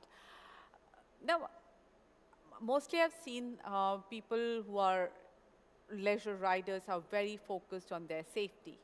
But that's not the case across the country. Now, you are somebody who loves to ride. I want you to give an advice to people who ride on how to focus on their safety. Well, it's easy to focus on safety when it's cold, right? But that's, you wear your boots, you wear riding pants, you wear a jacket, you wear a helmet, you wear gloves, you protect your elbows, you protect your knees, and you go out like a knight onto your motorcycle. And in this weather, it's perfectly fine. In fact, I hate riding without gear. I feel odd.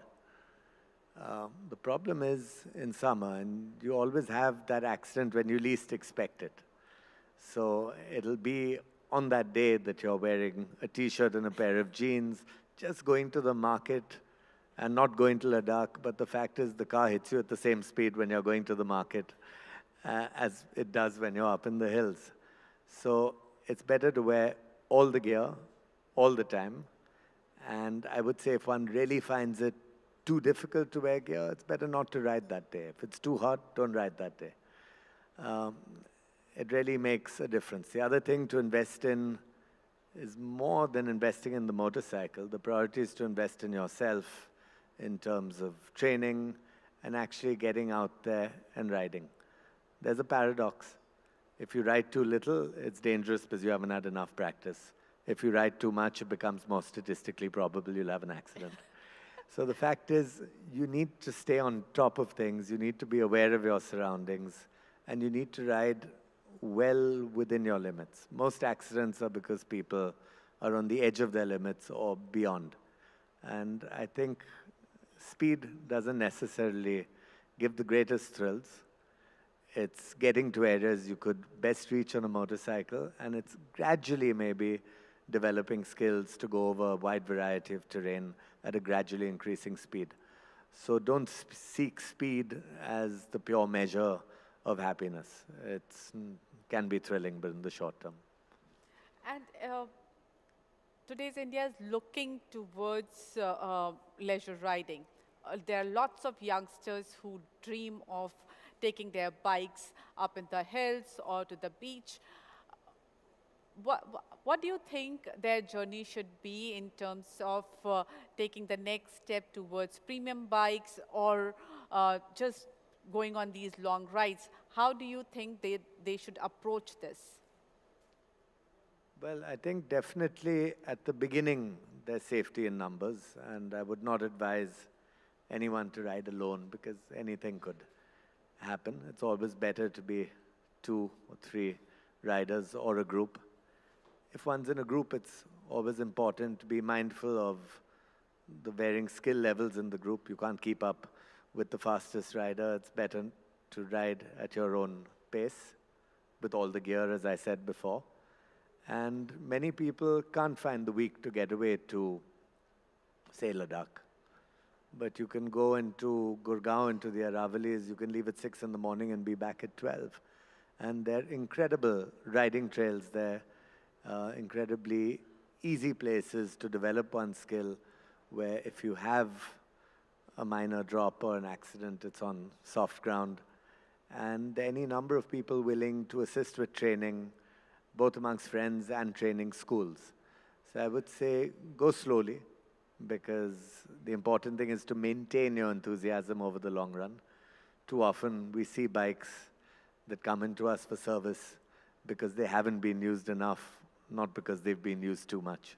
So a lot of problems related to non-use that we see, and that's always more heartbreaking. I think what people need to do is be consistent and constant and not over-enthusiastic at the beginning and then let go of it. Okay, Ravi, You have had a good success with X440. Do you think we will see more products at this more affordable end of the bike spectrum from Harley?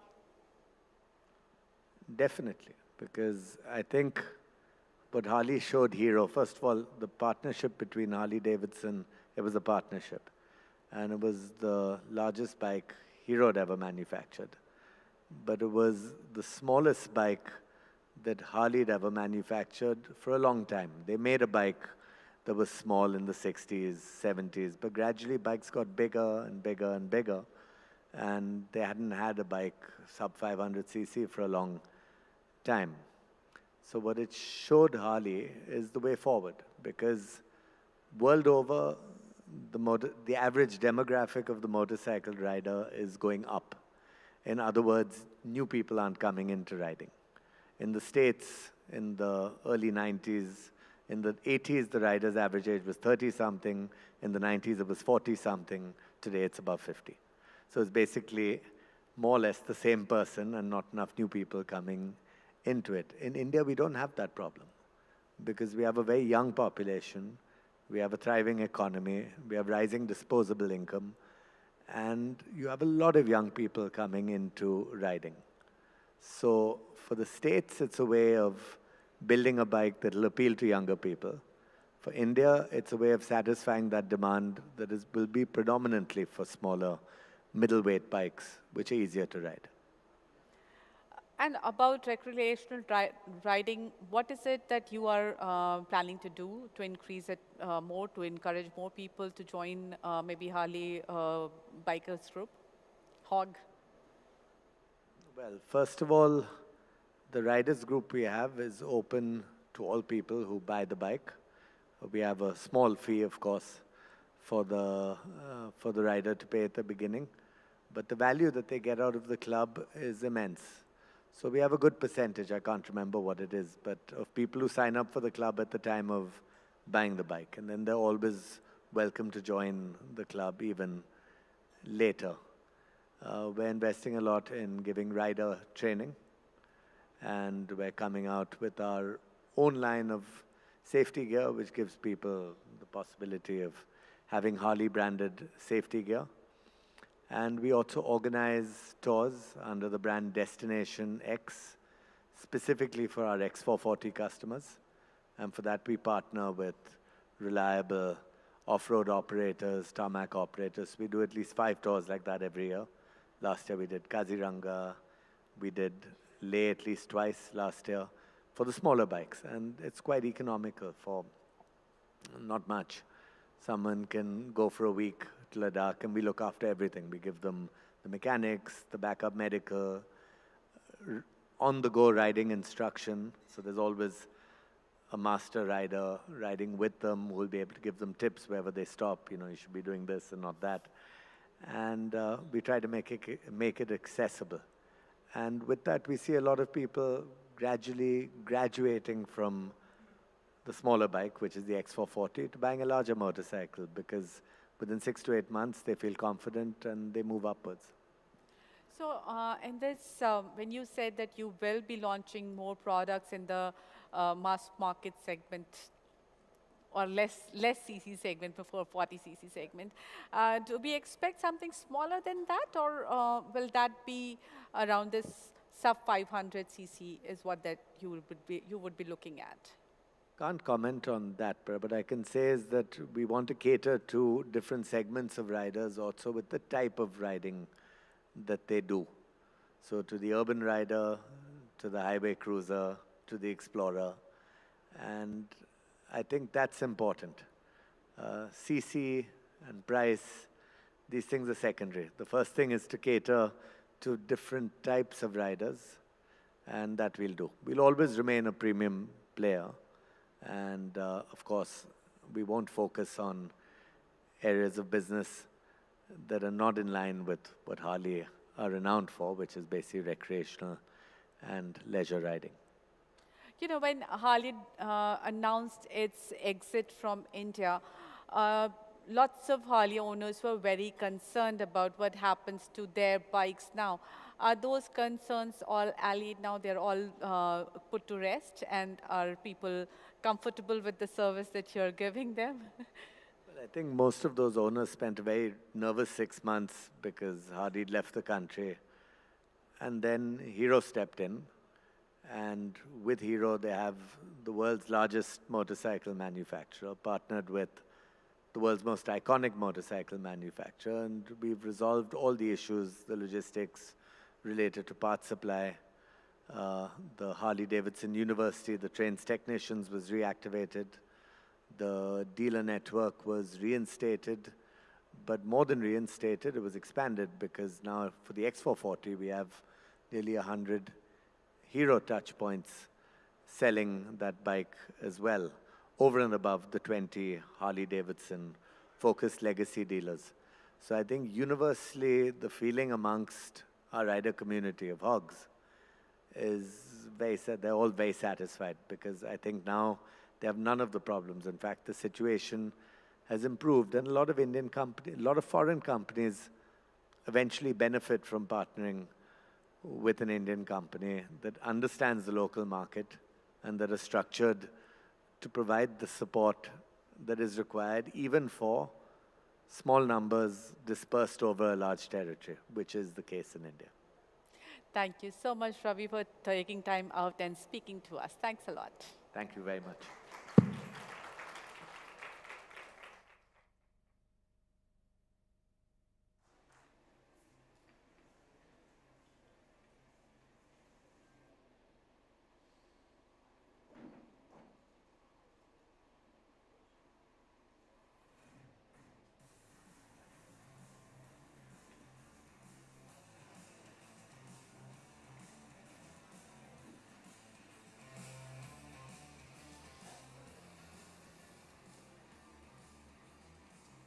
Minister Nitin Gadkari is expected in some time, and before that, we will take a short break. You are free to have your tea or coffee, and then we convene here in some time.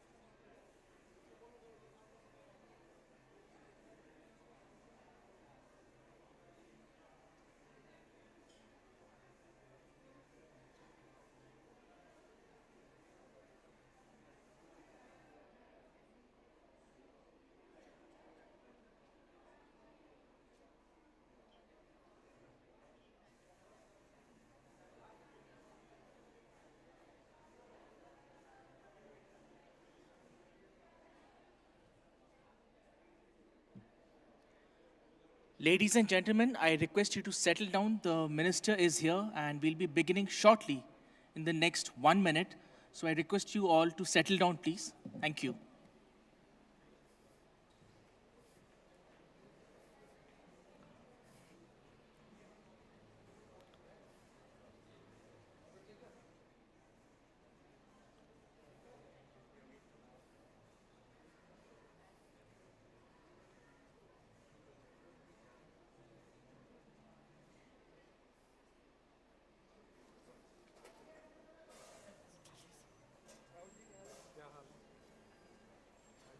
Hi.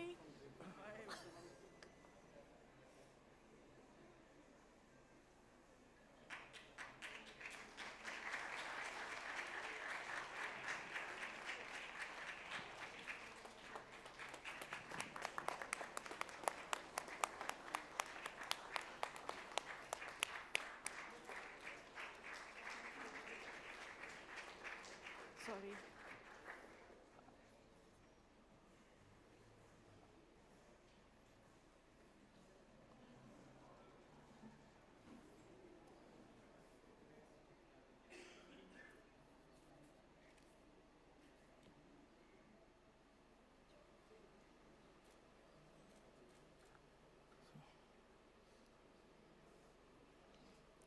Today, we are graced by the presence of a visionary leader, a dedicated public servant, and a true champion of innovation and development. Under his remarkable leadership, India's infrastructure landscape has transformed significantly, setting benchmarks in road connectivity, sustainable development, and futuristic planning. We are truly privileged to have him here today to share his insights and inspire us with his wisdom. Ladies and gentlemen, please join me in welcoming our chief guest for the NDTV Auto Conclave, Shri Nitin Gadkari ji, Honorable Minister of Road, Transport and Highways, Government of India. May I invite Mugdha Mishra, Editor, NDTV Auto, and Vishnu Shom, Group Executive Editor, NDTV, to escort Shri Gadkari ji on stage.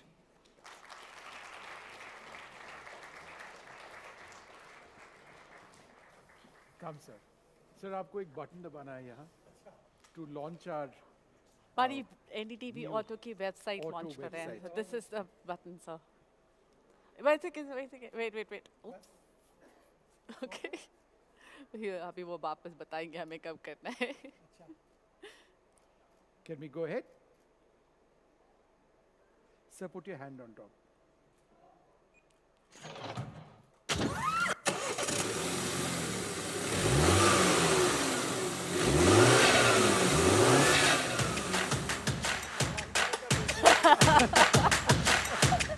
इसीलिए digital कर दिया था. ई में जैसे आवाज आती है ना वैसे ही बस.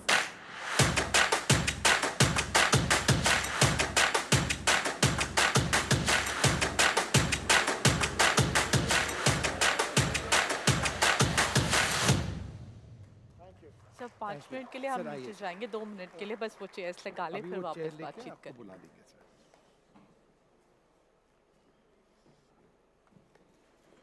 So we welcome you all to this special occasion, the official launch of the NDTV Auto website. This platform is poised to become the ultimate destination for automotive enthusiasts, providing cutting-edge insights, the latest trends, and in-depth news and reviews from the evolving world of automobiles. My request.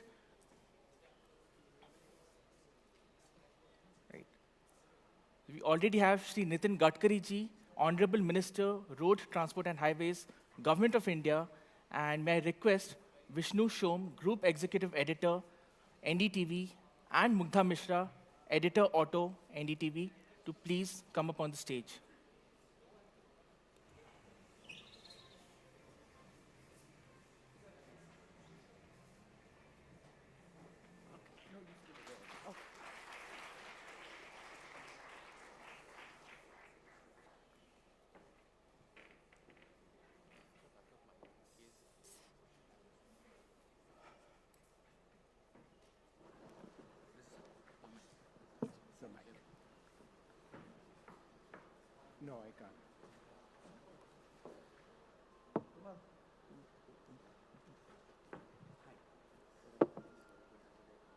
Sir, sorry, sir.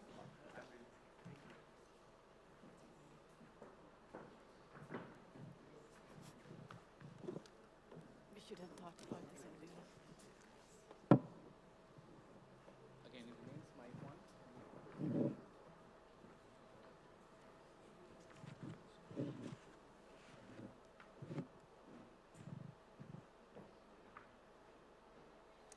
Well, gear up now for an electrifying conversation with the Union Minister Nitin Gadkari.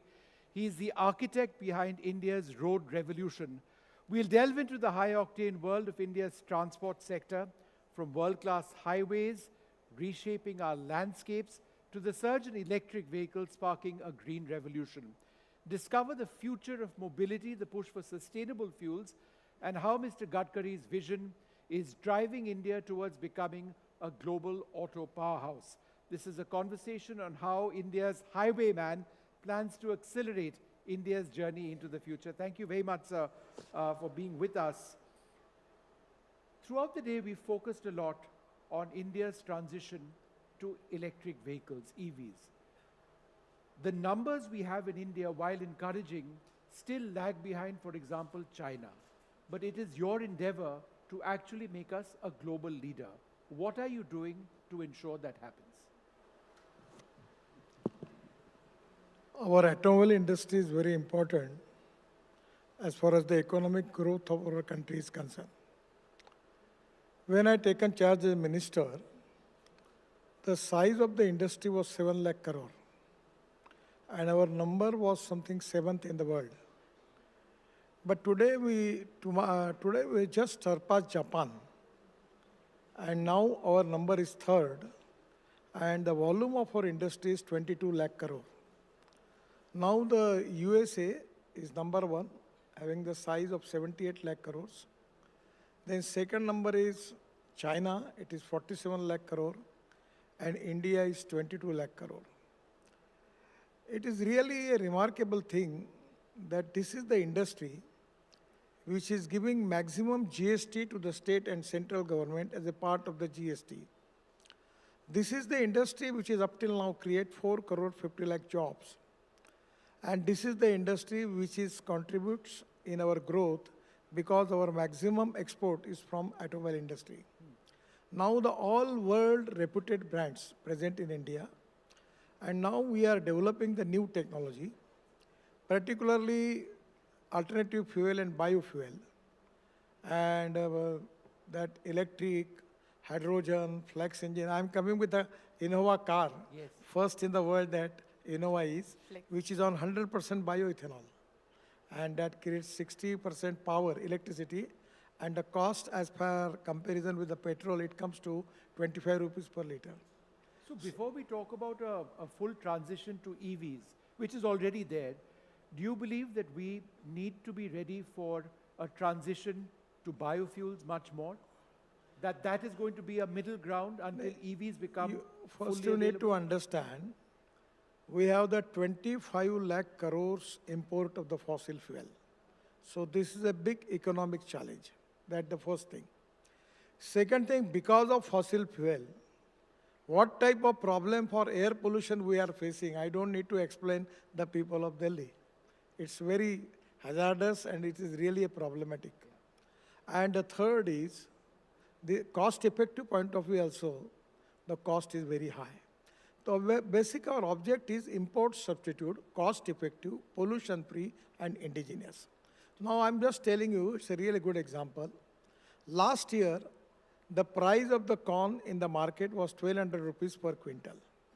But when our government giving permission for making ethanol from the corn, now the corn price is 2,400 per quintal, twice.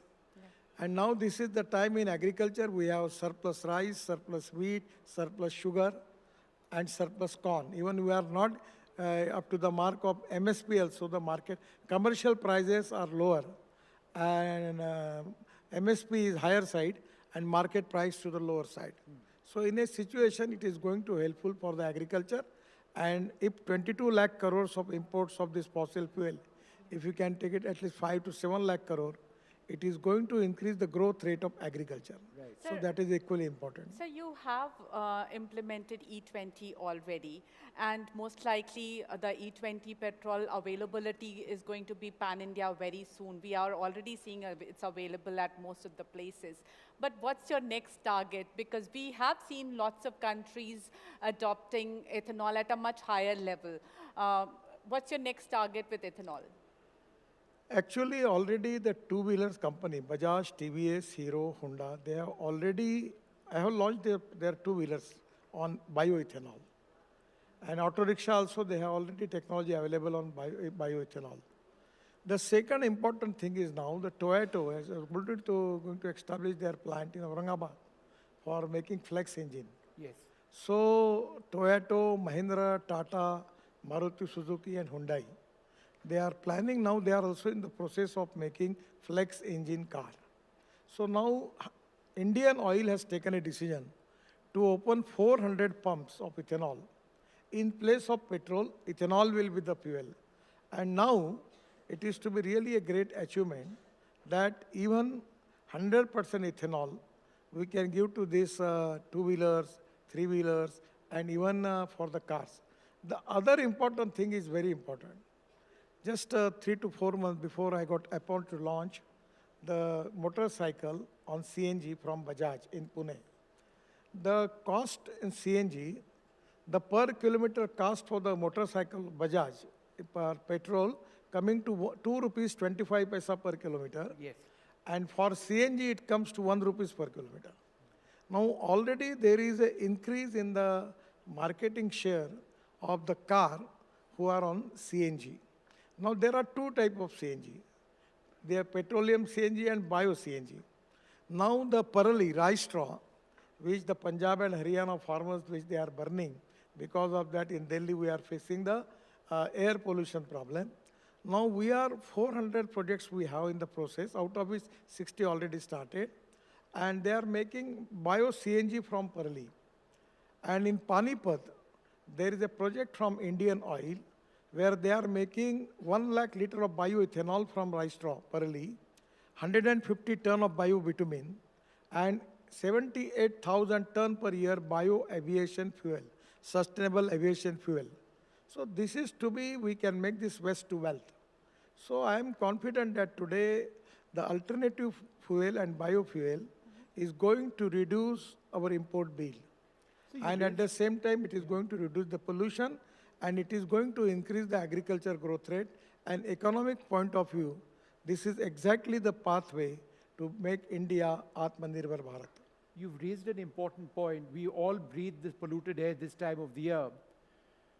But there is often a problem in infrastructure in getting stubble from the fields of Haryana and Punjab to these centers where they can be converted into biofuels.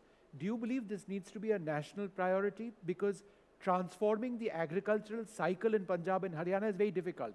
Farmers don't want to do that. But if there is an alternative to where their stubble can go efficiently and effectively, it could reduce pollution. It is 100% possible. Now these 400 plants, which are at maximum in Punjab and Haryana, actually 2 days before I was in Amritsar. Now a lot of people are now starting this project, some of in the process, by which now the cost of the parallel is 2,500 rupees per ton. Yes. And the Haryana government is giving subsidy for that. And now there are some agricultural equipment we need to making the baling of that material and everything. All the process is going on. I don't know, but just I listening from the concerning people that this year, the parallel burning is reduced by 40%. And I am confident within 2 to 3 years, it is going to be reduced by 100% because there are two important philosophies. One is innovation, entrepreneurship, science, technology, research, skill, and successful practices. We name it as knowledge and conversion of knowledge into wealth is the one. And the second is conversion of waste into wealth. Right. So the parallel to bio-CNG is a conversion of waste to wealth. Now I'm just giving the example. Delhi have 4 mountains of this municipal garbage. Now we have just used 80 lakh ton of municipal garbage in the road construction in UR2 and Mumbai-Delhi Express Highway, then Ahmedabad, Vadodara, Ahmedabad Dolero Highway, then in Chandigarh also. So now already we have in the finalization of the agreement that we can take this municipal waste up to 100 meters for using in road construction. So it is going to resolve the problem of waste problem in Delhi. At the same time, by segregating the waste, glass, metal, and plastic, there is a recycling of it possible. And from organic waste, it go to biodigester where we will get methane. And from methane, we can get hydrogen, green hydrogen, or ethanol, or CNG. So this is to be an alternative of waste to wealth. So no person, no material is waste. It is depending upon the appropriate technology. It is depending upon the vision of the leadership about the futuristic vision by which 100% we will convert the waste to wealth. That is to be a great asset for the country. So in all this, there is a lot of research required and lot of investment required from OEMs to adopt these new technologies as well. What do you think can be done to encourage them to invest here and adopt these technologies? CNG became a reality. We have seen CNG consumption by people, by buying CNG cars has increased.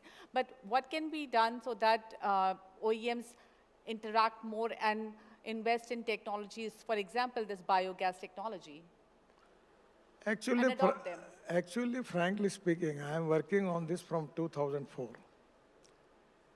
But anything when the idea is out of box, either it is media or bureaucracy or the system or the people, they don't want to believe it.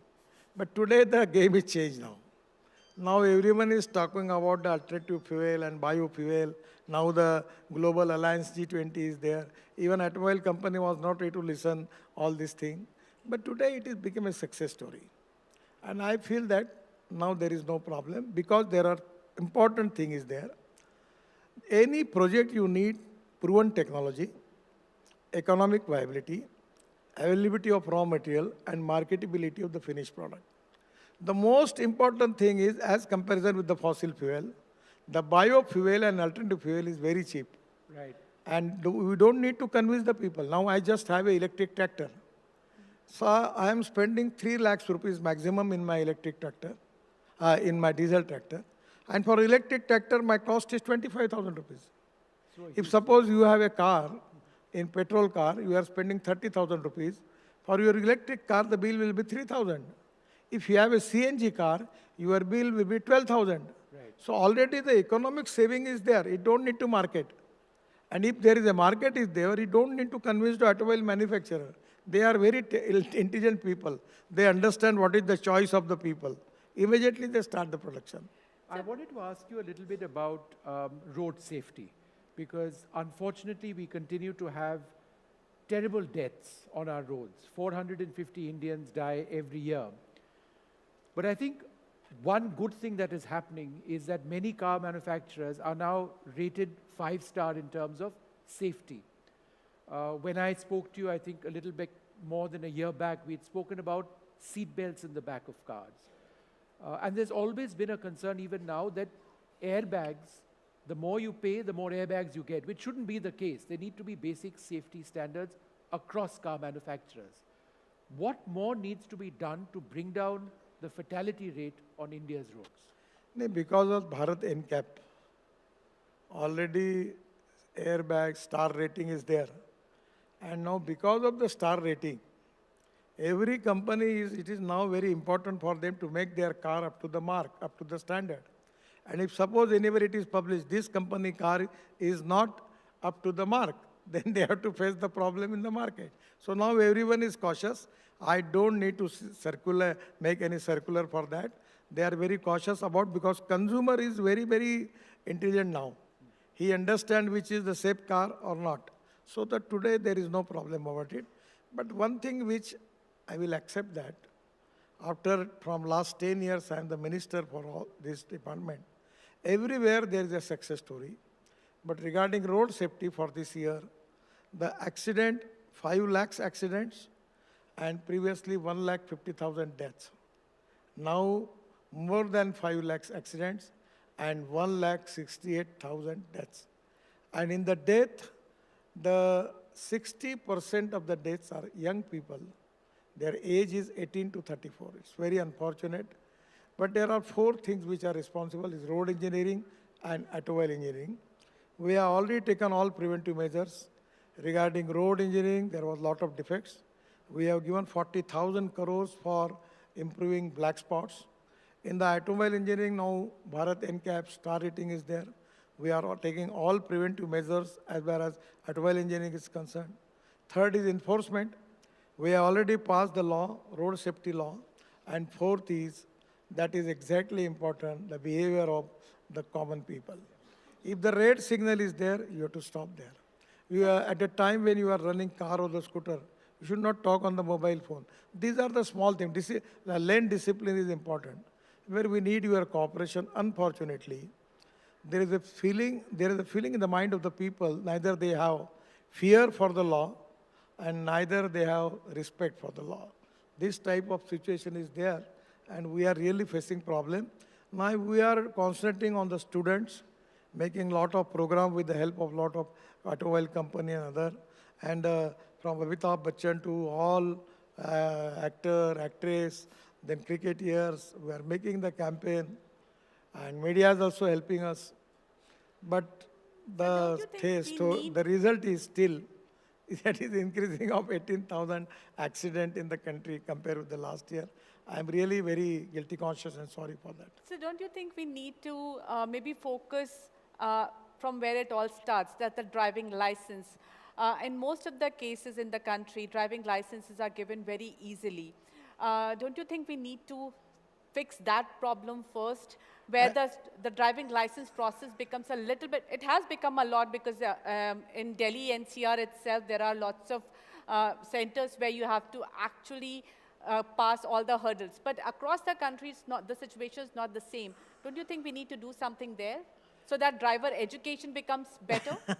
I will tell you one of the incident in my life when I was leader of opposition in Maharashtra Assembly. The Vilasrao Deshmukh, who was the chief minister at that time. I know the RTO, he was very transparent. By weaving money, he immediately signed the driving license. So I take the license on the name of Vilasrao Deshmukh, with spending 100 rupees and showing into the assembly. Please see, this is the transparent government, that 100 rupees, you will get the license. Now, if I can ask the question to all these people, please. Who are the people who are going into the RTO office and giving trial, examination, and after that they get the license? Majority people, they manage, they get the license in their home. But today we have taken a lot of decisions. Now it's not so easy. We have taken all measures for that. Unfortunately, India is the country where you get the automobile license very easily. In the USA, it is so difficult task. Yeah. So now we are also starting one computerized examination also, and we are trying to make it little bit tough and making a procedure strong procedure by using the technology. It will not be easy thing. No. But the problem is that this is not a big problem. Problem is rules of the road, whether the people by and large, they are ready to accept this as a responsibility or as a citizen, that we have to obey the law. That is to be a big problem. Sir, I think one of the biggest achievements under you and of this government has been highway construction. Who would have thought 14, 15 years back we would have the highways that we have now? It's there for all of us to see. But with the construction of highways, there is a certain cost. A part of that cost is borne by the driver who uses that road. Now, we've had a FASTag system that's worked very well. It's cut down on corruption massively. But there are those who say that the cost of travel on highways is still too much. Is there a better technology or a better way of rationalizing costs on the basis of the distance covered? We are working on a lot of systems, satellite-based toll system and other thing also. Actually, tomorrow I have also a big meeting. Now we have also appointed a committee under the big IT expert of the country. I want to take the opinion of them also. And after that, we will take the decision. And within 3 months, we will go for the tender. It will be transparent system, and it will give maximum relief to the people. We are also thinking on the line that Suppose the car travel only for 10 kilometer, he has to pay the toll for 60 kilometer because there is no toll between the other toll, between two tolls. So now we are making the system by which he has to pay only for 10 kilometer. So we are taking a lot of changes in it. So, We are going that's to a news reduce point. the... In 3 months, there will be a tender. In 3 months, there will be a tender for what? A satellite-based system? Actually, in the What is the world, technology? Russia, the one different technology is there. Germany, their technology is different. USA, their technology is different. And we have already, our one team from NHI also visited in European countries and making the research, but still there is no unanimity. Yesterday I have a big meeting in my office also. We are also not coming to the conclusion. So finally we decided that already we have taken the big expert people from the IT, from Indian level, and we are giving proposal to them. And after consulting them, we will take the final opinion from them, then we will decide what will be the line for that. Now there is a problem about the secrecy also. Somewhere the private people, how they can take that all data. Then again, lot of objections. So frankly speaking, I am also confused. So what exactly the appropriate line for that? So best ways to taking the opinion from the expert people.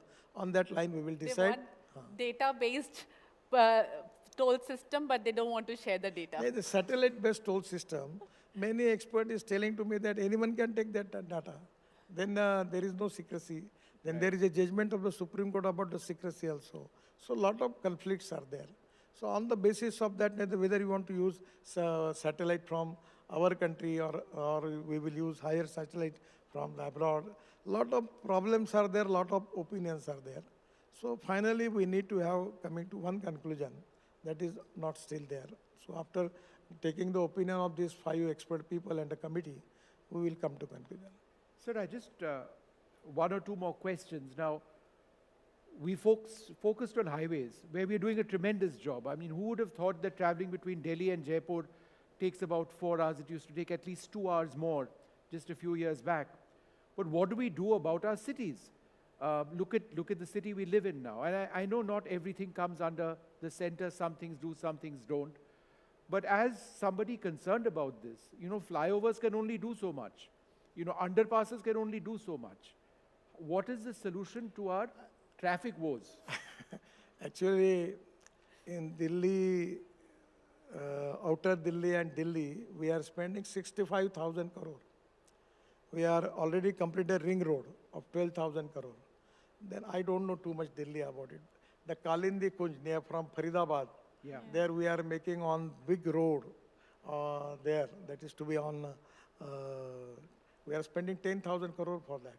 Then Dwarka Express, half the road we are open. Now there is a tunnel by which under the airstrip we come to T3 directly. So from Panipat to airport, it will be half hour. Presently now it takes 2.5 hours or sometimes 3 hours. Then we are making Delhi, Amritsar, Katra. That is just yesterday Prime Minister opened 4 packages of that road. Where Delhi to Amritsar 4 hours, Katra 6 hours, Srinagar 8 hours, Delhi to Jaipur 2 hours. And next January end we will open Delhi to Dehradun 2 hours. So there will be no flight from Delhi to Jaipur and Dehradun after 2 months. They will be closed, no flight for that. Sir, I want to ask you, there are so many technologies that are coming in the auto sector. There is EV being talked about, hydrogen fuel cell being talked about. There are, in batteries also, there are many technologies being talked about. There is hybrids. What do you think is the optimal solution for Indian auto and pollution worries? Actually, it is not only, we should not think only one line. We have to think about pollution, we have to think about the cost, we have to think about Swadeshi, and we have to think about the agriculture, rural and tribal sector. Because in our GDP growth, agriculture contributes only 14%, and the people belongs to agriculture is 65%. So without developing agriculture, we cannot make Atmanirbhar Bharat. So diversification of agriculture towards energy and power sector is very important. The other important thing is the cost for the fuel and for the vehicle. Now, when we started these electric buses and scooters, I remember the journalist asking me very different type of questions because no one really wants to believe that on the lithium-ion battery, whether it is possible to run the car. Now, at that time, the cost of the lithium-ion battery was $150 per kilowatt per hour. Now it is 110 rupees per kilowatt per hour, $110. Yes. So I feel that within 2 years, it will be $100 per kilowatt per hour. Then the cost of the petrol vehicle, diesel vehicle and electric vehicle will be the same. And within 5 years, we will have the all electric buses. Now already electric trucks are now coming into the market. So it is so economically viable. Just I was giving the example that tractor, the diesel tractor, the cost for diesel is 3 lakhs rupees, and for electric is 25,000. So because of change in fuel, we are reducing the cost. At the same time, reducing pollution. And at the same time, we are going to increase our export, create new jobs. And I'm telling you very confidently, I am confident that within 5 years, our Indian automobile industry will be #1 in the world. You just see that. The way in which the industry is developing. And there are two important things. We are the country where the #1 country in the world where we have got all engineering, trained, skilled manpower, young manpower available in India. Then availability of raw material. Because of the scrapping policy, the aluminum, copper, rubber, steel, recycling, the cost of the components will be 30% less. Yes. And the second important thing is all these big brands, even Mercedes was telling me when I launched their electric Mercedes that we have decided we will go only for electric, and now they want to make India as their main manufacturing station. All the companies are doing. Now, the many companies are exporting their cars from India to the different part of the world. So this is to be a situation. So every time the rise in automobile industry is really very, very remarkable. You know that in the two-wheeler industry, the Bajaj, TVS, Honda, Hero, they are already, their 50% of the production is export. Yes. Our scooters are very popular in African countries, even in Sri Lanka, Bangladesh, everywhere. Our trucks are popular. And when we will become electric truck, hydrogen buses, I feel that we will be #1. And presently, I always telling the people कि हम आज ऊर्जा को आयात करने वाला देश है. हाइड्रोजन शुरू होने के बाद ग्रीन हाइड्रोजन हम ऊर्जा को निर्यात करने वाला देश बनेंगे. हम ऊर्जा को निर्यात करेंगे. And I feel that it is in the reach. It is going to happen. So one final question. It's very important to have a scrappage policy that works. The number of cars that are being introduced daily is very important.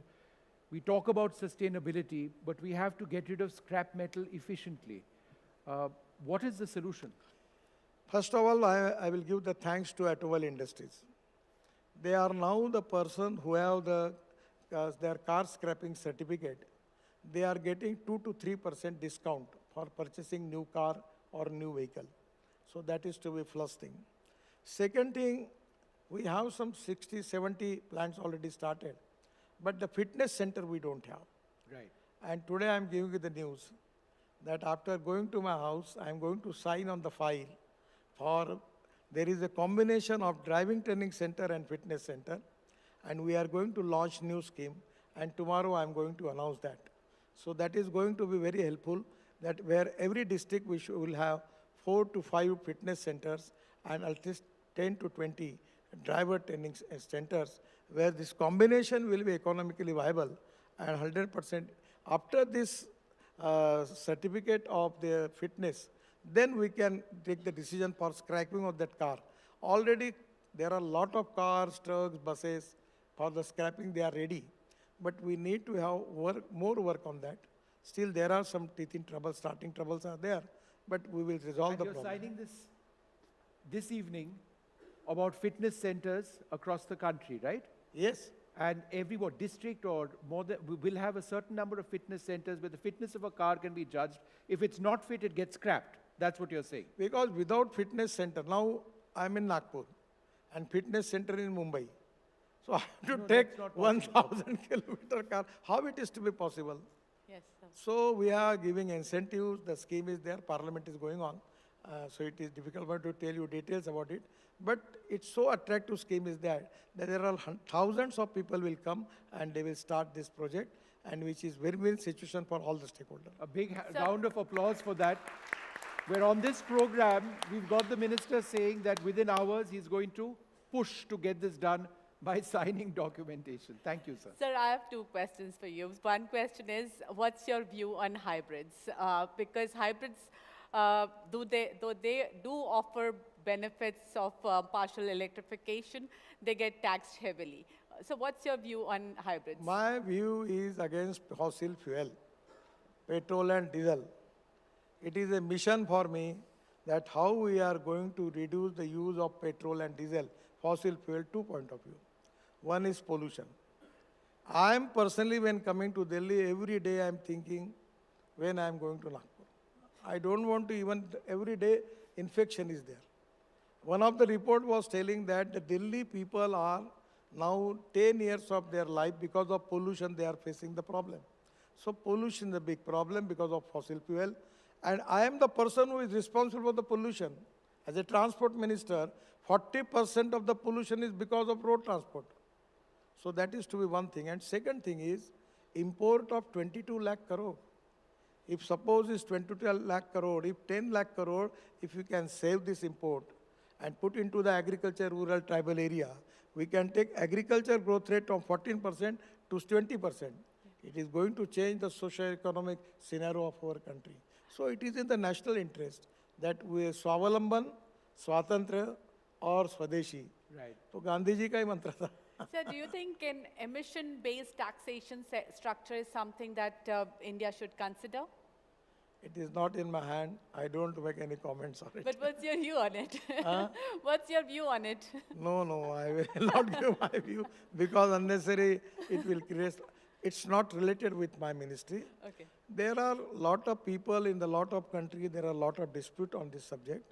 Best way is, now this is the appropriate carbon credit is there. So by which we can give the incentives. And the second thing by our policy, now global alliance is there for biofuel and alternative fuel. And it is economically viable. It is going to reduce the pollution. So this time I feel that positively, if we can make this campaign successfully implemented, it is going to resolve the problem. Now, we need development and we were to protect ecology and environment. Ethics, economy, ecology and environment, they are the three important pillars of the society. But eccentric to any side is not good. Yeah. The problem is that some of the people who are very eccentric about ecology and environment, and some of the people who are very eccentric about the development, they are not going to bother about the ecology and environment. We need to find out an equilibrium, a middle way by which we can protect the interest of the country, creating more jobs, improve the economy. At the same time, we will protect the ecology and environment. That is to be a balanced thought by which we can resolve the problem. It's wonderful. Sorry, I have one more question. So, cafe norms are one of the ways where electrification, where companies are being pushed towards electrification. Now, Cafe 3 is expected soon. When can we expect Cafe 3 norms to come in so that industry gets a clear picture and we move towards electrification faster? Already I have a meeting with the principal advisor of the Prime Minister. I have some reservation about it. So already discussion is going on. We need to have a balanced approach for everything. Now the problem is that we need to encourage electricity. We have to increase the fossil fuel, alternative fuel and biofuel. Even in the Northeast and Assam, the availability of methanol is there. Yeah.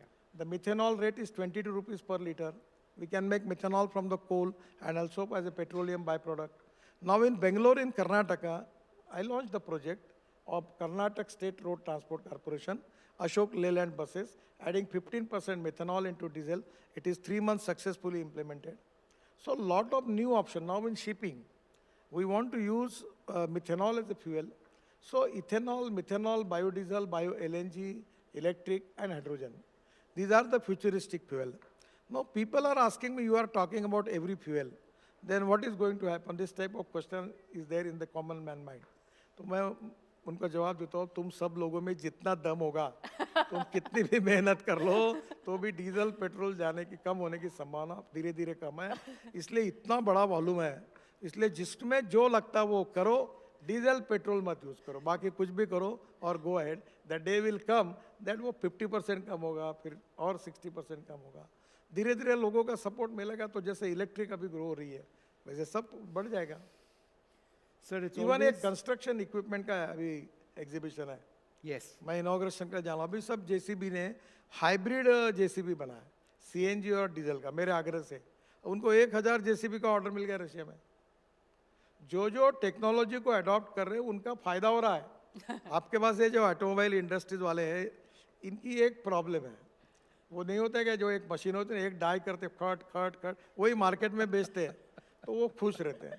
अब नई die बनाना, नया कुछ करना, तो इनके बड़े जान पर आता है. तो ये नया प्रयोग करने का डर है. पर मैं इनको इनका दोस्त के नाते ये बताता हूँ कि अगर ये चेंज करोगे और ये करोगे, तो इससे ज़्यादा फायदा कमाओगे और आपका बहुत अच्छा फायदा होगा. और जो ये नहीं करोगे उनका सेल डाउन होगा. मुझे आप नाम नहीं बताता, पर मुझे एक बहुत बड़े व्यक्ति ने कहा ऑटोमोबाइल इंडस्ट्री के, कि जब आप इलेक्ट्रिक की बात करते थे तो हमने आपको सीरियसली लिया नहीं. हमको लगा ही नहीं ये इतने जल्दी होगा. अब आपने इतने जल्दी ये सब कर लिया. अभी 50-60% इंक्रीज हो रहा है. अब वेटिंग लिस्ट हो गई उसकी इलेक्ट्रिक गाड़ियों की. तो अब हमको लग रहा है कि वी मिस द बस. जो टेक्नोलॉजी को समय के साथ बदलेंगे नहीं, वो धीरे धीरे ख़त्म हो जाएंगे. और जो नई टेक्नोलॉजी लाएंगे, नए अल्टरनेटिव फ्यूल के व्हीकल लाएंगे, वो डोमेस्टिक मार्केट में और एक्सपोर्ट मार्केट में आगे ही जाएंगे. तो समय के साथ बदलना और टेक्नोलॉजी को स्वीकार करना, ये देश के इकोनॉमी के फायदे के लिए तो है ही, पर ये ऑटोमोबाइल मैन्युफैक्चर के भी फायदे के लिए है. अगर इलेक्ट्रिक टू व्हीलर बनेगी तो उसका भी वर्ल्ड में उनको ऑर्डर एक्सपोर्ट का बहुत ज़्यादा मिलेगा. तो मेरा उनको भी कहना है कि बिल्कुल आप अल्टरनेटिव और बायोफ्यूल पर कॉन्सेंट्रेट करिए और काम करिए. Sir, it's always wonderful speaking to you. You are really a visionary, and I think the takeaway for us is matching ecological concerns, development concerns. It all has to come together in a balanced policy which looks at road safety, which looks at the well-being of our citizens, which looks at the future of our highways. Thank you so much for being with us. Thank you. We really appreciate your time.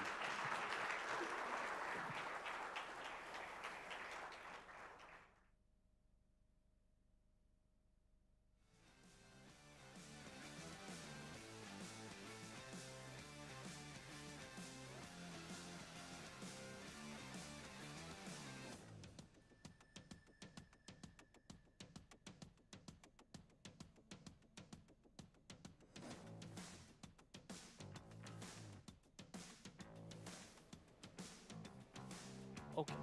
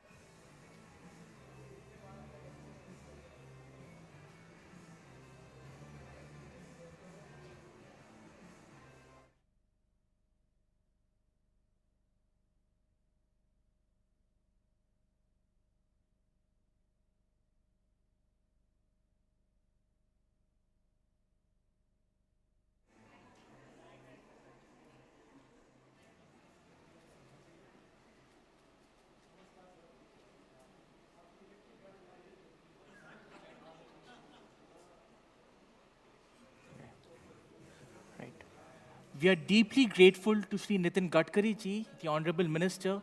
Thank you so much, sir, for delighting us with your wit and wisdom. Ladies and gentlemen, as we draw this remarkable event to a close, I would like to take a moment to reflect on the incredible journey we embarked on today. The launch of NDTV Auto is not just the unveiling of a platform, it is the beginning of a vision that connects, informs, and empowers everyone who is passionate about automobiles and innovation. a heartfelt thanks to all our guests, dignitaries, partners, and the entire NDTV team who worked tirelessly to make this launch a grand success. I'll take a moment to thank our sponsors. The NDTV Auto Conclave was presented by True Alt Bioenergy, our special partner JK Tyre, and our associate sponsors Skoda, Lectrix, and Motorola. Let us continue to drive forward, not just with speed, but purpose towards a brighter, more sustainable automotive future. Thank you all for being a part of this journey. May I request all of you to join us for dinner in the adjacent room. Thank you, and have a good night.